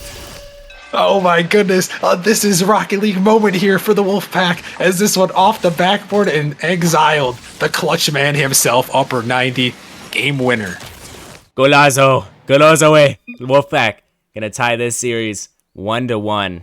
And what a way to do it on a buzzer beater. That has to be absolutely crushing for Sirens, but hey, they still hung in this game, regardless of how spotty their offense looked. It kind of picked up towards the end, and I feel like Sirens have to be much more consistent if they want to take on this Wolfpack team who have been so consistent throughout the play-ins, and now the playoffs. They have looked spectacular. So we'll see if Sirens can't adjust here. I want to hear your take on kind of what Sirens have to do to kind of avoid this Wolfpack upset. I mean, I think their formula is simple here, Gallium. For what I've seen in these two games, you got to shut down Exiled. You shut down Exiled and you're going to win this game. I don't think Ace and Hibiscus have, the star power, at least at the moment. Maybe they do in their tanks. I've, only seen these two games, so that's all I can comment on. But at the moment, it seemed like Exile has that star potential. If you can shut down Exiled, I think they're going to have a really good shot. Maybe find some demos on them and try to open some things up. That would be my formula, but honestly, I'm loving the Wolfpack's play style. I think they got very defined first, second, and third man, and it's working to perfection. We saw it. They maybe just needed that game to fit in, with that new roster, trying to get Hibiscus, into this rotation with them, and it worked well in that game too. And game number 3, again, it's a long series. It's all about adjustments and who can adjust best here in this one to give themselves a 2-1 lead. We will see, as it is game 3 time. We're taking a trip down to the park. It's not any kind of park. It's Beckwith Park. I mean, there's not going to be any dog walking here. It's just pure Rocket League as Exiled gonna take a nice pop down the pitch. LeBerry, a beautiful midfield play, and now ball is traveling at Mach speed down over to the Sirens end. Fly Penguin gonna fake it out. Ball is still up in the air. LeBerry gets a touch down the pitch. Oh, that almost traveled in the back of the net. LeBerry so fast. And wait a second, this could be a counterattack opportunity. LeBerry having a little bit of trouble corralling this ball. He ends up doing so though, and gonna have to aerial it out. 1 touch, 2 touch, red touch, blue touch. Fly Penguin gonna get a nice touch as well. Misses the opportunity to bang it down. Now Aiko gets a little bit of a touch, but it's not going to be much. Wait a second, Ballets on the other end. The defense caught out here, and Wolfpack have a 1-0 lead. And where are the Sirens here? I mean, LeBerry's 15 this ball, and where are the 2 teammates? Where are the Sirens at? You know, you gotta wonder where the rotation is, and Ace just able to catch him completely off guard right there, and that is a massive goal here for the Wolfpack. It is a massive goal, and something to really look out for if you are the Sirens, since they can't quite find anything there. So close, but yet so far. As the ball traveling off the ceiling, Aiko with a touch, and it's going to be top bins. Aiko, huge goal. Yeah, and that can be a tough ball to read sometimes. It bounces straight up and going right towards the net, and Aiko right there to follow and put it in, and good ability to stick with that ball to keep the pressure on, and the Sirens, a really good answer there after a rotational mistake earlier. Yeah, really great answer indeed, as they put on an absolute clinic in the offensive zone throughout the series, but it hasn't been consistent. So we'll see if they can get the consistency down as, almost a beautiful shot coming out. Aiko gonna have to recover that one. Aiko was on Ignite in Season 8, very familiar with her capabilities, and unfortunately they lost in the play-ins, didn't make it to the playoffs, so this is Aiko's revenge tour. Now, will the revenge tour be completed? It's up to her to decide against this Wolfpack team, defending champions, and they have every right to win this series, as they've looked incredible in their own right. I feel like Val Ace has definitely been so consistent with his shooting, but his teammates have set him up so well. Hibiscus playing that nice third man as well. We're going to see that as well. I mean, she's been excellent there. I mean, you see the defense, and so many great players on the pitch. I can go on and on about how great they are, but as a team, who do you think has the leg up as we enter the 2-minute mark? Oh, it might be Wolfpack there as that shot's going to go. You know, I think Sirens are definitely the favorite, you know, in this series, and I think they have the mechanical advantage. You know, I think skill-wise, all 3 of their players, you know, if you combine all the skills between these players, I think Sirens would have the most skill. But, that one is going to bounce in the back of the net. But Wolfpack, they have the rotations for the most part here. But this one, a huge bump is going to come through, and Hibiscus as the third man can't quite get to that one in the back of the net there, and LeBerry, a bounce shot, always deadly. The bounce shot is one of my favorite shots. I mean, I think it is so underrated, and usually it's not performed intentionally, but it can once performed intentionally, it can be dangerous as a ball off the backboard. They can't quite find it. How is this one not in the back of the net? It's still not going to go. Oh my goodness, multiple opportunities to put it in the back of the net, unfortunately. For the Wolfpack, they're still down by 1, and Hibiscus, though, gets a nice ball over to the midfield. Hibiscus having 1 shot and a save, looking to improve the shooting here. Is another shot coming out from Exiled over to Valace. Valace off the wall. This is not the man you want off the wall. He's going to fake it out for Hibiscus, who sends it off the backboard over to Valace with the shot. Oh no! Saves his own shot with the counter shot. Oh, what is happening? How is this one not traveling to the back of the net? And Rockerman, how do the Sirens still have a lead? Oh my gosh, just calamity right there. You thought for sure it was going in the back of that. It was saved by a teammate flying through accidentally, and then the Sirens Fly Penguin, just an amazing save. That ball was millimeters from going across the goal line there in Gallium, and you know, Sirens, they are counting their lucky stars here as they hold on to this lead, 1:20 remaining. Oh my goodness, I cannot believe this, as Wolfpack still down, and they look like they have so much pressure. Fly Penguin almost with a shot. Aiko missing a shot as well. This could be an opportunity. LeBerry on the back foot. The shot coming his way. He's gonna save it out, but barely. It's falling off the ceiling. Hibiscus. This is her shot, and oh no, it's another counterattack over to Aiko. Sends a shot over. Exiled with the save. How are these balls not going to the back of the net? What is happening right now? Exiled Over to LeBerry. LeBerry up with the ball. Gets one. Can he get a second? Oh my gosh. Are you kidding me? What is happening, Rocker Man? It's crossbar hero, and it's a counter attack as it's gonna go in, and oh my gosh, the crossbar, the massive defender for both teams, and Ace says, you know what, the crossbar can't hurt me when I hit this dead center. I'm gonna lose my mind, Wrecker Man. This is hurting my heart. This is, what is like? There's been so many post saves from both sides that, I mean, it's just been ridiculous. Where the posts paid money as though, wait, no way. Another great opportunity here. Not able to find it. As Ace off the backboard, can't find the defensive touch. Now Hibiscus trying to get one herself. LeBerry gonna send it down the pitch. Exiled with a beautiful touch over to Aiko. Aiko gets another one off the ceiling. Fly Penguin controls it on his car. Gets another one. Oh my goodness. LeBerry now with the shot off the ceiling. It's water falling down. Oh! Fly Penguin, the GM. And in the most clutch moments, he appears. Yeah, this one just gonna 50 right down, and Wolfpack just trying to get up to this one, but Aiko into Penguin, into the net, and that is another big clutch goal. These guys, these teams have had some huge clutch goals, and with 6 seconds left, they need one more for the Wolfpack. As Wolfpack have a nice kickoff here, though. Accidental backflip is detrimental as the ball is going to travel towards the floor, but wait a second, it's still up. 1 second left. Ball is still up. It's popped up once more, actually, sent the other way. Exiled has an opportunity. Going to send it to the sidewall. It's going to roll up. Wait a second now. Sirens going to clear it out for the most part. Exiled going to try to send it across, but it is going to hit the dirt, and Sirens up 2-1 in this series, but Wolfpack, they're on the doorstep. I really don't know who's going to take this series. Yeah, I mean, Wolfpack, this surprise, eighth seed heading into the play-in tournament, coming into the playoffs as the 6th seed. I mean, they're really surprising everyone here. And I think, again, these players on the Wolfpack, they stepped up with the Sirens. They did what they needed to do in that game, just enough to hold on at the very end there, Gallium. And you know what? Maybe the posts are some paid actors. They know about the script, so, they had to lock in a little bit there with their big Game 3 performance. But the Sirens, they were able to overcome that and get that last goal in there with a couple seconds remaining on the clock. And I mean, Gallium, with the way this series is going, I mean, we could be lined up for a good one here, but the Wolfpack, they got to answer back here heading into game number 4. Yeah, they have to answer back, and I really think that comes with just keeping up your shots. I mean, we saw a lot more shots from Wolfpack, a lot more opportunities, but the defense from both teams, I feel like it was triple commits on the offensive side or double commits, and that left their net wide open, and we've seen both teams capitalize off of that. So they can clean up a little bit of their mistakes, whether it be 1 or 2 mistakes, it doesn't matter. Any of them, they will have a much better chance in the series, Ruckerman.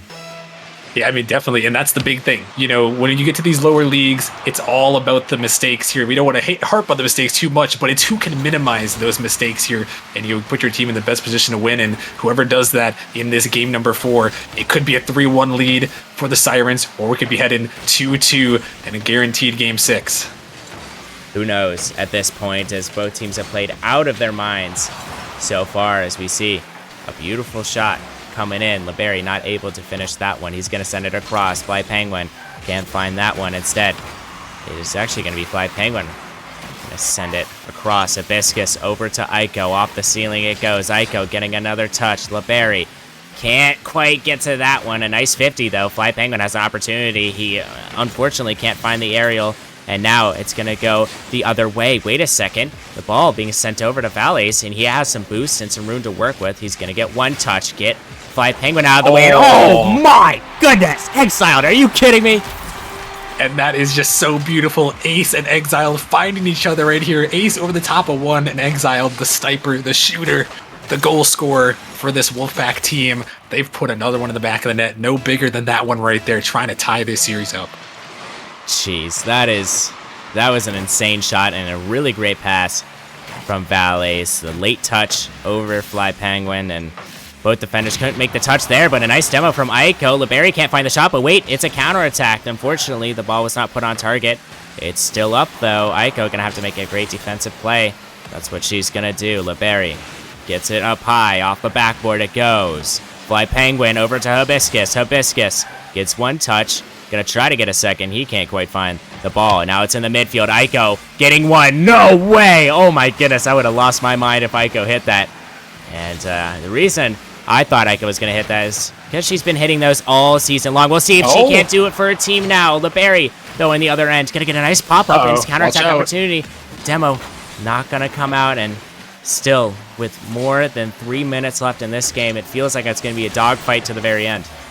Yeah, I mean, it does look like a dogfight. You see the demo attempts coming through, a couple of missed balls here and there, but in both these teams, they understand the importance of this playoff match. They understand the importance of this game right here. Is Ace gonna make the touch, and it's the difference between going on to match point and going up 3-1. Is LeBerry gonna come through and make Wolfpack pay for that triple commit? What a beautiful shot from LeBerry. Is triple commit, little iffy there, but Fly Penguin makes it work, sends it over, and LeBerry is gonna finish that every day of the week. And tie game now. Game 4. I feel like both of these teams have ample opportunities to win this game. We'll see which team makes the most of it. Cannot let the Sirens win this game, or else they have a commanding 3-1 lead in the series. And if they do, a timeout is available for both teams. We'll see if they take it. Here is LeBerry in the defensive zone. Going to send it over to Aiko. Aiko has one, tries to get a second. Aiko is going to get a second, possibly a third. A pinch off the sidewall. Can't quite follow it up just yet, as Wolfpack, a nice pinch clear. Fly Penguin up with it. No way he doubles this. Oh, he almost had a double there. Val gonna send it across. Now it's gonna be over to Aiko with the help of his teammate LeBerry. Hibiscus off the sidewall. It's gonna be Fly Penguin who gets faked out. Val over to LeBerry. LeBerry gonna get a nice touch. Hibiscus with a beautiful defensive play as always. Hibiscus and the star on the defensive side, and trying to get a clear now for the Wolfpack as Val gonna get dunked out just then, as Sirens seem to have a lot of control right now. Can they score a goal off of it? Aiko up, makes two of them miss. Fly Penguin, he just needs to tap this one in. He can't do it. Exiled. What is happening right now? LeBerry just cleared it for his own team, but wait a second, this could be the strategy.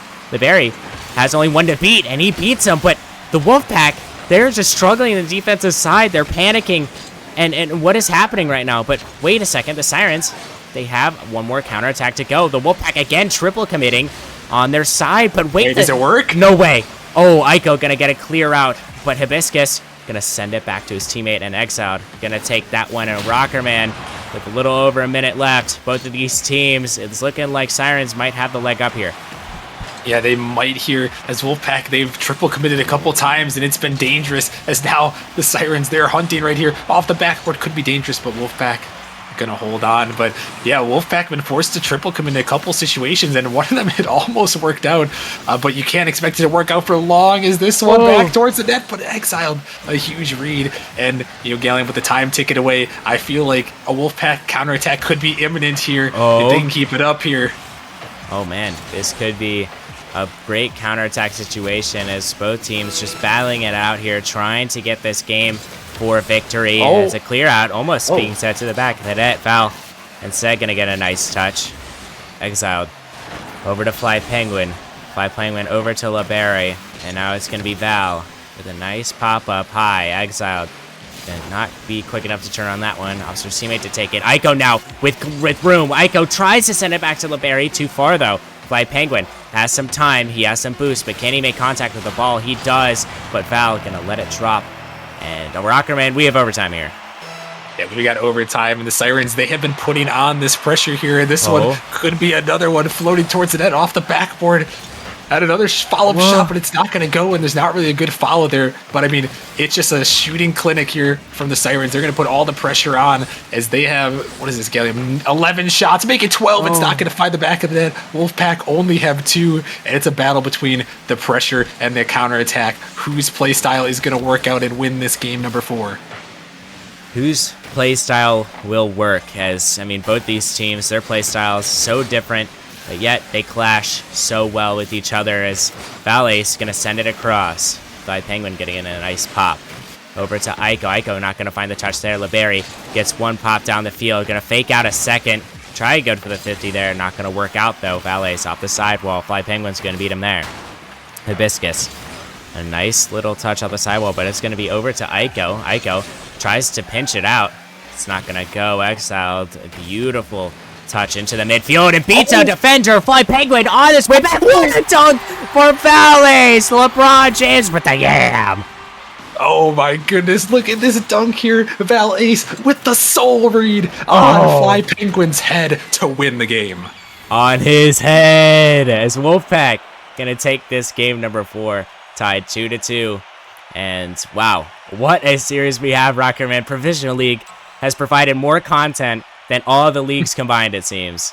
Gallium, that's what you gotta love about Nemesis. You never know. You can have, the lowest skill players in Nemesis, provisional in this case, but they can put on a show. It all depends on the night here. And so far, like you said, the playoffs have provided us, unrivaled competition here. And these two teams are putting on a show right here. And that one, Wolfpack, the counterattack play style, it worked for them in this game. They tie it up. Gallium, I always love when we get to a 2-2 series because that just means guaranteed Forbidden Temple here. And for Game 5, what that means is someone is going to be one win away from moving on.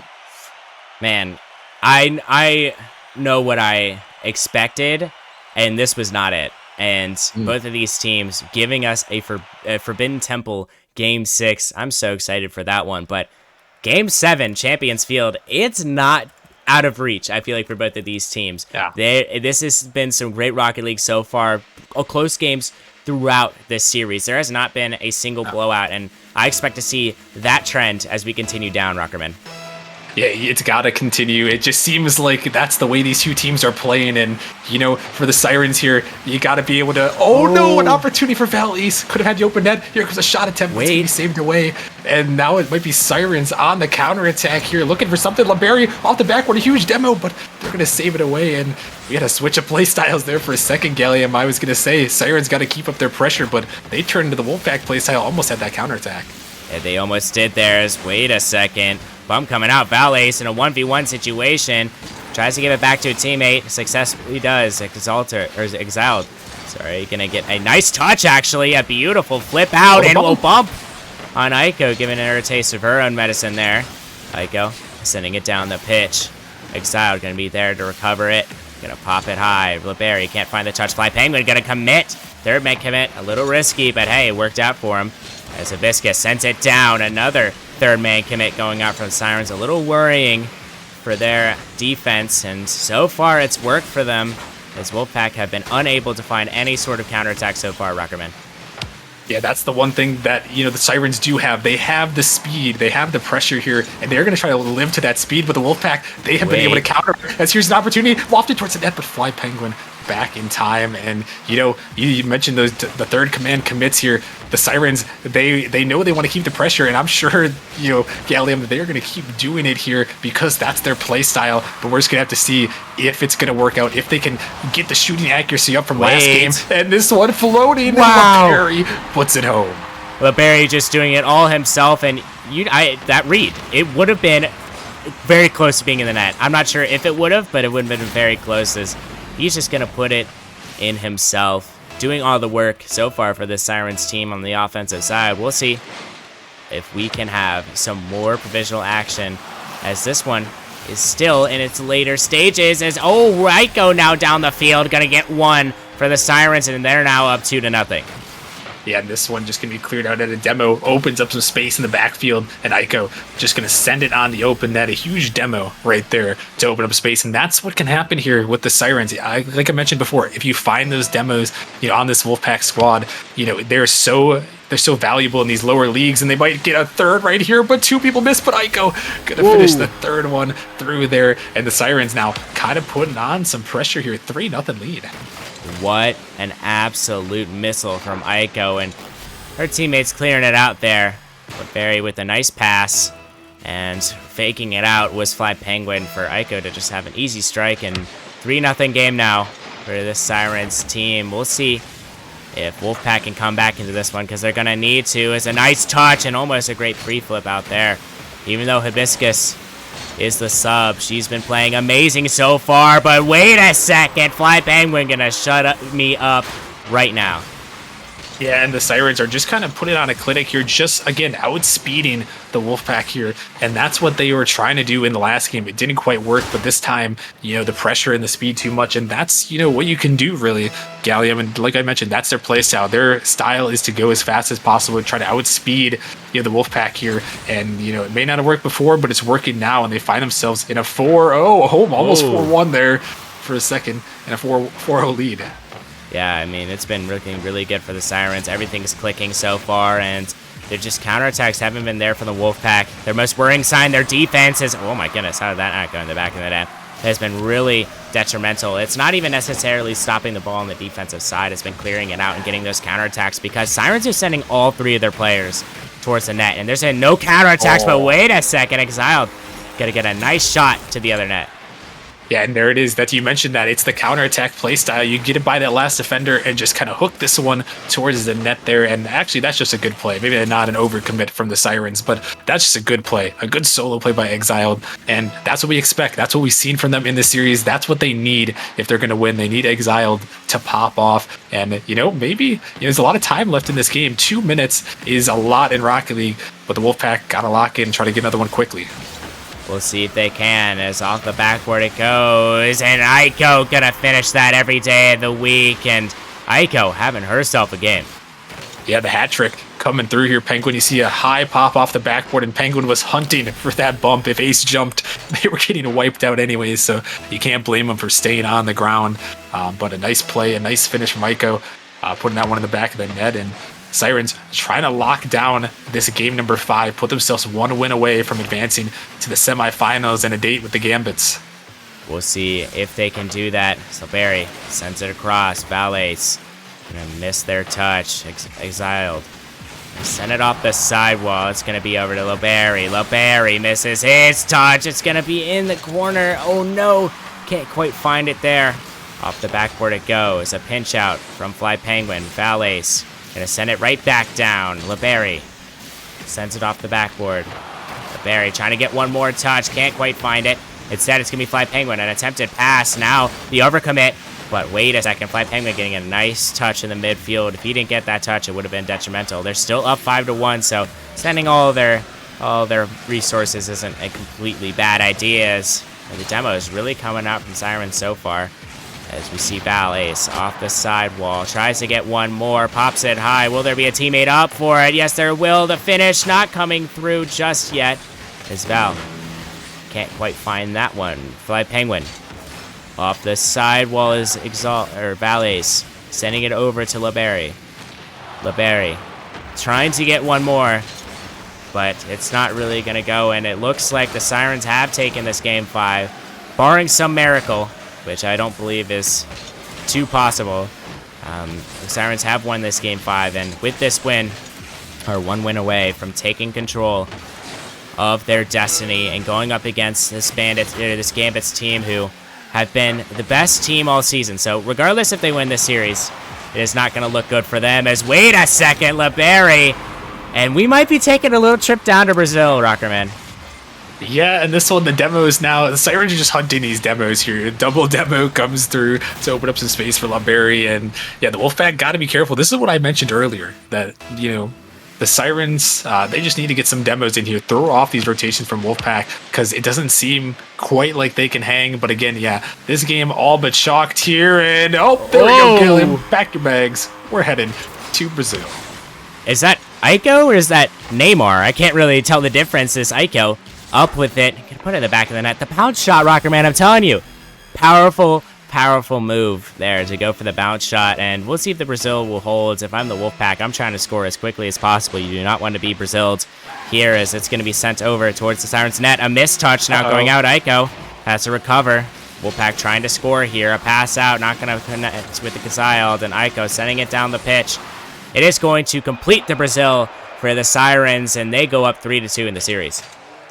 Yeah, and if I'm the Wolfpack right here, yeah, they're doing it. They already know. I'm calling the timeout 100%, and they do call the timeout here, which is exactly what they needed to do if you are Wolfpack. And I mean, Gallium, it's the worst time to have a blowout game right here in game 5. But You know, the thing with blowout games, Gallium, is sometimes they can be such a blowout that you can just chalk it up and just completely forget about it. That's what I try to do whenever there's a blowout game where we just lose a game. Like, I just pretend that game never even happened. You know, I just say, hey, you know what? That game didn't happen. We just got to go next. And that's the mentality you need here as we head on into Forbidden Temple, into Game 6. You know, with your season on the line, you got to play one game at a time. This is your focus, and you gotta keep it going here.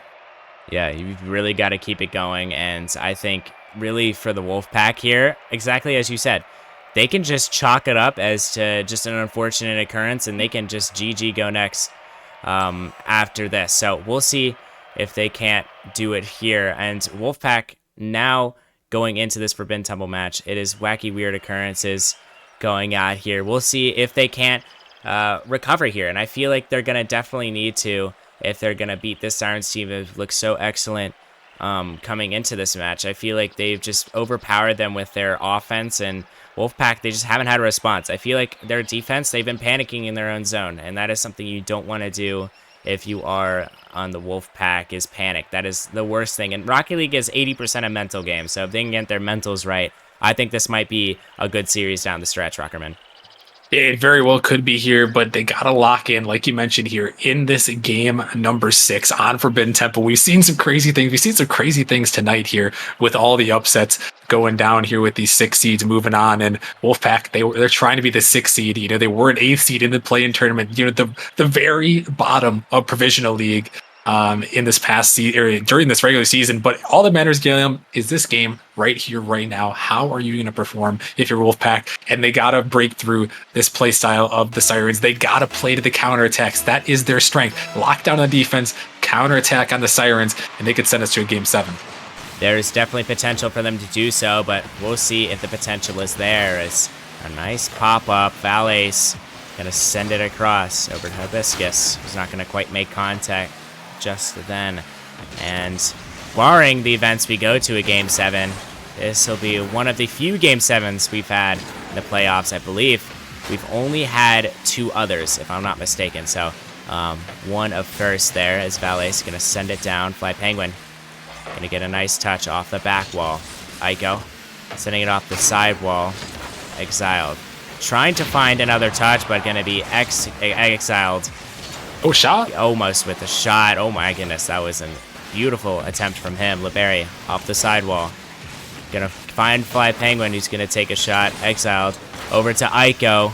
Beautiful dunk out there. Valace gonna try to follow it. Libery with the ball on top of his car. And wait a second, the defense! Where did they go? Valace has an open way to the net. And the other thing I say, Gallium, when you come back from a blowout here, and when you're on your season point right here, you got to come through with the first goal. And that one, absolutely massive for the Wolfpack. Show them that you are here to play. Show the Sirens that, hey, you may have taken it to us last game, but Game 6 is a different beast. It's a whole different animal here, and we are here to play and send us to a Game 7. Yeah, I think that is the main goal, just taking it one game at a time and one goal at a time, as Val might have an opportunity here. Can't find the back of the net. Would have been an insane read. Instead, Libery has control of the ball, tries to get it past one, and now he's going to be dunked out for it. Valace goes up with Libery. Libery going to beat him out there. Hibiscus up with one touch. Tries to find a second, can't quite find it. Wait a second, Fly Penguin, he's going to have to quickly turn on this one, and he does. A beautiful pass out, but nobody there to receive it for the Sirens. Wow. Taking his time here, Libery going to be there to challenge him. Ball out. Aiko can't find the touch. Fly Penguin back to defend there, and with a little over 3 minutes left for both of these sides, I mean, I'm wondering, Rockerman, do you see Sirens coming back on this one? They definitely can. They have the offensive pressure, and this one a shot, but a beautiful save. Good backboard defense there to get up there from the Wolfpack. But the Sirens, they definitely can come back. But it's, you know, Gallium, the reason that first goal is so big is because you force the Sirens to try to commit even harder here and maybe force an overcommit here, which could lead to your second goal. So really, you know, forcing the Sirens to play super aggressive is actually in the Wolfpack's favor here in this one. And, you know, the Sirens, you got to play smart. You got to play aggressive, but you got to play smart here. Do not overcommit and keep your pressure going. As we see a lot of committing going on, but a lot of also staying back, as we see Aiko staying back there. Now it leads to an instant shot. Can't quite find the second. Libery with a follow-up. Can't quite find the back of the net, but wait, Fly Penguin He's lurking in the shadows. LeBerry can actually shoot for him off the backboard. Oh no, Aiko might be soon to follow. Oh no, a mistouch, but Fly Penguin steals it. That was such an unfortunate play, and now 2 players up for Sirens. This could be a counterattack for the Wolfpack if they play this smartly. Valet's going to miss his touch. LeBerry now with that shot. It's not going to go in the back of the net. Instead, Exiled sends it over. Hibiscus going to wait out Aiko, and Fly Penguin top left. Yeah, that one just massive for Fly Penguin, making up for the earlier mistake there. And this is just an absolute snipe over the defender. Top left, good luck. Fly Penguin really made that ball soar through the skies. Is kind of ironic because penguins cannot fly. So, sorry, Fly Penguin. We love you around here. As Aiko going to take one touch off to the backboard, over to Fly Penguin. He's going to send it to the side. Exiled. Trying to send it downfield. Valles can't quite find it before LeBerry gets to it. Bumping out Hibiscus. And a nice pass out. Aiko. Going to take one touch. Trying to find a second is Aiko, and continuing the trend, trying to send it down the pitch. A beautiful shot from Aiko. But even better defense from the Wolfpack as the fake out. Aiko gonna 50 him out, and it feels like the Sirens have just been in the Wolfpack zone this entire time, just keeping on pressure, and that's exactly their game plan. And will this game plan be to their advantage, Rockerman? I want to know your thoughts. I mean, so far it is. The Wolfpack have only had one shot, but that's all they needed to tie this game up at the moment. But with a minute remaining, you got to find a way to get offense. And LeBerry with a big play, the pass-in play, and the Sirens take the lead. A big lead for the Sirens there as a beautiful pass over. LeBerry going to take that shot every day of the week. And now the Sirens, they're up by 1. 1 minute remaining. Can Wolfpack find a goal here late in this game, number 6? 1 minute remaining for both of these sides as a ball up by Hibiscus. LeBerry sends it down. Fly Penguin. Nice touch. Exile now to the sidewall. LeBerry gonna get dunked out. Valles trying to find one more. Aiko. Nice defensive play now. Aiko gets one touch. Hibiscus with the pop-up. Hibiscus trying to find one more. Can't quite find the touch. Fly Penguin down the pitch. Can't really find the read. He didn't have a whole lot of boost, but wait a second. A 3v1 opportunity. LeBerry going to send it to the sidewall, but there's going to be a shooter. Aiko over to Exiled. Another great save by Aiko. Just quicker on the defensive side. Valles with a nice 50. Aiko sending it down the pitch. Exiled pops it high. Fly Penguin going to send it to the sidewall. Valles can't quite find the touch. And 5 seconds remaining. Wolfpack need a goal here. Is there a miracle in them? 1 second left, and Aiko gonna send this one to the ground. The Sirens are going to advance and play the Gambits. What a series. Yeah, that was a crazy series there.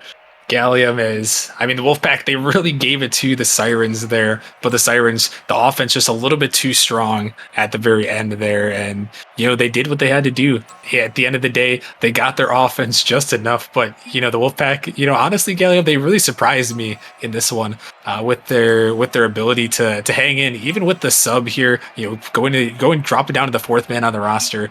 Or for the woman in this case on the roster there, and you know they did an honorable job, but the Sirens just a little bit too much tonight, and they'll be moving on now, which confirms our semifinal matchups actually now. So that gives Sirens versus Gambits, and that'll be Dissonance versus Uprising. So some spicy things still hanging around in the Provisional League. Yeah, and if we take a look at the Plan/playoff bracket, it's not updated to the current standings, obviously, but just give you guys a little bit of a visual there. Dissonance now playing, as Ruckerman mentioned, Uprising team who has some of the best defense I've seen in Provisional League. I mean, just incredible what they can do. So we'll see if Dissonance can't break through their defense. But as for the Sirens, they're going to play the Gambits in a semifinals matchup that is very good. Gambits have played the Sirens twice in this season and have reverse swept them twice in this season. So a very interesting stat there, but winner of the Gambits and Sirens match is going to win the grand finals. You can count me on that.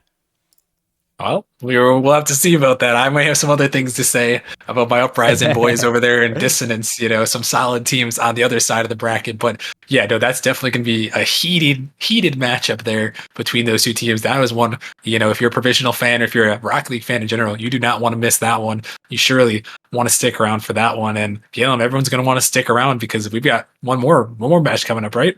Yeah, it's going to be an absolute banger. My Bishops. I love you guys. Take it on Snowstorm. Boo. I'm just kidding. I love you guys. Dan over there rooting his team on as well. It's going to be an excellent matchup. Please do not miss this one.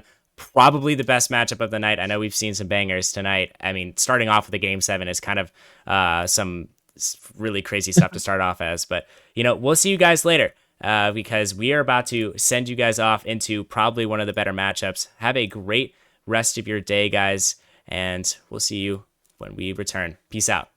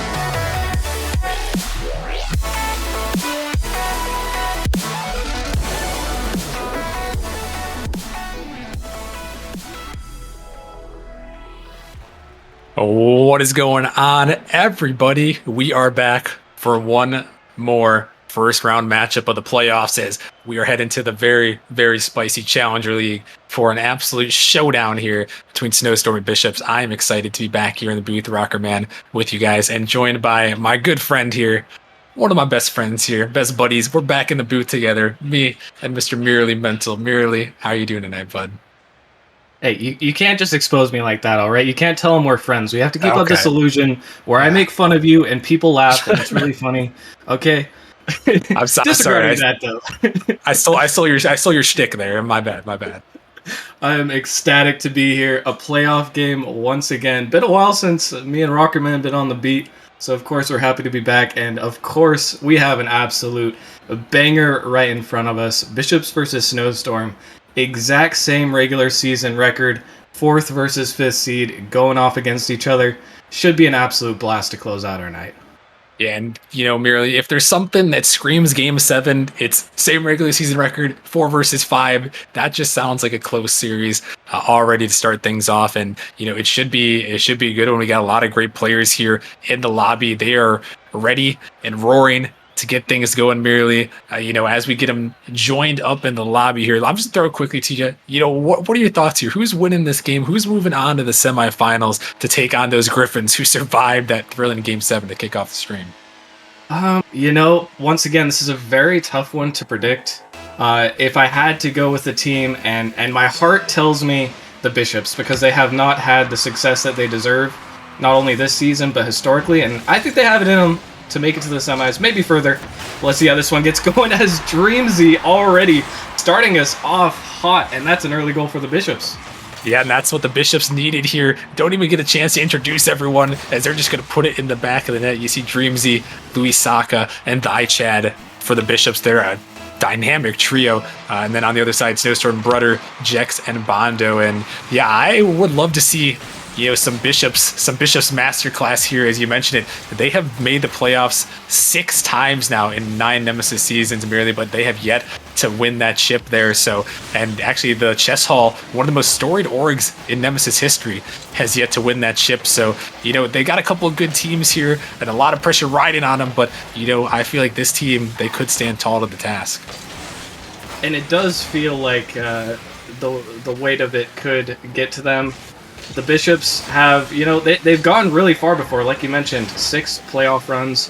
And the fact that no one in their org has won a championship is absolutely insane to me, especially the form the Grandmasters used to be on. The form of everyone as an insane save coming out from Brother. The follow-up shot, not quite there. And, well, we're already getting an action-packed Game 1 here as Bishops putting on the pressure early. Yeah, and some big saves there from Brudder. He might be the one to watch out for. Wait a minute, this ball towards the net, but Dreamzy going to be a save. And Brudder has been a player of the week already, but Chad going to catch the Snowstorm team out of rotation. I think there may have been a demo. There was a demo back there, and it looks like they didn't have enough time to get back. A nice counterattack, and even when they're not on offense so far, the Bishops still finding ways to shoot the ball. 5 shots in a minute and 15 seconds. Definitely Snowstorm going to have to wake up a little bit here if they want to get anything going in Game 1. Yeah, they definitely do find yourselves down in a 2-0 hole. And the one thing we've talked about here in the playoffs, and these are the last 2 teams merely to play in the playoffs. They've been waiting 2 whole weeks here. They had to wait for the end of the regular season, the entire play-in tournament, and this entire week of the playoffs. So you have to wonder, how hot they're going to come out here. I mean, so far we've seen 2 goals from Bishops, but Snowstorm maybe, living up to the name, a little bit cold here. Definitely a little bit cold here. Still waiting for that storm to come through. We'll see if it does. Like you said, the 2-week mark, it's kind of hard to tell where teams will be at because, either one of these teams could have taken the entire 2 weeks completely off. It doesn't look like the Bishops are taking any time off from scoring, though, as a third one goes in and the dominance continues. Yeah, and Chad, the captain there, gonna send that one in the back of the net. He's had a great performance thus far with 2 big goals for the Bishops, and it's a 3-0 lead here early. And Snowstorm gonna have to find a way to battle back into this one, as this one gonna be sent to Pi. Louis Saka gonna send it down. Here comes Brudder looking for the shot towards the net, but Chad and there to meet him for it. Bondo now send this one up high. Jex thought about it. going to think better of it, but he might not be able to get back to that one, just barely does, but Bishop's still shooting. That one's going to go off to the side, though. An opportunity gone by. This one in the zone, but the Ichad going to cut through, clear that one out, and we're about halfway through this game. Bishop's really just holding on to that pressure here. I mean, both these teams, they've had a couple of shots here, but it's only been the Bishops who've been able to capitalize. And definitely those couple early goals giving them a huge boost in momentum. And I'll be honest, Snowstorm just really has looked a bit discombobulated throughout the beginning of this series. I mean, they've had a few chances, no as clear-cut chances, although that was almost one right there. But whenever they're put under pressure, it seems like they're able to hold on for a little bit, but never long enough to get the ball out and start something of their own. Seems to be a tale over and over of the Bishops just catching them out on defense. That could be a mistake, though. Brother is there for the shot, but a huge double save. They combine Luis and Daichad to get the save, and still their rap sheet remains clean. Yeah, and both these teams, merely just watching them play, they both seem like they are just going at Mach 11 right here. Just super fast play from both of them, trying to go as fast as possible, trying to outspeed the other team. And so far, it's been the Bishops who have had that opportunity. Bondo looking to maybe slow down a little bit, throwing off the backboard. But that one can be cleared away as now Daichad taken to the air. What does he have in the tank? His shot towards the net, but Jex going to pinch it out. Bondo had an opportunity, but going to sail that one a little bit to the corner. Bondo now getting off the backboard. Opportunity part 2, but it's not going to go. It's now final 60 seconds of game number 1. Bishops holding on to this 3-0 lead. Here comes Daichad. He's up, sending this one just off the backboard. The follow-up attempt, it's not going to go, though. That one, Dreams could have pushed that one through, but not yet meant to be. And with 45 seconds left, we're going to need a Snowstorm miracle here, or they're going to have to be looking at game 2. Yeah, and it's not really like the Bishops needed that last goal, most likely, but definitely an unfortunate miss. We can chalk this one up almost entirely with 30 seconds left. Very unlikely that Snowstorm will get anything going. But moving forward, you did mention something that I kind of want to reiterate. It seems like both teams are playing very fast. And obviously it's working out well for the Bishops, who have been able to place their shots and take out defenders when necessary. But Snowstorm definitely might consider changing up the pace, if not going slower, going for some more demos, going for more impactful touches rather than just kind of mindlessly hitting the ball around, which seems to be what they're doing right now. Yeah, and that's the one thing, it's a danger in Challenger League. I mean, being a Challenger League veteran this season myself, I've seen many teams just go full out speed, just speed over everything. And I feel like Challenger merely is that league where, players, they're getting mechanical, but they know, hey, to be better, to be more consistent, we have to be fast. And, like we kind of mentioned, maybe it's time to slow it down to try to switch it up heading into that game number 2. Yeah, I definitely agree. A lot of players hear people talking about how fast a player is, especially professional players, and you think, oh wow, yeah, they get to the ball really fast. But, it's really more about being in the right place as fast as you can be, not necessarily just getting to that ball quickly. And definitely something that a lot of Challenger players, including myself, struggle with. But if Snowstorm just take a little bit of time to calm themselves down and really focus on the touches, they definitely are not even close to out of this one. I mean, a 7-game series, we've got a long ways to go. I mean, we do have definitely a long ways to go, and you have to think, looking back in that game 1-2, I mean, Bishop scored those 3 goals really quickly, and then Snowstorm, they held them down the rest of the way, so they kind of stuck with them. So maybe getting those stream nerves out of the way, getting those, first playoff games, nerves out of the way there, and maybe they can start something here as Brother looking for a shot there, starting out early, and that's what you want to see if you're a Snowstorm fan, as they started out early, but not quite able to get one in the back of the net, as Luis Saka is going to find a clear down. Jex on the dribble here, going to be sent down. Snowstorm looking to find a counterattack, this ball up high. Jex looking for the bump, but a great 50. Daichad able to get in the midfield. And that's a couple times now merely where I've seen that from Daichad. He's cutting in right when they need him to be that first man to just stop any pressure from Snowstorm. And he has been absolutely clutch. Bishop's escaping a very scary defensive stand there, and Chad doing it on defense and offense comes through, and it'll be the Bishops who score for first once again. Yeah, nice little touch pass down from Louis Saka there, and Chad just waiting, and he seems to be doing it all right here, leading the team, has that captain role, but he's also leading them on the pitch, so you love to see it. Is this one, almost was a dangerous ball, but just enough power to clear it away. But again, the Bishops, they are going to strike first, and they're looking to strike second. Here is Demo Trade comes through. But that one going to be sent down back in the Bishop zone. This one banged out. The net is open. Louis Saka, does he find that read? No, he's going to try to leave it. Chad up there off the backboard. Snowstorm could have a counterattack opportunity. Brother looking to make something happen, trying to find this dunk through. But it's not quite going to go. A little back pass. Oh, wait a minute there. It's almost going to find the net, but it's going to be saved away. And Snowstorm, again, another good opportunity denied by this Bishop's defense. We'll say this is improvement. Now we're seeing Snowstorm get opportunities that weren't that are more clear-cut than they had in the first game. And the Bishop's defense so far has been able to hold on. They've been able to make good saves, get those clears, but a lot of them have been last second. It seems as though whatever Snowstorm is doing, it is working. They just can't overcommit, and they just have to be patient, because eventually it seems inevitable that they'll find that goal. It does. I agree with you there, and that's the one thing too. We talked about possibly changing up your play style, but realistically, in a 7-game series like this, you got to stick to your guns. You got to play your play style until you get down 2 games or 3 games in the series. Then maybe you try to switch things up. And for Snowstorm, there's a reason that they've had success this season. There's a reason they made the playoffs here, and they're trying to prove it here. But like you said, it got to be patient. Don't get too discouraged. Here's an opportunity. Jex, can he put it in? It's just Chad there, able to make a touch. This one sent across, a shot attempt from Dreams, but not quite going to go as we near the halfway point in Game 2. The Bishops holding on to this 1-0 lead in this game and in this series. As this one now sent back, Jex looking for the angle. Does he find it? Yes, he does. Perfect placement. And Snowstorm, their first goal of the playoffs.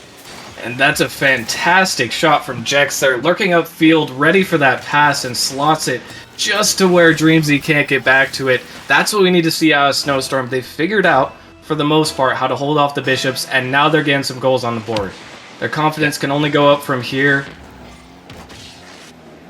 Yeah, definitely can only go up, and finally getting your first goal is going to get some confidence, but that one is going to take away some confidence. His Dream strikes back. You know what? My bad. There goes the confidence. Jex, you hit a great shot, but the defense actually just absolutely chopped up by that 3-man passing play. Can't be too mad about that one. That was a great play from the Bishops to put him on their back foot once again. Yeah, that was a great play, and you love to see those 3-man passing plays. You love to see passing plays in general here in any league, especially the Challenger League. They start to get to that point here. Challenger, again, it's that midpoint, of Nemesis, to where you start to see these people really hitting those passing plays with consistency. And the Bishops, they seem to be consistent right there as they send that one in. But this ball, dangerous. Louis Saka clearing it across his own net, but fortunately, no Snowstorm attacker able to find that one. A flick, going to be sent down, going to be cut off in the midfield. Snowstorm kind of racing back dangerously, but it's going to be sent in their zone. And now, 1:40 remaining. Snowstorm trying to put on some offensive pressure here as Jex sends it down. Dreams going to take it to the side, but merely they got to get it going here. But wait a second, an opportunity. Dreams is trying to pop it up. Louis Saka looking for the shot. This ball's still hanging around. Snowstorm able to hold on the defensive end, but again, it's the offense that they need. So many more shots coming through for the Bishops. The demo comes out as well. Chad there for the shot. It'll go across. And Snowstorm still just doing what they've been doing for most of the game. Just turtling up and just managing to barely keep the ball out of their net. They need to do more than that. You said it yourself, Rockerman. They need this offense, and they don't need to get scored on again. Luis coming through, and it's a wide open net for him to pad his stats. Yeah, and Chad just he might have even clipped Jex a little bit there on that one, but either way, he got the pass across. And the Bishops, they've been great to follow every single time. And with 58 seconds left, Snowstorm gonna need something. Gonna need, maybe not quite a miracle, but they're gonna need some quick pressure here to try to turn things around. This ball could help out as it's sent back. Double commit there from the Bishops. It drops straight down. Can Snowstorm get to a Jex? Not quite enough boost to get up for that one. He knew he had to go, though, to try to put that pressure on, but couldn't quite reach. Chad with that angle. Oh my goodness, Chad. And we keep saying his name for good reason. Chad just gets there a little bit faster, barely beating out the defense and places it nicely downward. Another 3-goal advantage we're seeing here, and although Snowstorm were with the plot for most of the game, it just takes these little mistakes, and all of a sudden things are falling apart. Can they bring it back a little bit though? There's a good pass, Brudder with the shot. Won't quite make anything out of it, and once again, Snowstorm leave an offensive attack empty-handed.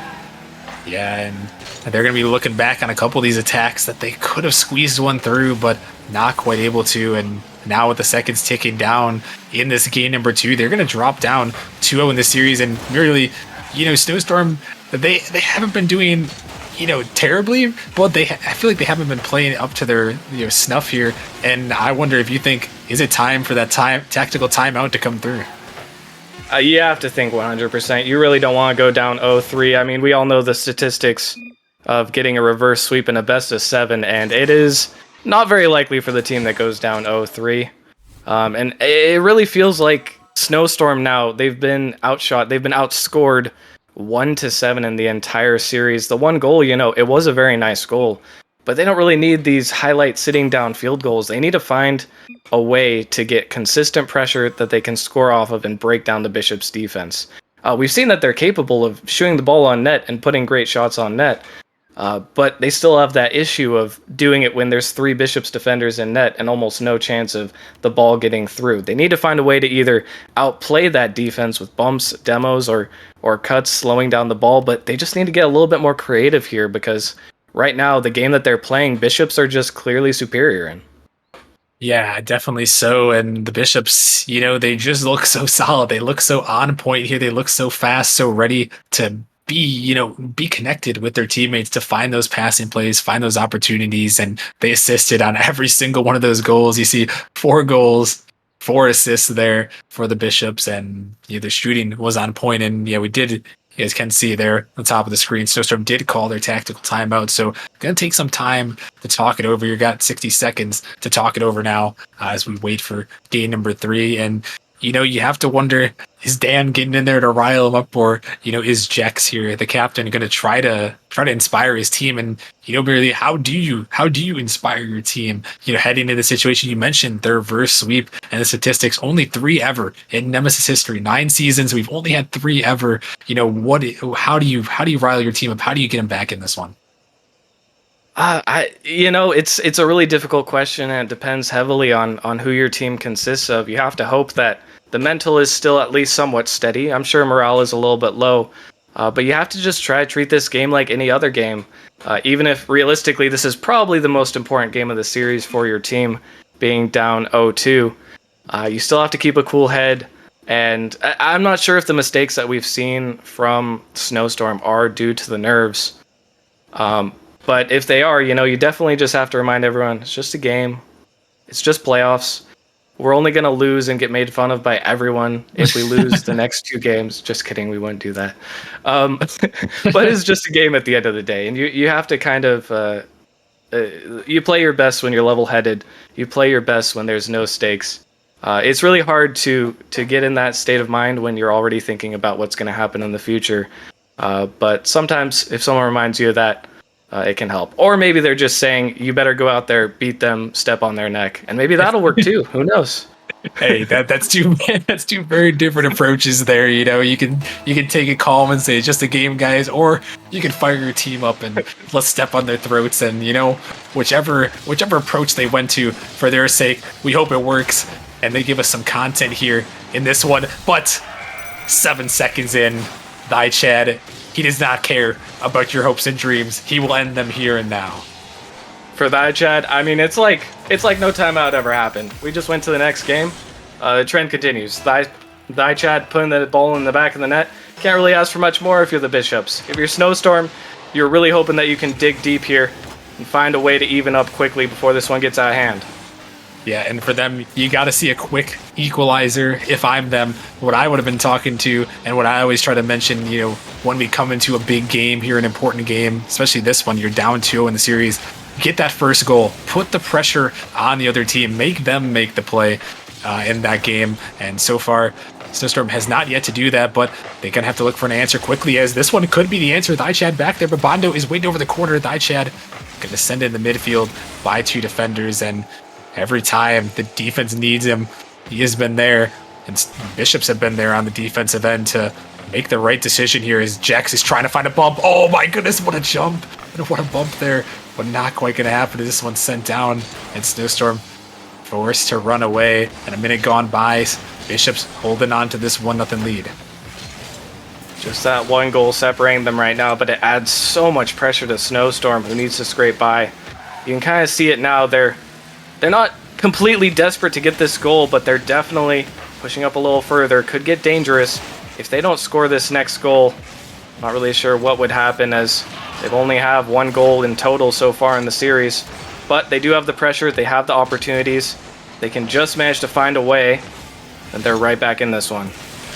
Yeah, they definitely could be right back in this one. Can they find the counterattack? Can they put this one through? Double commit comes through from the Bishops, but that ball only going to 50 out in the midfield. Bishops going to try to take this one, but Brother, he's going to take this one up, send it off the backboard. Here comes Jax, trying to find that 50. He's going to drop down. Chad can't meet to it. This is a great opportunity, but the shot is right at Louis Saka there. That one was a big one. And in a game merely of limited opportunities against his Bishop defense, you got to get the placement on those ones. And that's just another small tick towards the mental of Snowstorm, who really are probably going to be feeling like the score should be equal right now. It still could be. This one's a bit awkward above. Looks like the defense will get to it. But still a chance for some pressure from Snowstorm. That ball's cleared out. And Brother will be looking for the double tap. Dreamsy just barely gets there. And as Snowstorm are putting on more and more pressure, the Bishops are just equal to everything. They cannot be bumped. They cannot be scored on so far. And you can really sense that things are getting dire here as Snowstorm almost finding their way. Oh, they almost found that bump. As you were saying that they can't be bumped, I think Chad or one of the Bishops defenders was being chased up the goal there, and it almost worked out for him. It's a huge miss. No! Snowstorm, they had the opportunity. They couldn't put it in, though. Not expecting that miss, and with the way Bishops were playing, I don't blame them there, because they have hit every ball except for that one there, and again, another one that's just heartbreaking for the Snowstorm squad here as they find themselves down 2-0 in the series. Down 1-0 in this game. Got to make something happen here. They need it here. It's under 2 minutes now. Looking for a bang. Oh, do we see a redirect? Jack's looking for it. And Brother, it's going to get down. Bar down, skiing in. And finally, Snowstorm going to tie this one up. And finally, a mistake from the Bishops. Maybe Luis thinking that there was a touch there. But either way, just completely misses the ball. And now an even game. I mean, if Snowstorm are going to strike, it has to be now. They have to build on this and keep pushing while Bishops are making these errors. Yeah, there have been a couple errors now for the Bishops. They haven't been flawless. They haven't been perfect. And now it's up to Snowstorm to answer. But oh my goodness, Chad almost found his answer. As now Snowstorm taking it down the pitch. Jex got this one up here. Still in the Bishop zone. Luis Saka going to make a touch. Bondo going to dive in, trying to keep this pressure going. Dreams going to send this one up high. Jex equal to Chad, but it's going back towards the net. Chad with another touch there. Not quite going to go. As Luis Saka off the corner. Bondo going to send this one down now. A minute remaining. Opportunity here. As Bishops, 2 defenders go quickly there. Snowstorm off the backboard. Dangerous ball, but Chad just able to pinch it out here. As this one threatening again. Bishops seem to be a little bit suffocated here, merely. We haven't seen this too much, but Snowstorm, they have done a pretty decent job of keeping the Bishops on their end. They really have, and potentially for the first time in the series, Snowstorm actually possessing more shots on net than the Bishops are. It's a really great sign for them. But if they can't get this next goal, it might just be too little too late. They've had great pressure. They just need at least one more. We may be heading to overtime regardless, but the last 20 seconds tick down, and it's all Snowstorm to capitalize here. Yeah, Snowstorm, the pressure is solely on their shoulders. Gotta avoid dropping down 3-0 for the Bishops, looking to take that commanding lead, assert themselves in the series. This one in the zone, Jex trying to get to a Dreams. Gonna be there first, Bondo, there to 50. Bishops, could they have an opportunity? They send this one down, Snowstorm gonna parry that one to the ground in overtime here, merely in this game number 3, a must-win nearly for Snowstorm. In our first overtime, the other 2 games were somewhat blowouts on Bishop's end of things, but they have not been nearly as controlling in this game number 3. Said it before, but it's definitely Snowstorm's time to step up if they ever are going to. As things look a bit awkward on defense, they have to try to get that pressure going again. Have to try to not let the Bishops do what they've been doing all series, which is just hammer this net over and over again. Uh-oh, Dreams looking for the flip reset. Could have been dangerous, but not quite going to go. Is this ball again? Uh-oh, dangerous thigh, Chad. Is he going to do it? No. Bondo just on the goal line, but this ball still up in the middle. But Brother, there just in time. You thought thigh Chad was about to send another dagger into the hearts of Snowstorm, but not meant to be this time. This one over to the side, and that one works out, a missed touch, and Brother ends the game, and Snowstorm is in this series. And so back and forth in this one. An unfortunate touch from Dreamsy there, straight over to Brother, who sinks in the back of the net. Finally, Snowstorm get a series win, and they are not going out quietly into the night. They are here to take it to the Bishops, and we finally have a series on our hands. We do finally have a series, and that is what we want to see here. This is what we expected to see here from the Snowstorm squad, who has been very solid this season. And, merely there were some trying times, but, if you're Snowstorm, not only do you get the victory here, but, I think all things considered, there were a lot of positive signs in that last game pressure-wise. Yeah, definitely a lot of positive signs for Snowstorm there. They were able to actually almost live on the Bishop's half for a good portion of the game. Able to get their opportunities, even though if they were a little bit inaccurate for my taste, for a lot of them, they were able to create those chances, which is sometimes even more important than putting every single one in the back of the net. Now we just have to see if they can repeat that, or Snowstorm are going to get back up to where they were at the beginning of the series.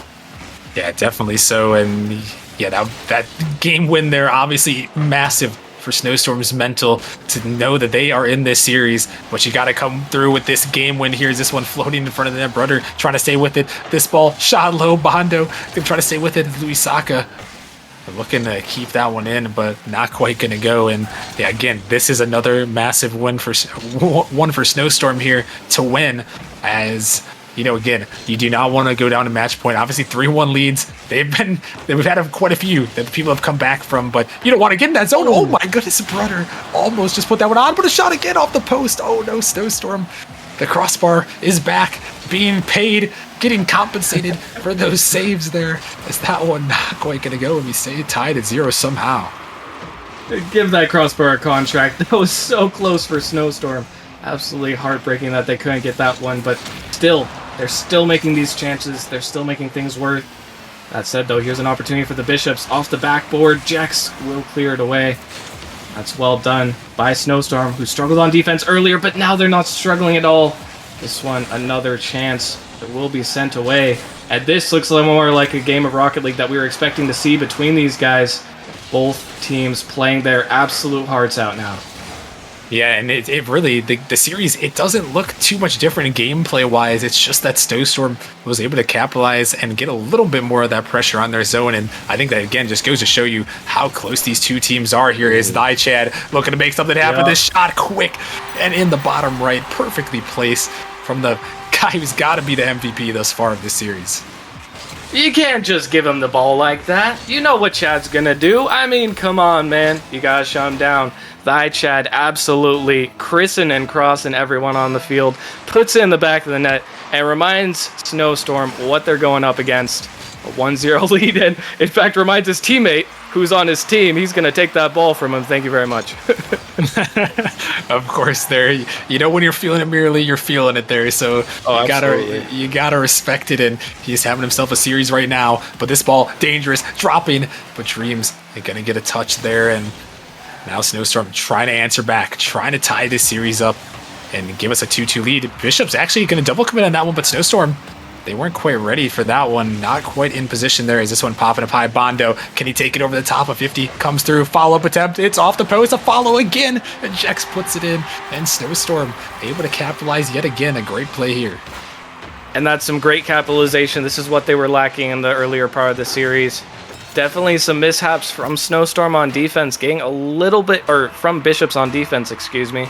Definitely getting a little bit jumpy, letting those opportunities become apparent for Snowstorm, but a great job to capitalize, and now we have ourselves an even game once again. Yeah, an even game here in this game number 4. A massive, massive game for these two teams as this one off shot fired on net. And oh my goodness, the placement, the power. It's that guy yet again. And who else but Chad himself, just shooting from off the wall. Perfect placement. Jax so close to getting that save, but just barely escapes past him. And the tie game was short-lived, as the Bishops now up 2-1. You know, a 3-1 series scoreline is not as bad as a 3-0. I'm sure if you're a Snowstorm, you're hoping for this to be a 2-2 after this. A little bit more work to be done for that to be the case. Yeah, this one dropping in front of the net there. It's going to be saved away. And Jex looking to take control now. He's got a touch here, trying to send it down. That ball going to go over the top of him. Bondo has a little bit of time, but the attackers are quickly diving in. That one screams off the post there. And Brudder just enough to get it away, but Dreams still lurking, still shooting. That one, they go a little bit wide. Snowstorm can't quite make the touch they need to get this ball out. Chad just being a nuisance. As Snowstorm going to back up. Looks like they are starved out of boost right here. Brudder trying to get it out for his team. That ball going to go down. A nice double touch there. This one actually popping up high. Could be dangerous, but Luis Saka there first. Set it down. Dreams looking for the redirect. Oh my goodness. The cherry pick works out, and what an angle. And in case you forgot, there was people on this team other than Chad. Dreamsy coming out with the redirect. Perfectly placed right down the center. That's all he needed. The 3-1 lead much more convincing. Bishops look to be back in their dominant form. Yeah, they really do. And that one, another massive goal as they are trying to take this momentum back in their favor, show everyone why they were this great team in the regular season and why they got an early lead here in this series and why they're going to try to close out Snowstorm right here, right now. As Brudder trying to send this one down, looking for a touch, actually going to work out as a fake underneath, but that ball pinched up so high, down to under a minute remaining here.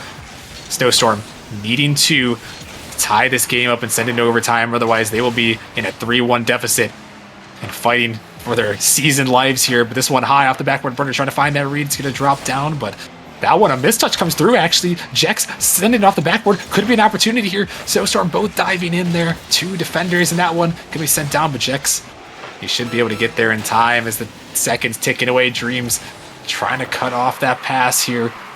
Brudder looking for something hard off the backboard. Opportunity again, but denied once more. The Bishops, valuable seconds going off the clock here. And Snowstorm, once more, they need a miracle here in the final seconds. They need a score with time on the clock, and they find it. Brudder with 10 remaining. For the first time ever, Caster's Curse actually helps out a team. That's absolutely fantastic of Brudder finding the angle. 10 seconds left isn't a lot of time, but it's just enough to get something going. Now Snowstorm needs a huge kickoff here. They need a good kickoff win. Whatever it is, they need it in their favor. It's going to go back in the zone here. Bondo sends it out. That's not quite the touch he was looking for. Jack's going to get it by 1. Chad trying to get in. A pass over to Bondo. The ball gets popped up. 2 Bishops are up for this one. It could be dangerous. They're going to try to send it middle, but no, it's going to touch the ground. And the Bishops go up 3-1 here in this series. 1 win away from a date with the Griffins in the semifinals. And it almost seemed like for a second we might be headed to overtime again. Snowstorm with one final opportunity that just didn't quite work out, but overall a great game from the Bishops. It really felt like they had a little bit of a lapse in this last game, but they are definitely back on form, and by they, of course, I mean Chad, absolutely popping off. If the Bishops just keep letting Chad run all over Snowstorm, and Snowstorm can't shut him down, I mean, this might be a quick end of the series we have here. It very well could be, and, you know, Snowstorm heading to this one. I mean, that last game, really, it was about as even as you could get there, you know, at least stats-wise. I mean, they were tied 6 shots, 2 demos each, 3 saves each. The only difference there is the goals and the assists there. And I mean, you know, we expect it to be close, but it's just that, I feel like it's just that it factor merely. I feel like that is the difference in this series. I feel like making those plays, I feel like Chad, you know, to keep harping on, he has just made plays in this series when his team needed it. And, you know, I think that's the big difference in the series right now and the reason why Bishops are up 3-1. I'd be hard pressed to disagree. I definitely think he's made a huge impact. Now it's just to see if they can close it out. 3-1 lead, 3 lives left for the Bishops. 0 left for Snowstorm. It's now or never. It's now or go home. We have to see what they can bring to the table. We know that they can take games off. A little breezy flick out from defense there from Dreamsy. But will Bishops get overconfident? One of their best chances might be, if they can take advantage of the confidence of the Bishops, try to get some counterattacks, try to get something going. But they definitely need a huge game 5 here, that's for certain. That is for sure, and yeah, we've seen 3-1 leads blown in this very playoffs. Merely we saw it in the Prospect League earlier. This one where the Banshees came back to move on to the semifinals. So it is possible for Snowstorm. It's been done before in Nemesis history, but can they make it happen? This ball shot towards the backboard. It's going to go in. Bishops starved out a boost, it seems, and Bondo is going to get the scoring started. That's not a bad start. Shout out to Jex there for the bump as well. Dreams probably was in a good position to save that one, but knocked off the goal line awkwardly, and he had no chance from that point moving forward. It's a great start for Snowstorm. Let's see if they can keep it up. Yeah, I think that bump actually came through twice. At least the first one was an attempted bump, and then I think they got back with the second, and that is just massive for Snowstorm. They've got to keep it going, though. A 1-0 lead is not safe when you got these Bishops players lurking around, but they're trying to make it 2-0, but Luis Saka off the backboard there. A demo comes through, but that ball almost thrown back a little bit too far for Snowstorm to handle. As now Chad looking to take it up, going to try to flick it by one brother high off the backboard. Is there a follow? Dreams going to send this one down. It's Luis Saka who is going to be there for the follow. He's going to pinch it way up high. And down in the midfield, Jex and Brother very close together there. It's going to leave Bondo left alone, and it's going to leave Bondo dead and hoping that his team can make this save here, as they are going to clear it to the side, but Snowstorm able to hold the line here for the moment. And that's a huge demo from Jex there. Seems like he's going on the hunt. Chad returning a demo, though. Jex with another one. He absolutely is on the prowl, and he is finding these Bishops members. If you can't beat them, take them out of the equation. It's a tale as old as time. So far it's working, half the game left. Snowstorm with this lead, but I sure would like to see them get at least one more goal. Get a little bit of comfort so they have some room to just feel more comfortable in this one. Yeah, it just really does not feel safe with the way the Bishops have been just seemingly, just a slightly more dominant team in this one. Just enough, to where it does not feel safe. No. And speaking of not safe, this open net is not going to feel good as Bishops, they tie this up. And yet, I know you would have liked to have another goal, Snowstorm, but you really didn't need to press that hard for it. The double commit just leaves the easiest touch ever, to be honest, and the return of the open net. A tie game now. Snowstorm, once again, staring down the barrel. Yeah, it's just a dangerous time here for Snowstorm, and you mentioned another double commit. We've seen actually a couple of them there gone unmentioned in this game, but there were quite a few of them there on these clears that were just unnecessary. And that one, this time, they finally are punished yet again. And now, 1-1 here. Snowstorm season on the line. Can they make some more magic happen? It's going to be up to one of these Snowstorm players. Right now, it's Jex trying to take it by one. He's going to get bumped off, though. It's this ball floating. Snowstorm, all three in that corner, trying to get someone in midfield. Bondo looking to be a nuisance there, but can't quite get it all the way through. Jex going to be 50'd out by Luis Saka. Jex trying to stay up with it, can't find that touch. It's down to Brother. Can he make a flick that happen? Oh my goodness, it's towards the net. It's dangerous. It's floating. Brother, can he find the placement? It is! Top right. The placement is perfection. And Brother, once again, that was actually a little bit unintentional, it looked like, but a fantastic touch by Jex to put the ball just out of reach of the defense of the Bishops. And of course, a perfectly placed shot by Brother. A beautiful play to go up once again. Now only a minute and 20, and this lead is definitely holdable. It is holdable, but it is not safe. As we've seen many times here, the Bishops can strike at will. But can Snowstorm hold on? It was a great play, but is it enough? Chad gonna get it by one here. Chad again, looking to stay with it. He's got another. Popping it up high, Brother. Oh no, can't make the touch. Jex and Bondo. A little bit of the panic to clear that one away, but they do. As this one back in the Bishop zone, looking for one more. Just give him some sort of insurance checks. Trying to make the turn. It's off the backboard. Brother with the bump, but Chad is going to come through. And the final seconds, merely, we're getting down to away Hey. Dreams looking for the shot, but it's going to pop up high. And Snowstorm, they just have to hold the line for 35 seconds. That's all they have to do, but right now it might feel like quite a tall order. This one going to go right over. Luis can't get the touch, but there's no offender. Might be for the best, as all they need to do is play solid defense. Thaichad out of boost and 20 seconds left. Time is ticking down. Bishops definitely want this series to just be over. They're up 3-1. Just come on, give it to me already. Yeah, the But seconds, it won't be though. just yet. The seconds, though, they are ticking really. Final 10. Snowstorm, can they hold on? This ball is popped up. Can the Bishops find the equalizer? Snowstorm giving a little space, but now Bondo going to cut it off, trying to shut it down. Ball up high. They just need to set it down. The Bishops both go, trying to keep this one up, actually. They keep it to the side. It could be a counterattack opportunity, but it's going to hit the ground. And Snowstorm, they squeak out another one merely. And you know what that means. Forbidden Temple here for game number 6. Of course it's Forbidden Temple. Who knows what'll happen on this one, but one thing's for sure. Snowstorm are closing that gap quickly. Now a series at 2-3, only one more game to equalize, and that's when the Bishops really start to sweat. Seems like they've been able to regain their mental prowess. They haven't been making as many mistakes. They've stayed solid. Snowstorm, actually, Bishops, excuse me, looks like they're going to take a timeout. Definitely a good idea here. Try to kill that momentum on the Snowstorm end of things, reform your plan, and try to recreate games 1 and 2, because that was really where we saw Bishops shine the most. Yeah, and I mean, merely this one is heating up here. Snowstorm, I mean, a couple times here, merely, they've been pushed to the brink. It seems like they have had just enough resolve to make it happen. I mean, they go down 2-0. You got to win that one. You can't go down 3-0. They win that one. They drop down to 3-1. Your season is on the line. They win that one. But now they got to string them together here. This is the time where you're going to need 2 more in a row. You need this game 6, force that game 7, and then, you know, obviously game 7, but heading to Forbidden Temple. The craziness, it's always looming, it's always lurking. And with this timeout in play, the Bishops are hoping to, you know, calm the momentum. They're not even going to let it get to that game 7. They want to cut the momentum off right here, end it now.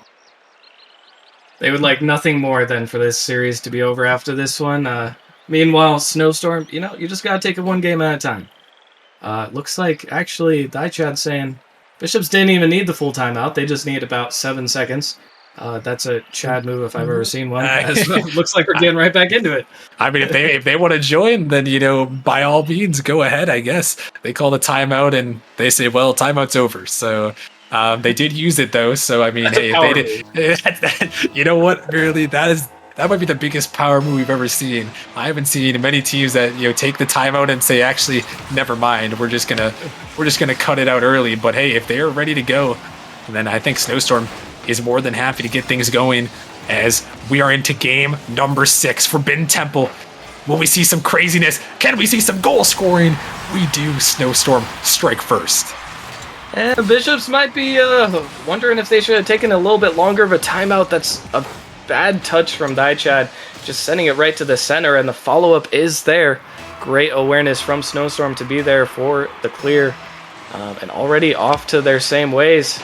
They want to get to game 7. This is the perfect path to do it. Yeah, definitely so. And Snowstorm to get that first goal, again, it's such a massive goal there. You know, you're down here. You got to put the pressure on the Bishops, who you know, merely they were definitely feeling it in some capacity there to force them to call the timeout. You know, they were feeling the pressure, and I think now even more so they understand.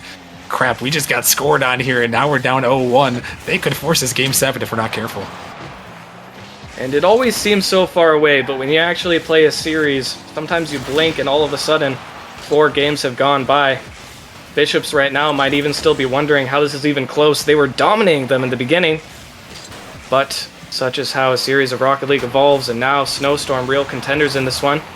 Up in this one as well. That's a huge miss. That was just going to bounce out, but there's no follow-up. Dreams might be there for the shot. Brother will get back right in time, and a little bit of awkward play there, but Snowstorm still keeping their 1-0 lead alive. Yeah, and that's some Forbidden Temple crazy if I've ever seen it. Merely there, you can see the Rocket League gods. They know about Forbidden Temple. They know why it is forbidden. But fortunately for Snowstorm's sake, it wasn't too forbidden there, as they're able to get that one away and hold on to their 1-0 lead. But this one towards their own net, but they're gonna be able to clear it away and send it back out. Luis Saka looking across. Daichad gonna make a turn. Luis Saka is hunting. Daichad Gonna take to the air. Not the best takeoff he was looking for, but it's still gonna pop up. Jex, maybe a little bit of a fake. Calculated or not, it's gonna work out towards the midfield. Shot attempt. Thaichad has to make the save. He locks it down for the moment. But Snowstorm still throwing it back in. Bishops wasting some boost here to try to clear it away. And, really, it seems like that's been part of the key too, is that boost game. Yeah, absolutely. So far, Snowstorm have done a really good job of controlling the boost and being able to stay on the Bishop's half. We've seen it result in another advantage, even if it is a slim one. But this could be one here for Thaichad, and he will put it in. The pass barely makes it through, but of course, if there's even an inch, Thaichad will take a mile. Fantastic play. Yeah, that's just a great pass down just over the defender. An inch more, and that one could have been deflected away, but of course, it's Thaichad, the man who has stepped up big for this Bishop squad. And now he has tied this game 6 up. But can he win this game 6 for the Bishops, or will we see another hero?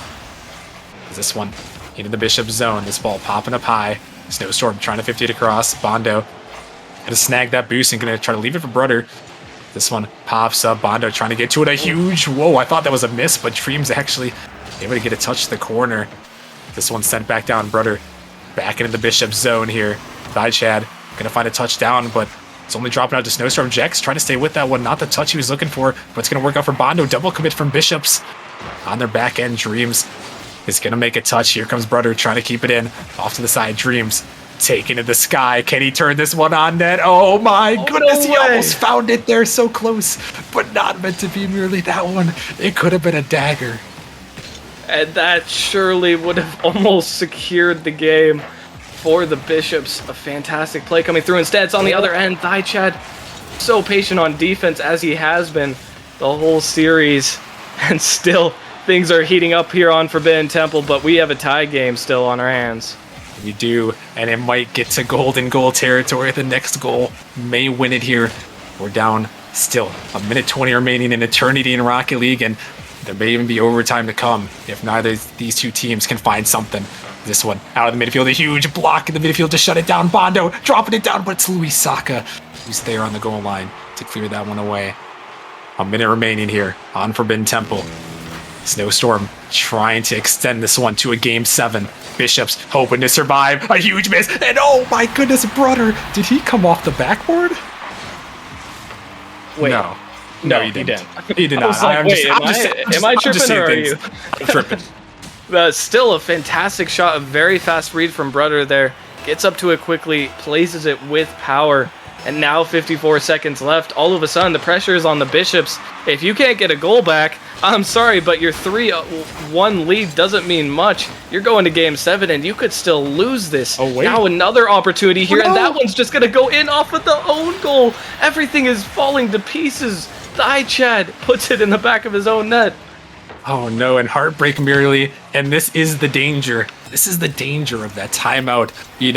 In that last game, you need to capitalize after the timeout, because now it seems like the Bishops are just falling apart, and maybe they needed a couple more seconds to think about it to ice ice Snowstorm just a little bit more, because now we might just be heading to a game 7 unless the Bishops can pull out a miracle here. As the time ticking away, final 30 seconds. Bishops need 2. Otherwise, we are heading to game 7 yet again in the Challenger League. This one 50'd off to the side. Thaichad can't quite connect here as Bondo throwing it high off the backboard. Jex erased off the pitch, though. Could lead to something here. Thaichad gonna send it down. It's Jex back. Just enough boost to get it away in the time ticking. Brudder looking for the dagger. And you really shouldn't have let them continue on their roll. My goodness. Another play, and it mimics an earlier Bishops play, actually, with that redirect. Fantastic placement, and now the 4-1 signifies it. It is inevitable. We are heading to Champions Field no matter what. And this is now, once again, an equal playing field for both teams. Oh my goodness, and who would have thought merely it looked like the Bishops could run away, but instead, it is the greatest words we can utter tonight. It is game 7, as Dreams gonna put one more in the back of the net, but it doesn't change the fact merely that we are tied at 3-3, and the winner of this next game is moving on to the semis. And we'll let him get that little stat patter. Let him warm up for this game 7. We're hoping for a good one, of course. Maybe a little overtime, who knows. one thing's for sure. I honestly don't know who's going to win this series anymore. It's gone to the point where Snowstorm has all the momentum, but it really does feel like if the Bishops play at the same level they were earlier, they could easily take this one. This is going to be a tense one. I mean, man, this has been an insane series. It seemed like, for most of the series, Bishops have had that control. They started out strong, they got up 3-1, but Snowstorm, there's just something about them. I just feel there's something about them here that just screams, we can hold on, we can survive to the very brink. And every time there's been a test here, their back's been against the wall, down 2-0, down 3-1 here, on elimination point. They have won every single opportunity. And, now, can they close it out one more time, or will we see another peak performance from the Bishops? It's only one more step. I mean, come on, guys. You did the hardest part. You made it back from 1-3. You just got one more game to close it out. But the same rings true for both teams. Bishops definitely not going to be eager to throw away a 3-1 lead and lose this one. Let's get into Game 7. Here we go. And it's the final match of the first round here, final game of the first round here. And oh boy, do we have a good one. We're Game 7 here in the Challenger League first round of the playoffs. Snowstorm and Bishops both looking for a date with the number 1 seeded Griffins, who just survived their own Game 7 earlier tonight. And now, who will capitalize here? This ball dropping down, but oh no, that one, it might have been hit away from us by a Snowstorm player, as that one could have been big. And merely, it's Game 7. It's the do or die game. The Bishops are triple committing. Okay, guys, you can't do this now. You gotta save your best gameplay for Game 7, not the other way around. Come on, this is where it's all on the line. Yeah, that In reality, of course, I understand the nerves. Looks like it might be getting to these guys a little bit, but they really got to settle down. It really feels like Snowstorm should already be up 1-0, but you gotta put that behind you. You're gonna have more opportunities. Let's see who will take advantage of the first one. Yeah, in this one, no more crucial game than this one to find that first goal. And who is it going to be? Who is going to make that difference for their team? Who is going to step up and try to lead their team to the next round? Brother taking it down, trying to stay with it. Wait. Oh, the flip, delayed flip there, almost got by Chad. In a little bit of a pickle there, but not quite meant to be, as we're still 0-0. But Snowstorm, they are really putting it on, and oh my gosh, that is not the touch we're looking for. And merely the Bishops, they're just making a lot more mistakes than we saw. They were so smooth before, but now the mistakes are coming through. And they might be realizing the reality of the situation. You are going up against a team who might not have been playing their best before, but certainly has stepped up. And I'm looking at Brother right now. Man's looking like he's got ice in his veins. If anyone can put this Snowstorm into an edge, it'll be this guy, as he will take it downfield. But still, 2 minutes gone by. No goals scored just yet. Sometimes it doesn't even come down to who makes the best play, but who makes the first mistake. So far, Bishop's been looking a little bit sketchy, I'm not gonna lie. Oh, it's Thigh Chad. Oh, he almost got the hook shot, and if there was a guy that we would have thought that could make that play, it's definitely him, but it's not meant to be. Snowstorm stands tall to the test. So we're still tied at 0 as we approach the halfway point of game number 7. Seasons are on the line here, and both these teams know it. As here comes the ball in the midfield. Double commit from Bishops, but they're going to get in the Snowstorm zone. Here comes Dreams out in the midfield. But Jack's going to try to take control. Actually going to give it away to Louis Saka. As Brother going to send this one down now. Bishops looking to get this one out. Another double commit comes through, but they're going to find the clear either way as a huge demo comes through. Can the Bishops reconnect with this ball? They do for a moment, but Brother going to get it down, and really you can see it from both these teams. You see the panic. They don't want to take control. They're just hitting the ball away to the other team, just in desperation almost. And it does look mildly similar to a game of ping pong right here. Jex will get one through. And now this could be an opportunity for Snowstorm. Brother coming through. Can't quite get it past, but I have to agree, definitely looking a bit nervous on both ends of the field. Everyone backing up, giving all the space in the world, but no one even wants the space. No one wants to be the one to make that mistake. But who wants to be the one who's going to step up and win this game? We need to see something happen. Maybe it'll be Bondo here getting it past. And it's so close, but another opportunity goes awry. And it remains tied with almost only a minute left. Oh my gosh, the time is ticking. The most intense 0-0 game these guys may have ever been in. And they're trying to find that one goal. The one goal to win it, to send their team to the semifinals to give hope for their org at a championship here. And for the Bishops, they need that hope. They are the hope here for the Chess Hall to find that first championship. And Snowstorm trying to bring another one home to that Sub-Zero org. This ball's up in the midfield. A minute remaining now for both these teams. The next goal, it may just be the one, brother, with a huge win. The Bishops got to race back here. And Dreams going to get just enough, but merely the time. It's ticking. It's got to be this next goal to win it. It absolutely feels like that. It might not be overtime yet, but this entire Game 7 has been just as intense. Another opportunity for Snowstorm as they weren't quite able to make a shot out of it just yet. These Game 7s, they're such grueling matches of stamina. Sometimes it just requires outpatiencing your opponent, waiting for that perfect opportunity. They might have had it so far, but just because you couldn't get it once doesn't mean you won't get it again. Now it's Zychat coming through and 15 seconds remaining. It could be now, it could be overtime, but either way, someone is going home soon. And somebody is going home soon. The next goal could just win it for these two teams. The second's ticking away. Will we see OT or will we see a dagger? This ball off the backboard. Snowstorm for the win. No, they can't hit it. And overtime, it is merely in this one. These guys have played 7 long games, and yet it can't be decided in regulation. It can only be decided here in overtime. Man, I haven't casted in a while. I could have used a warm-up or something. We have to go straight into the most intense game of the night. We're now in overtime, Game 7. What a storyline. Snowstorm coming back. That one's going off. Zychat actually blocks it himself. I don't think it was going in, but that could have certainly been a decent follow-up. I don't know if what's going on, but this is not the time to mess around, Zychat. You gotta lock in here, brother, as they still haven't scored and no one has. No one has it. Another big save, and I agree with you. I think it was off the crossbar there, but could have been a big opportunity. And now, this game, this is what people dream of merely. You're in Game 7 overtime. It may not be the grand finals, but it is your season on the line. And it all comes down to one mistake. One bump and one goal for Brother to send the series over. Snowstorm is moving on. He has got the ice, and he has been popping off. Brother sends a screamer into the back of the net and completes the comeback for Snowstorm. What a performance by them. You really thought that they might have been out of it, but every time you thought that, you were mistaken. Congratulations, and Snowstorm is moving on. I mean, my goodness, merely. I mean, what else do you say? What else do you say right here? As, I mean, it goes all the way to 7, a 3-1 lead. They come back, and I mean, that just takes incredible resolve there to bring it back. And, you know, really, it's not like the Bishops majorly collapsed. I feel like Snowstorm, they took it in this one.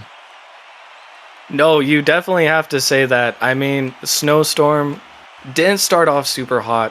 They were playing decent, and then they just stepped it up. You saw flashes of it in Game 3, which they were able to win.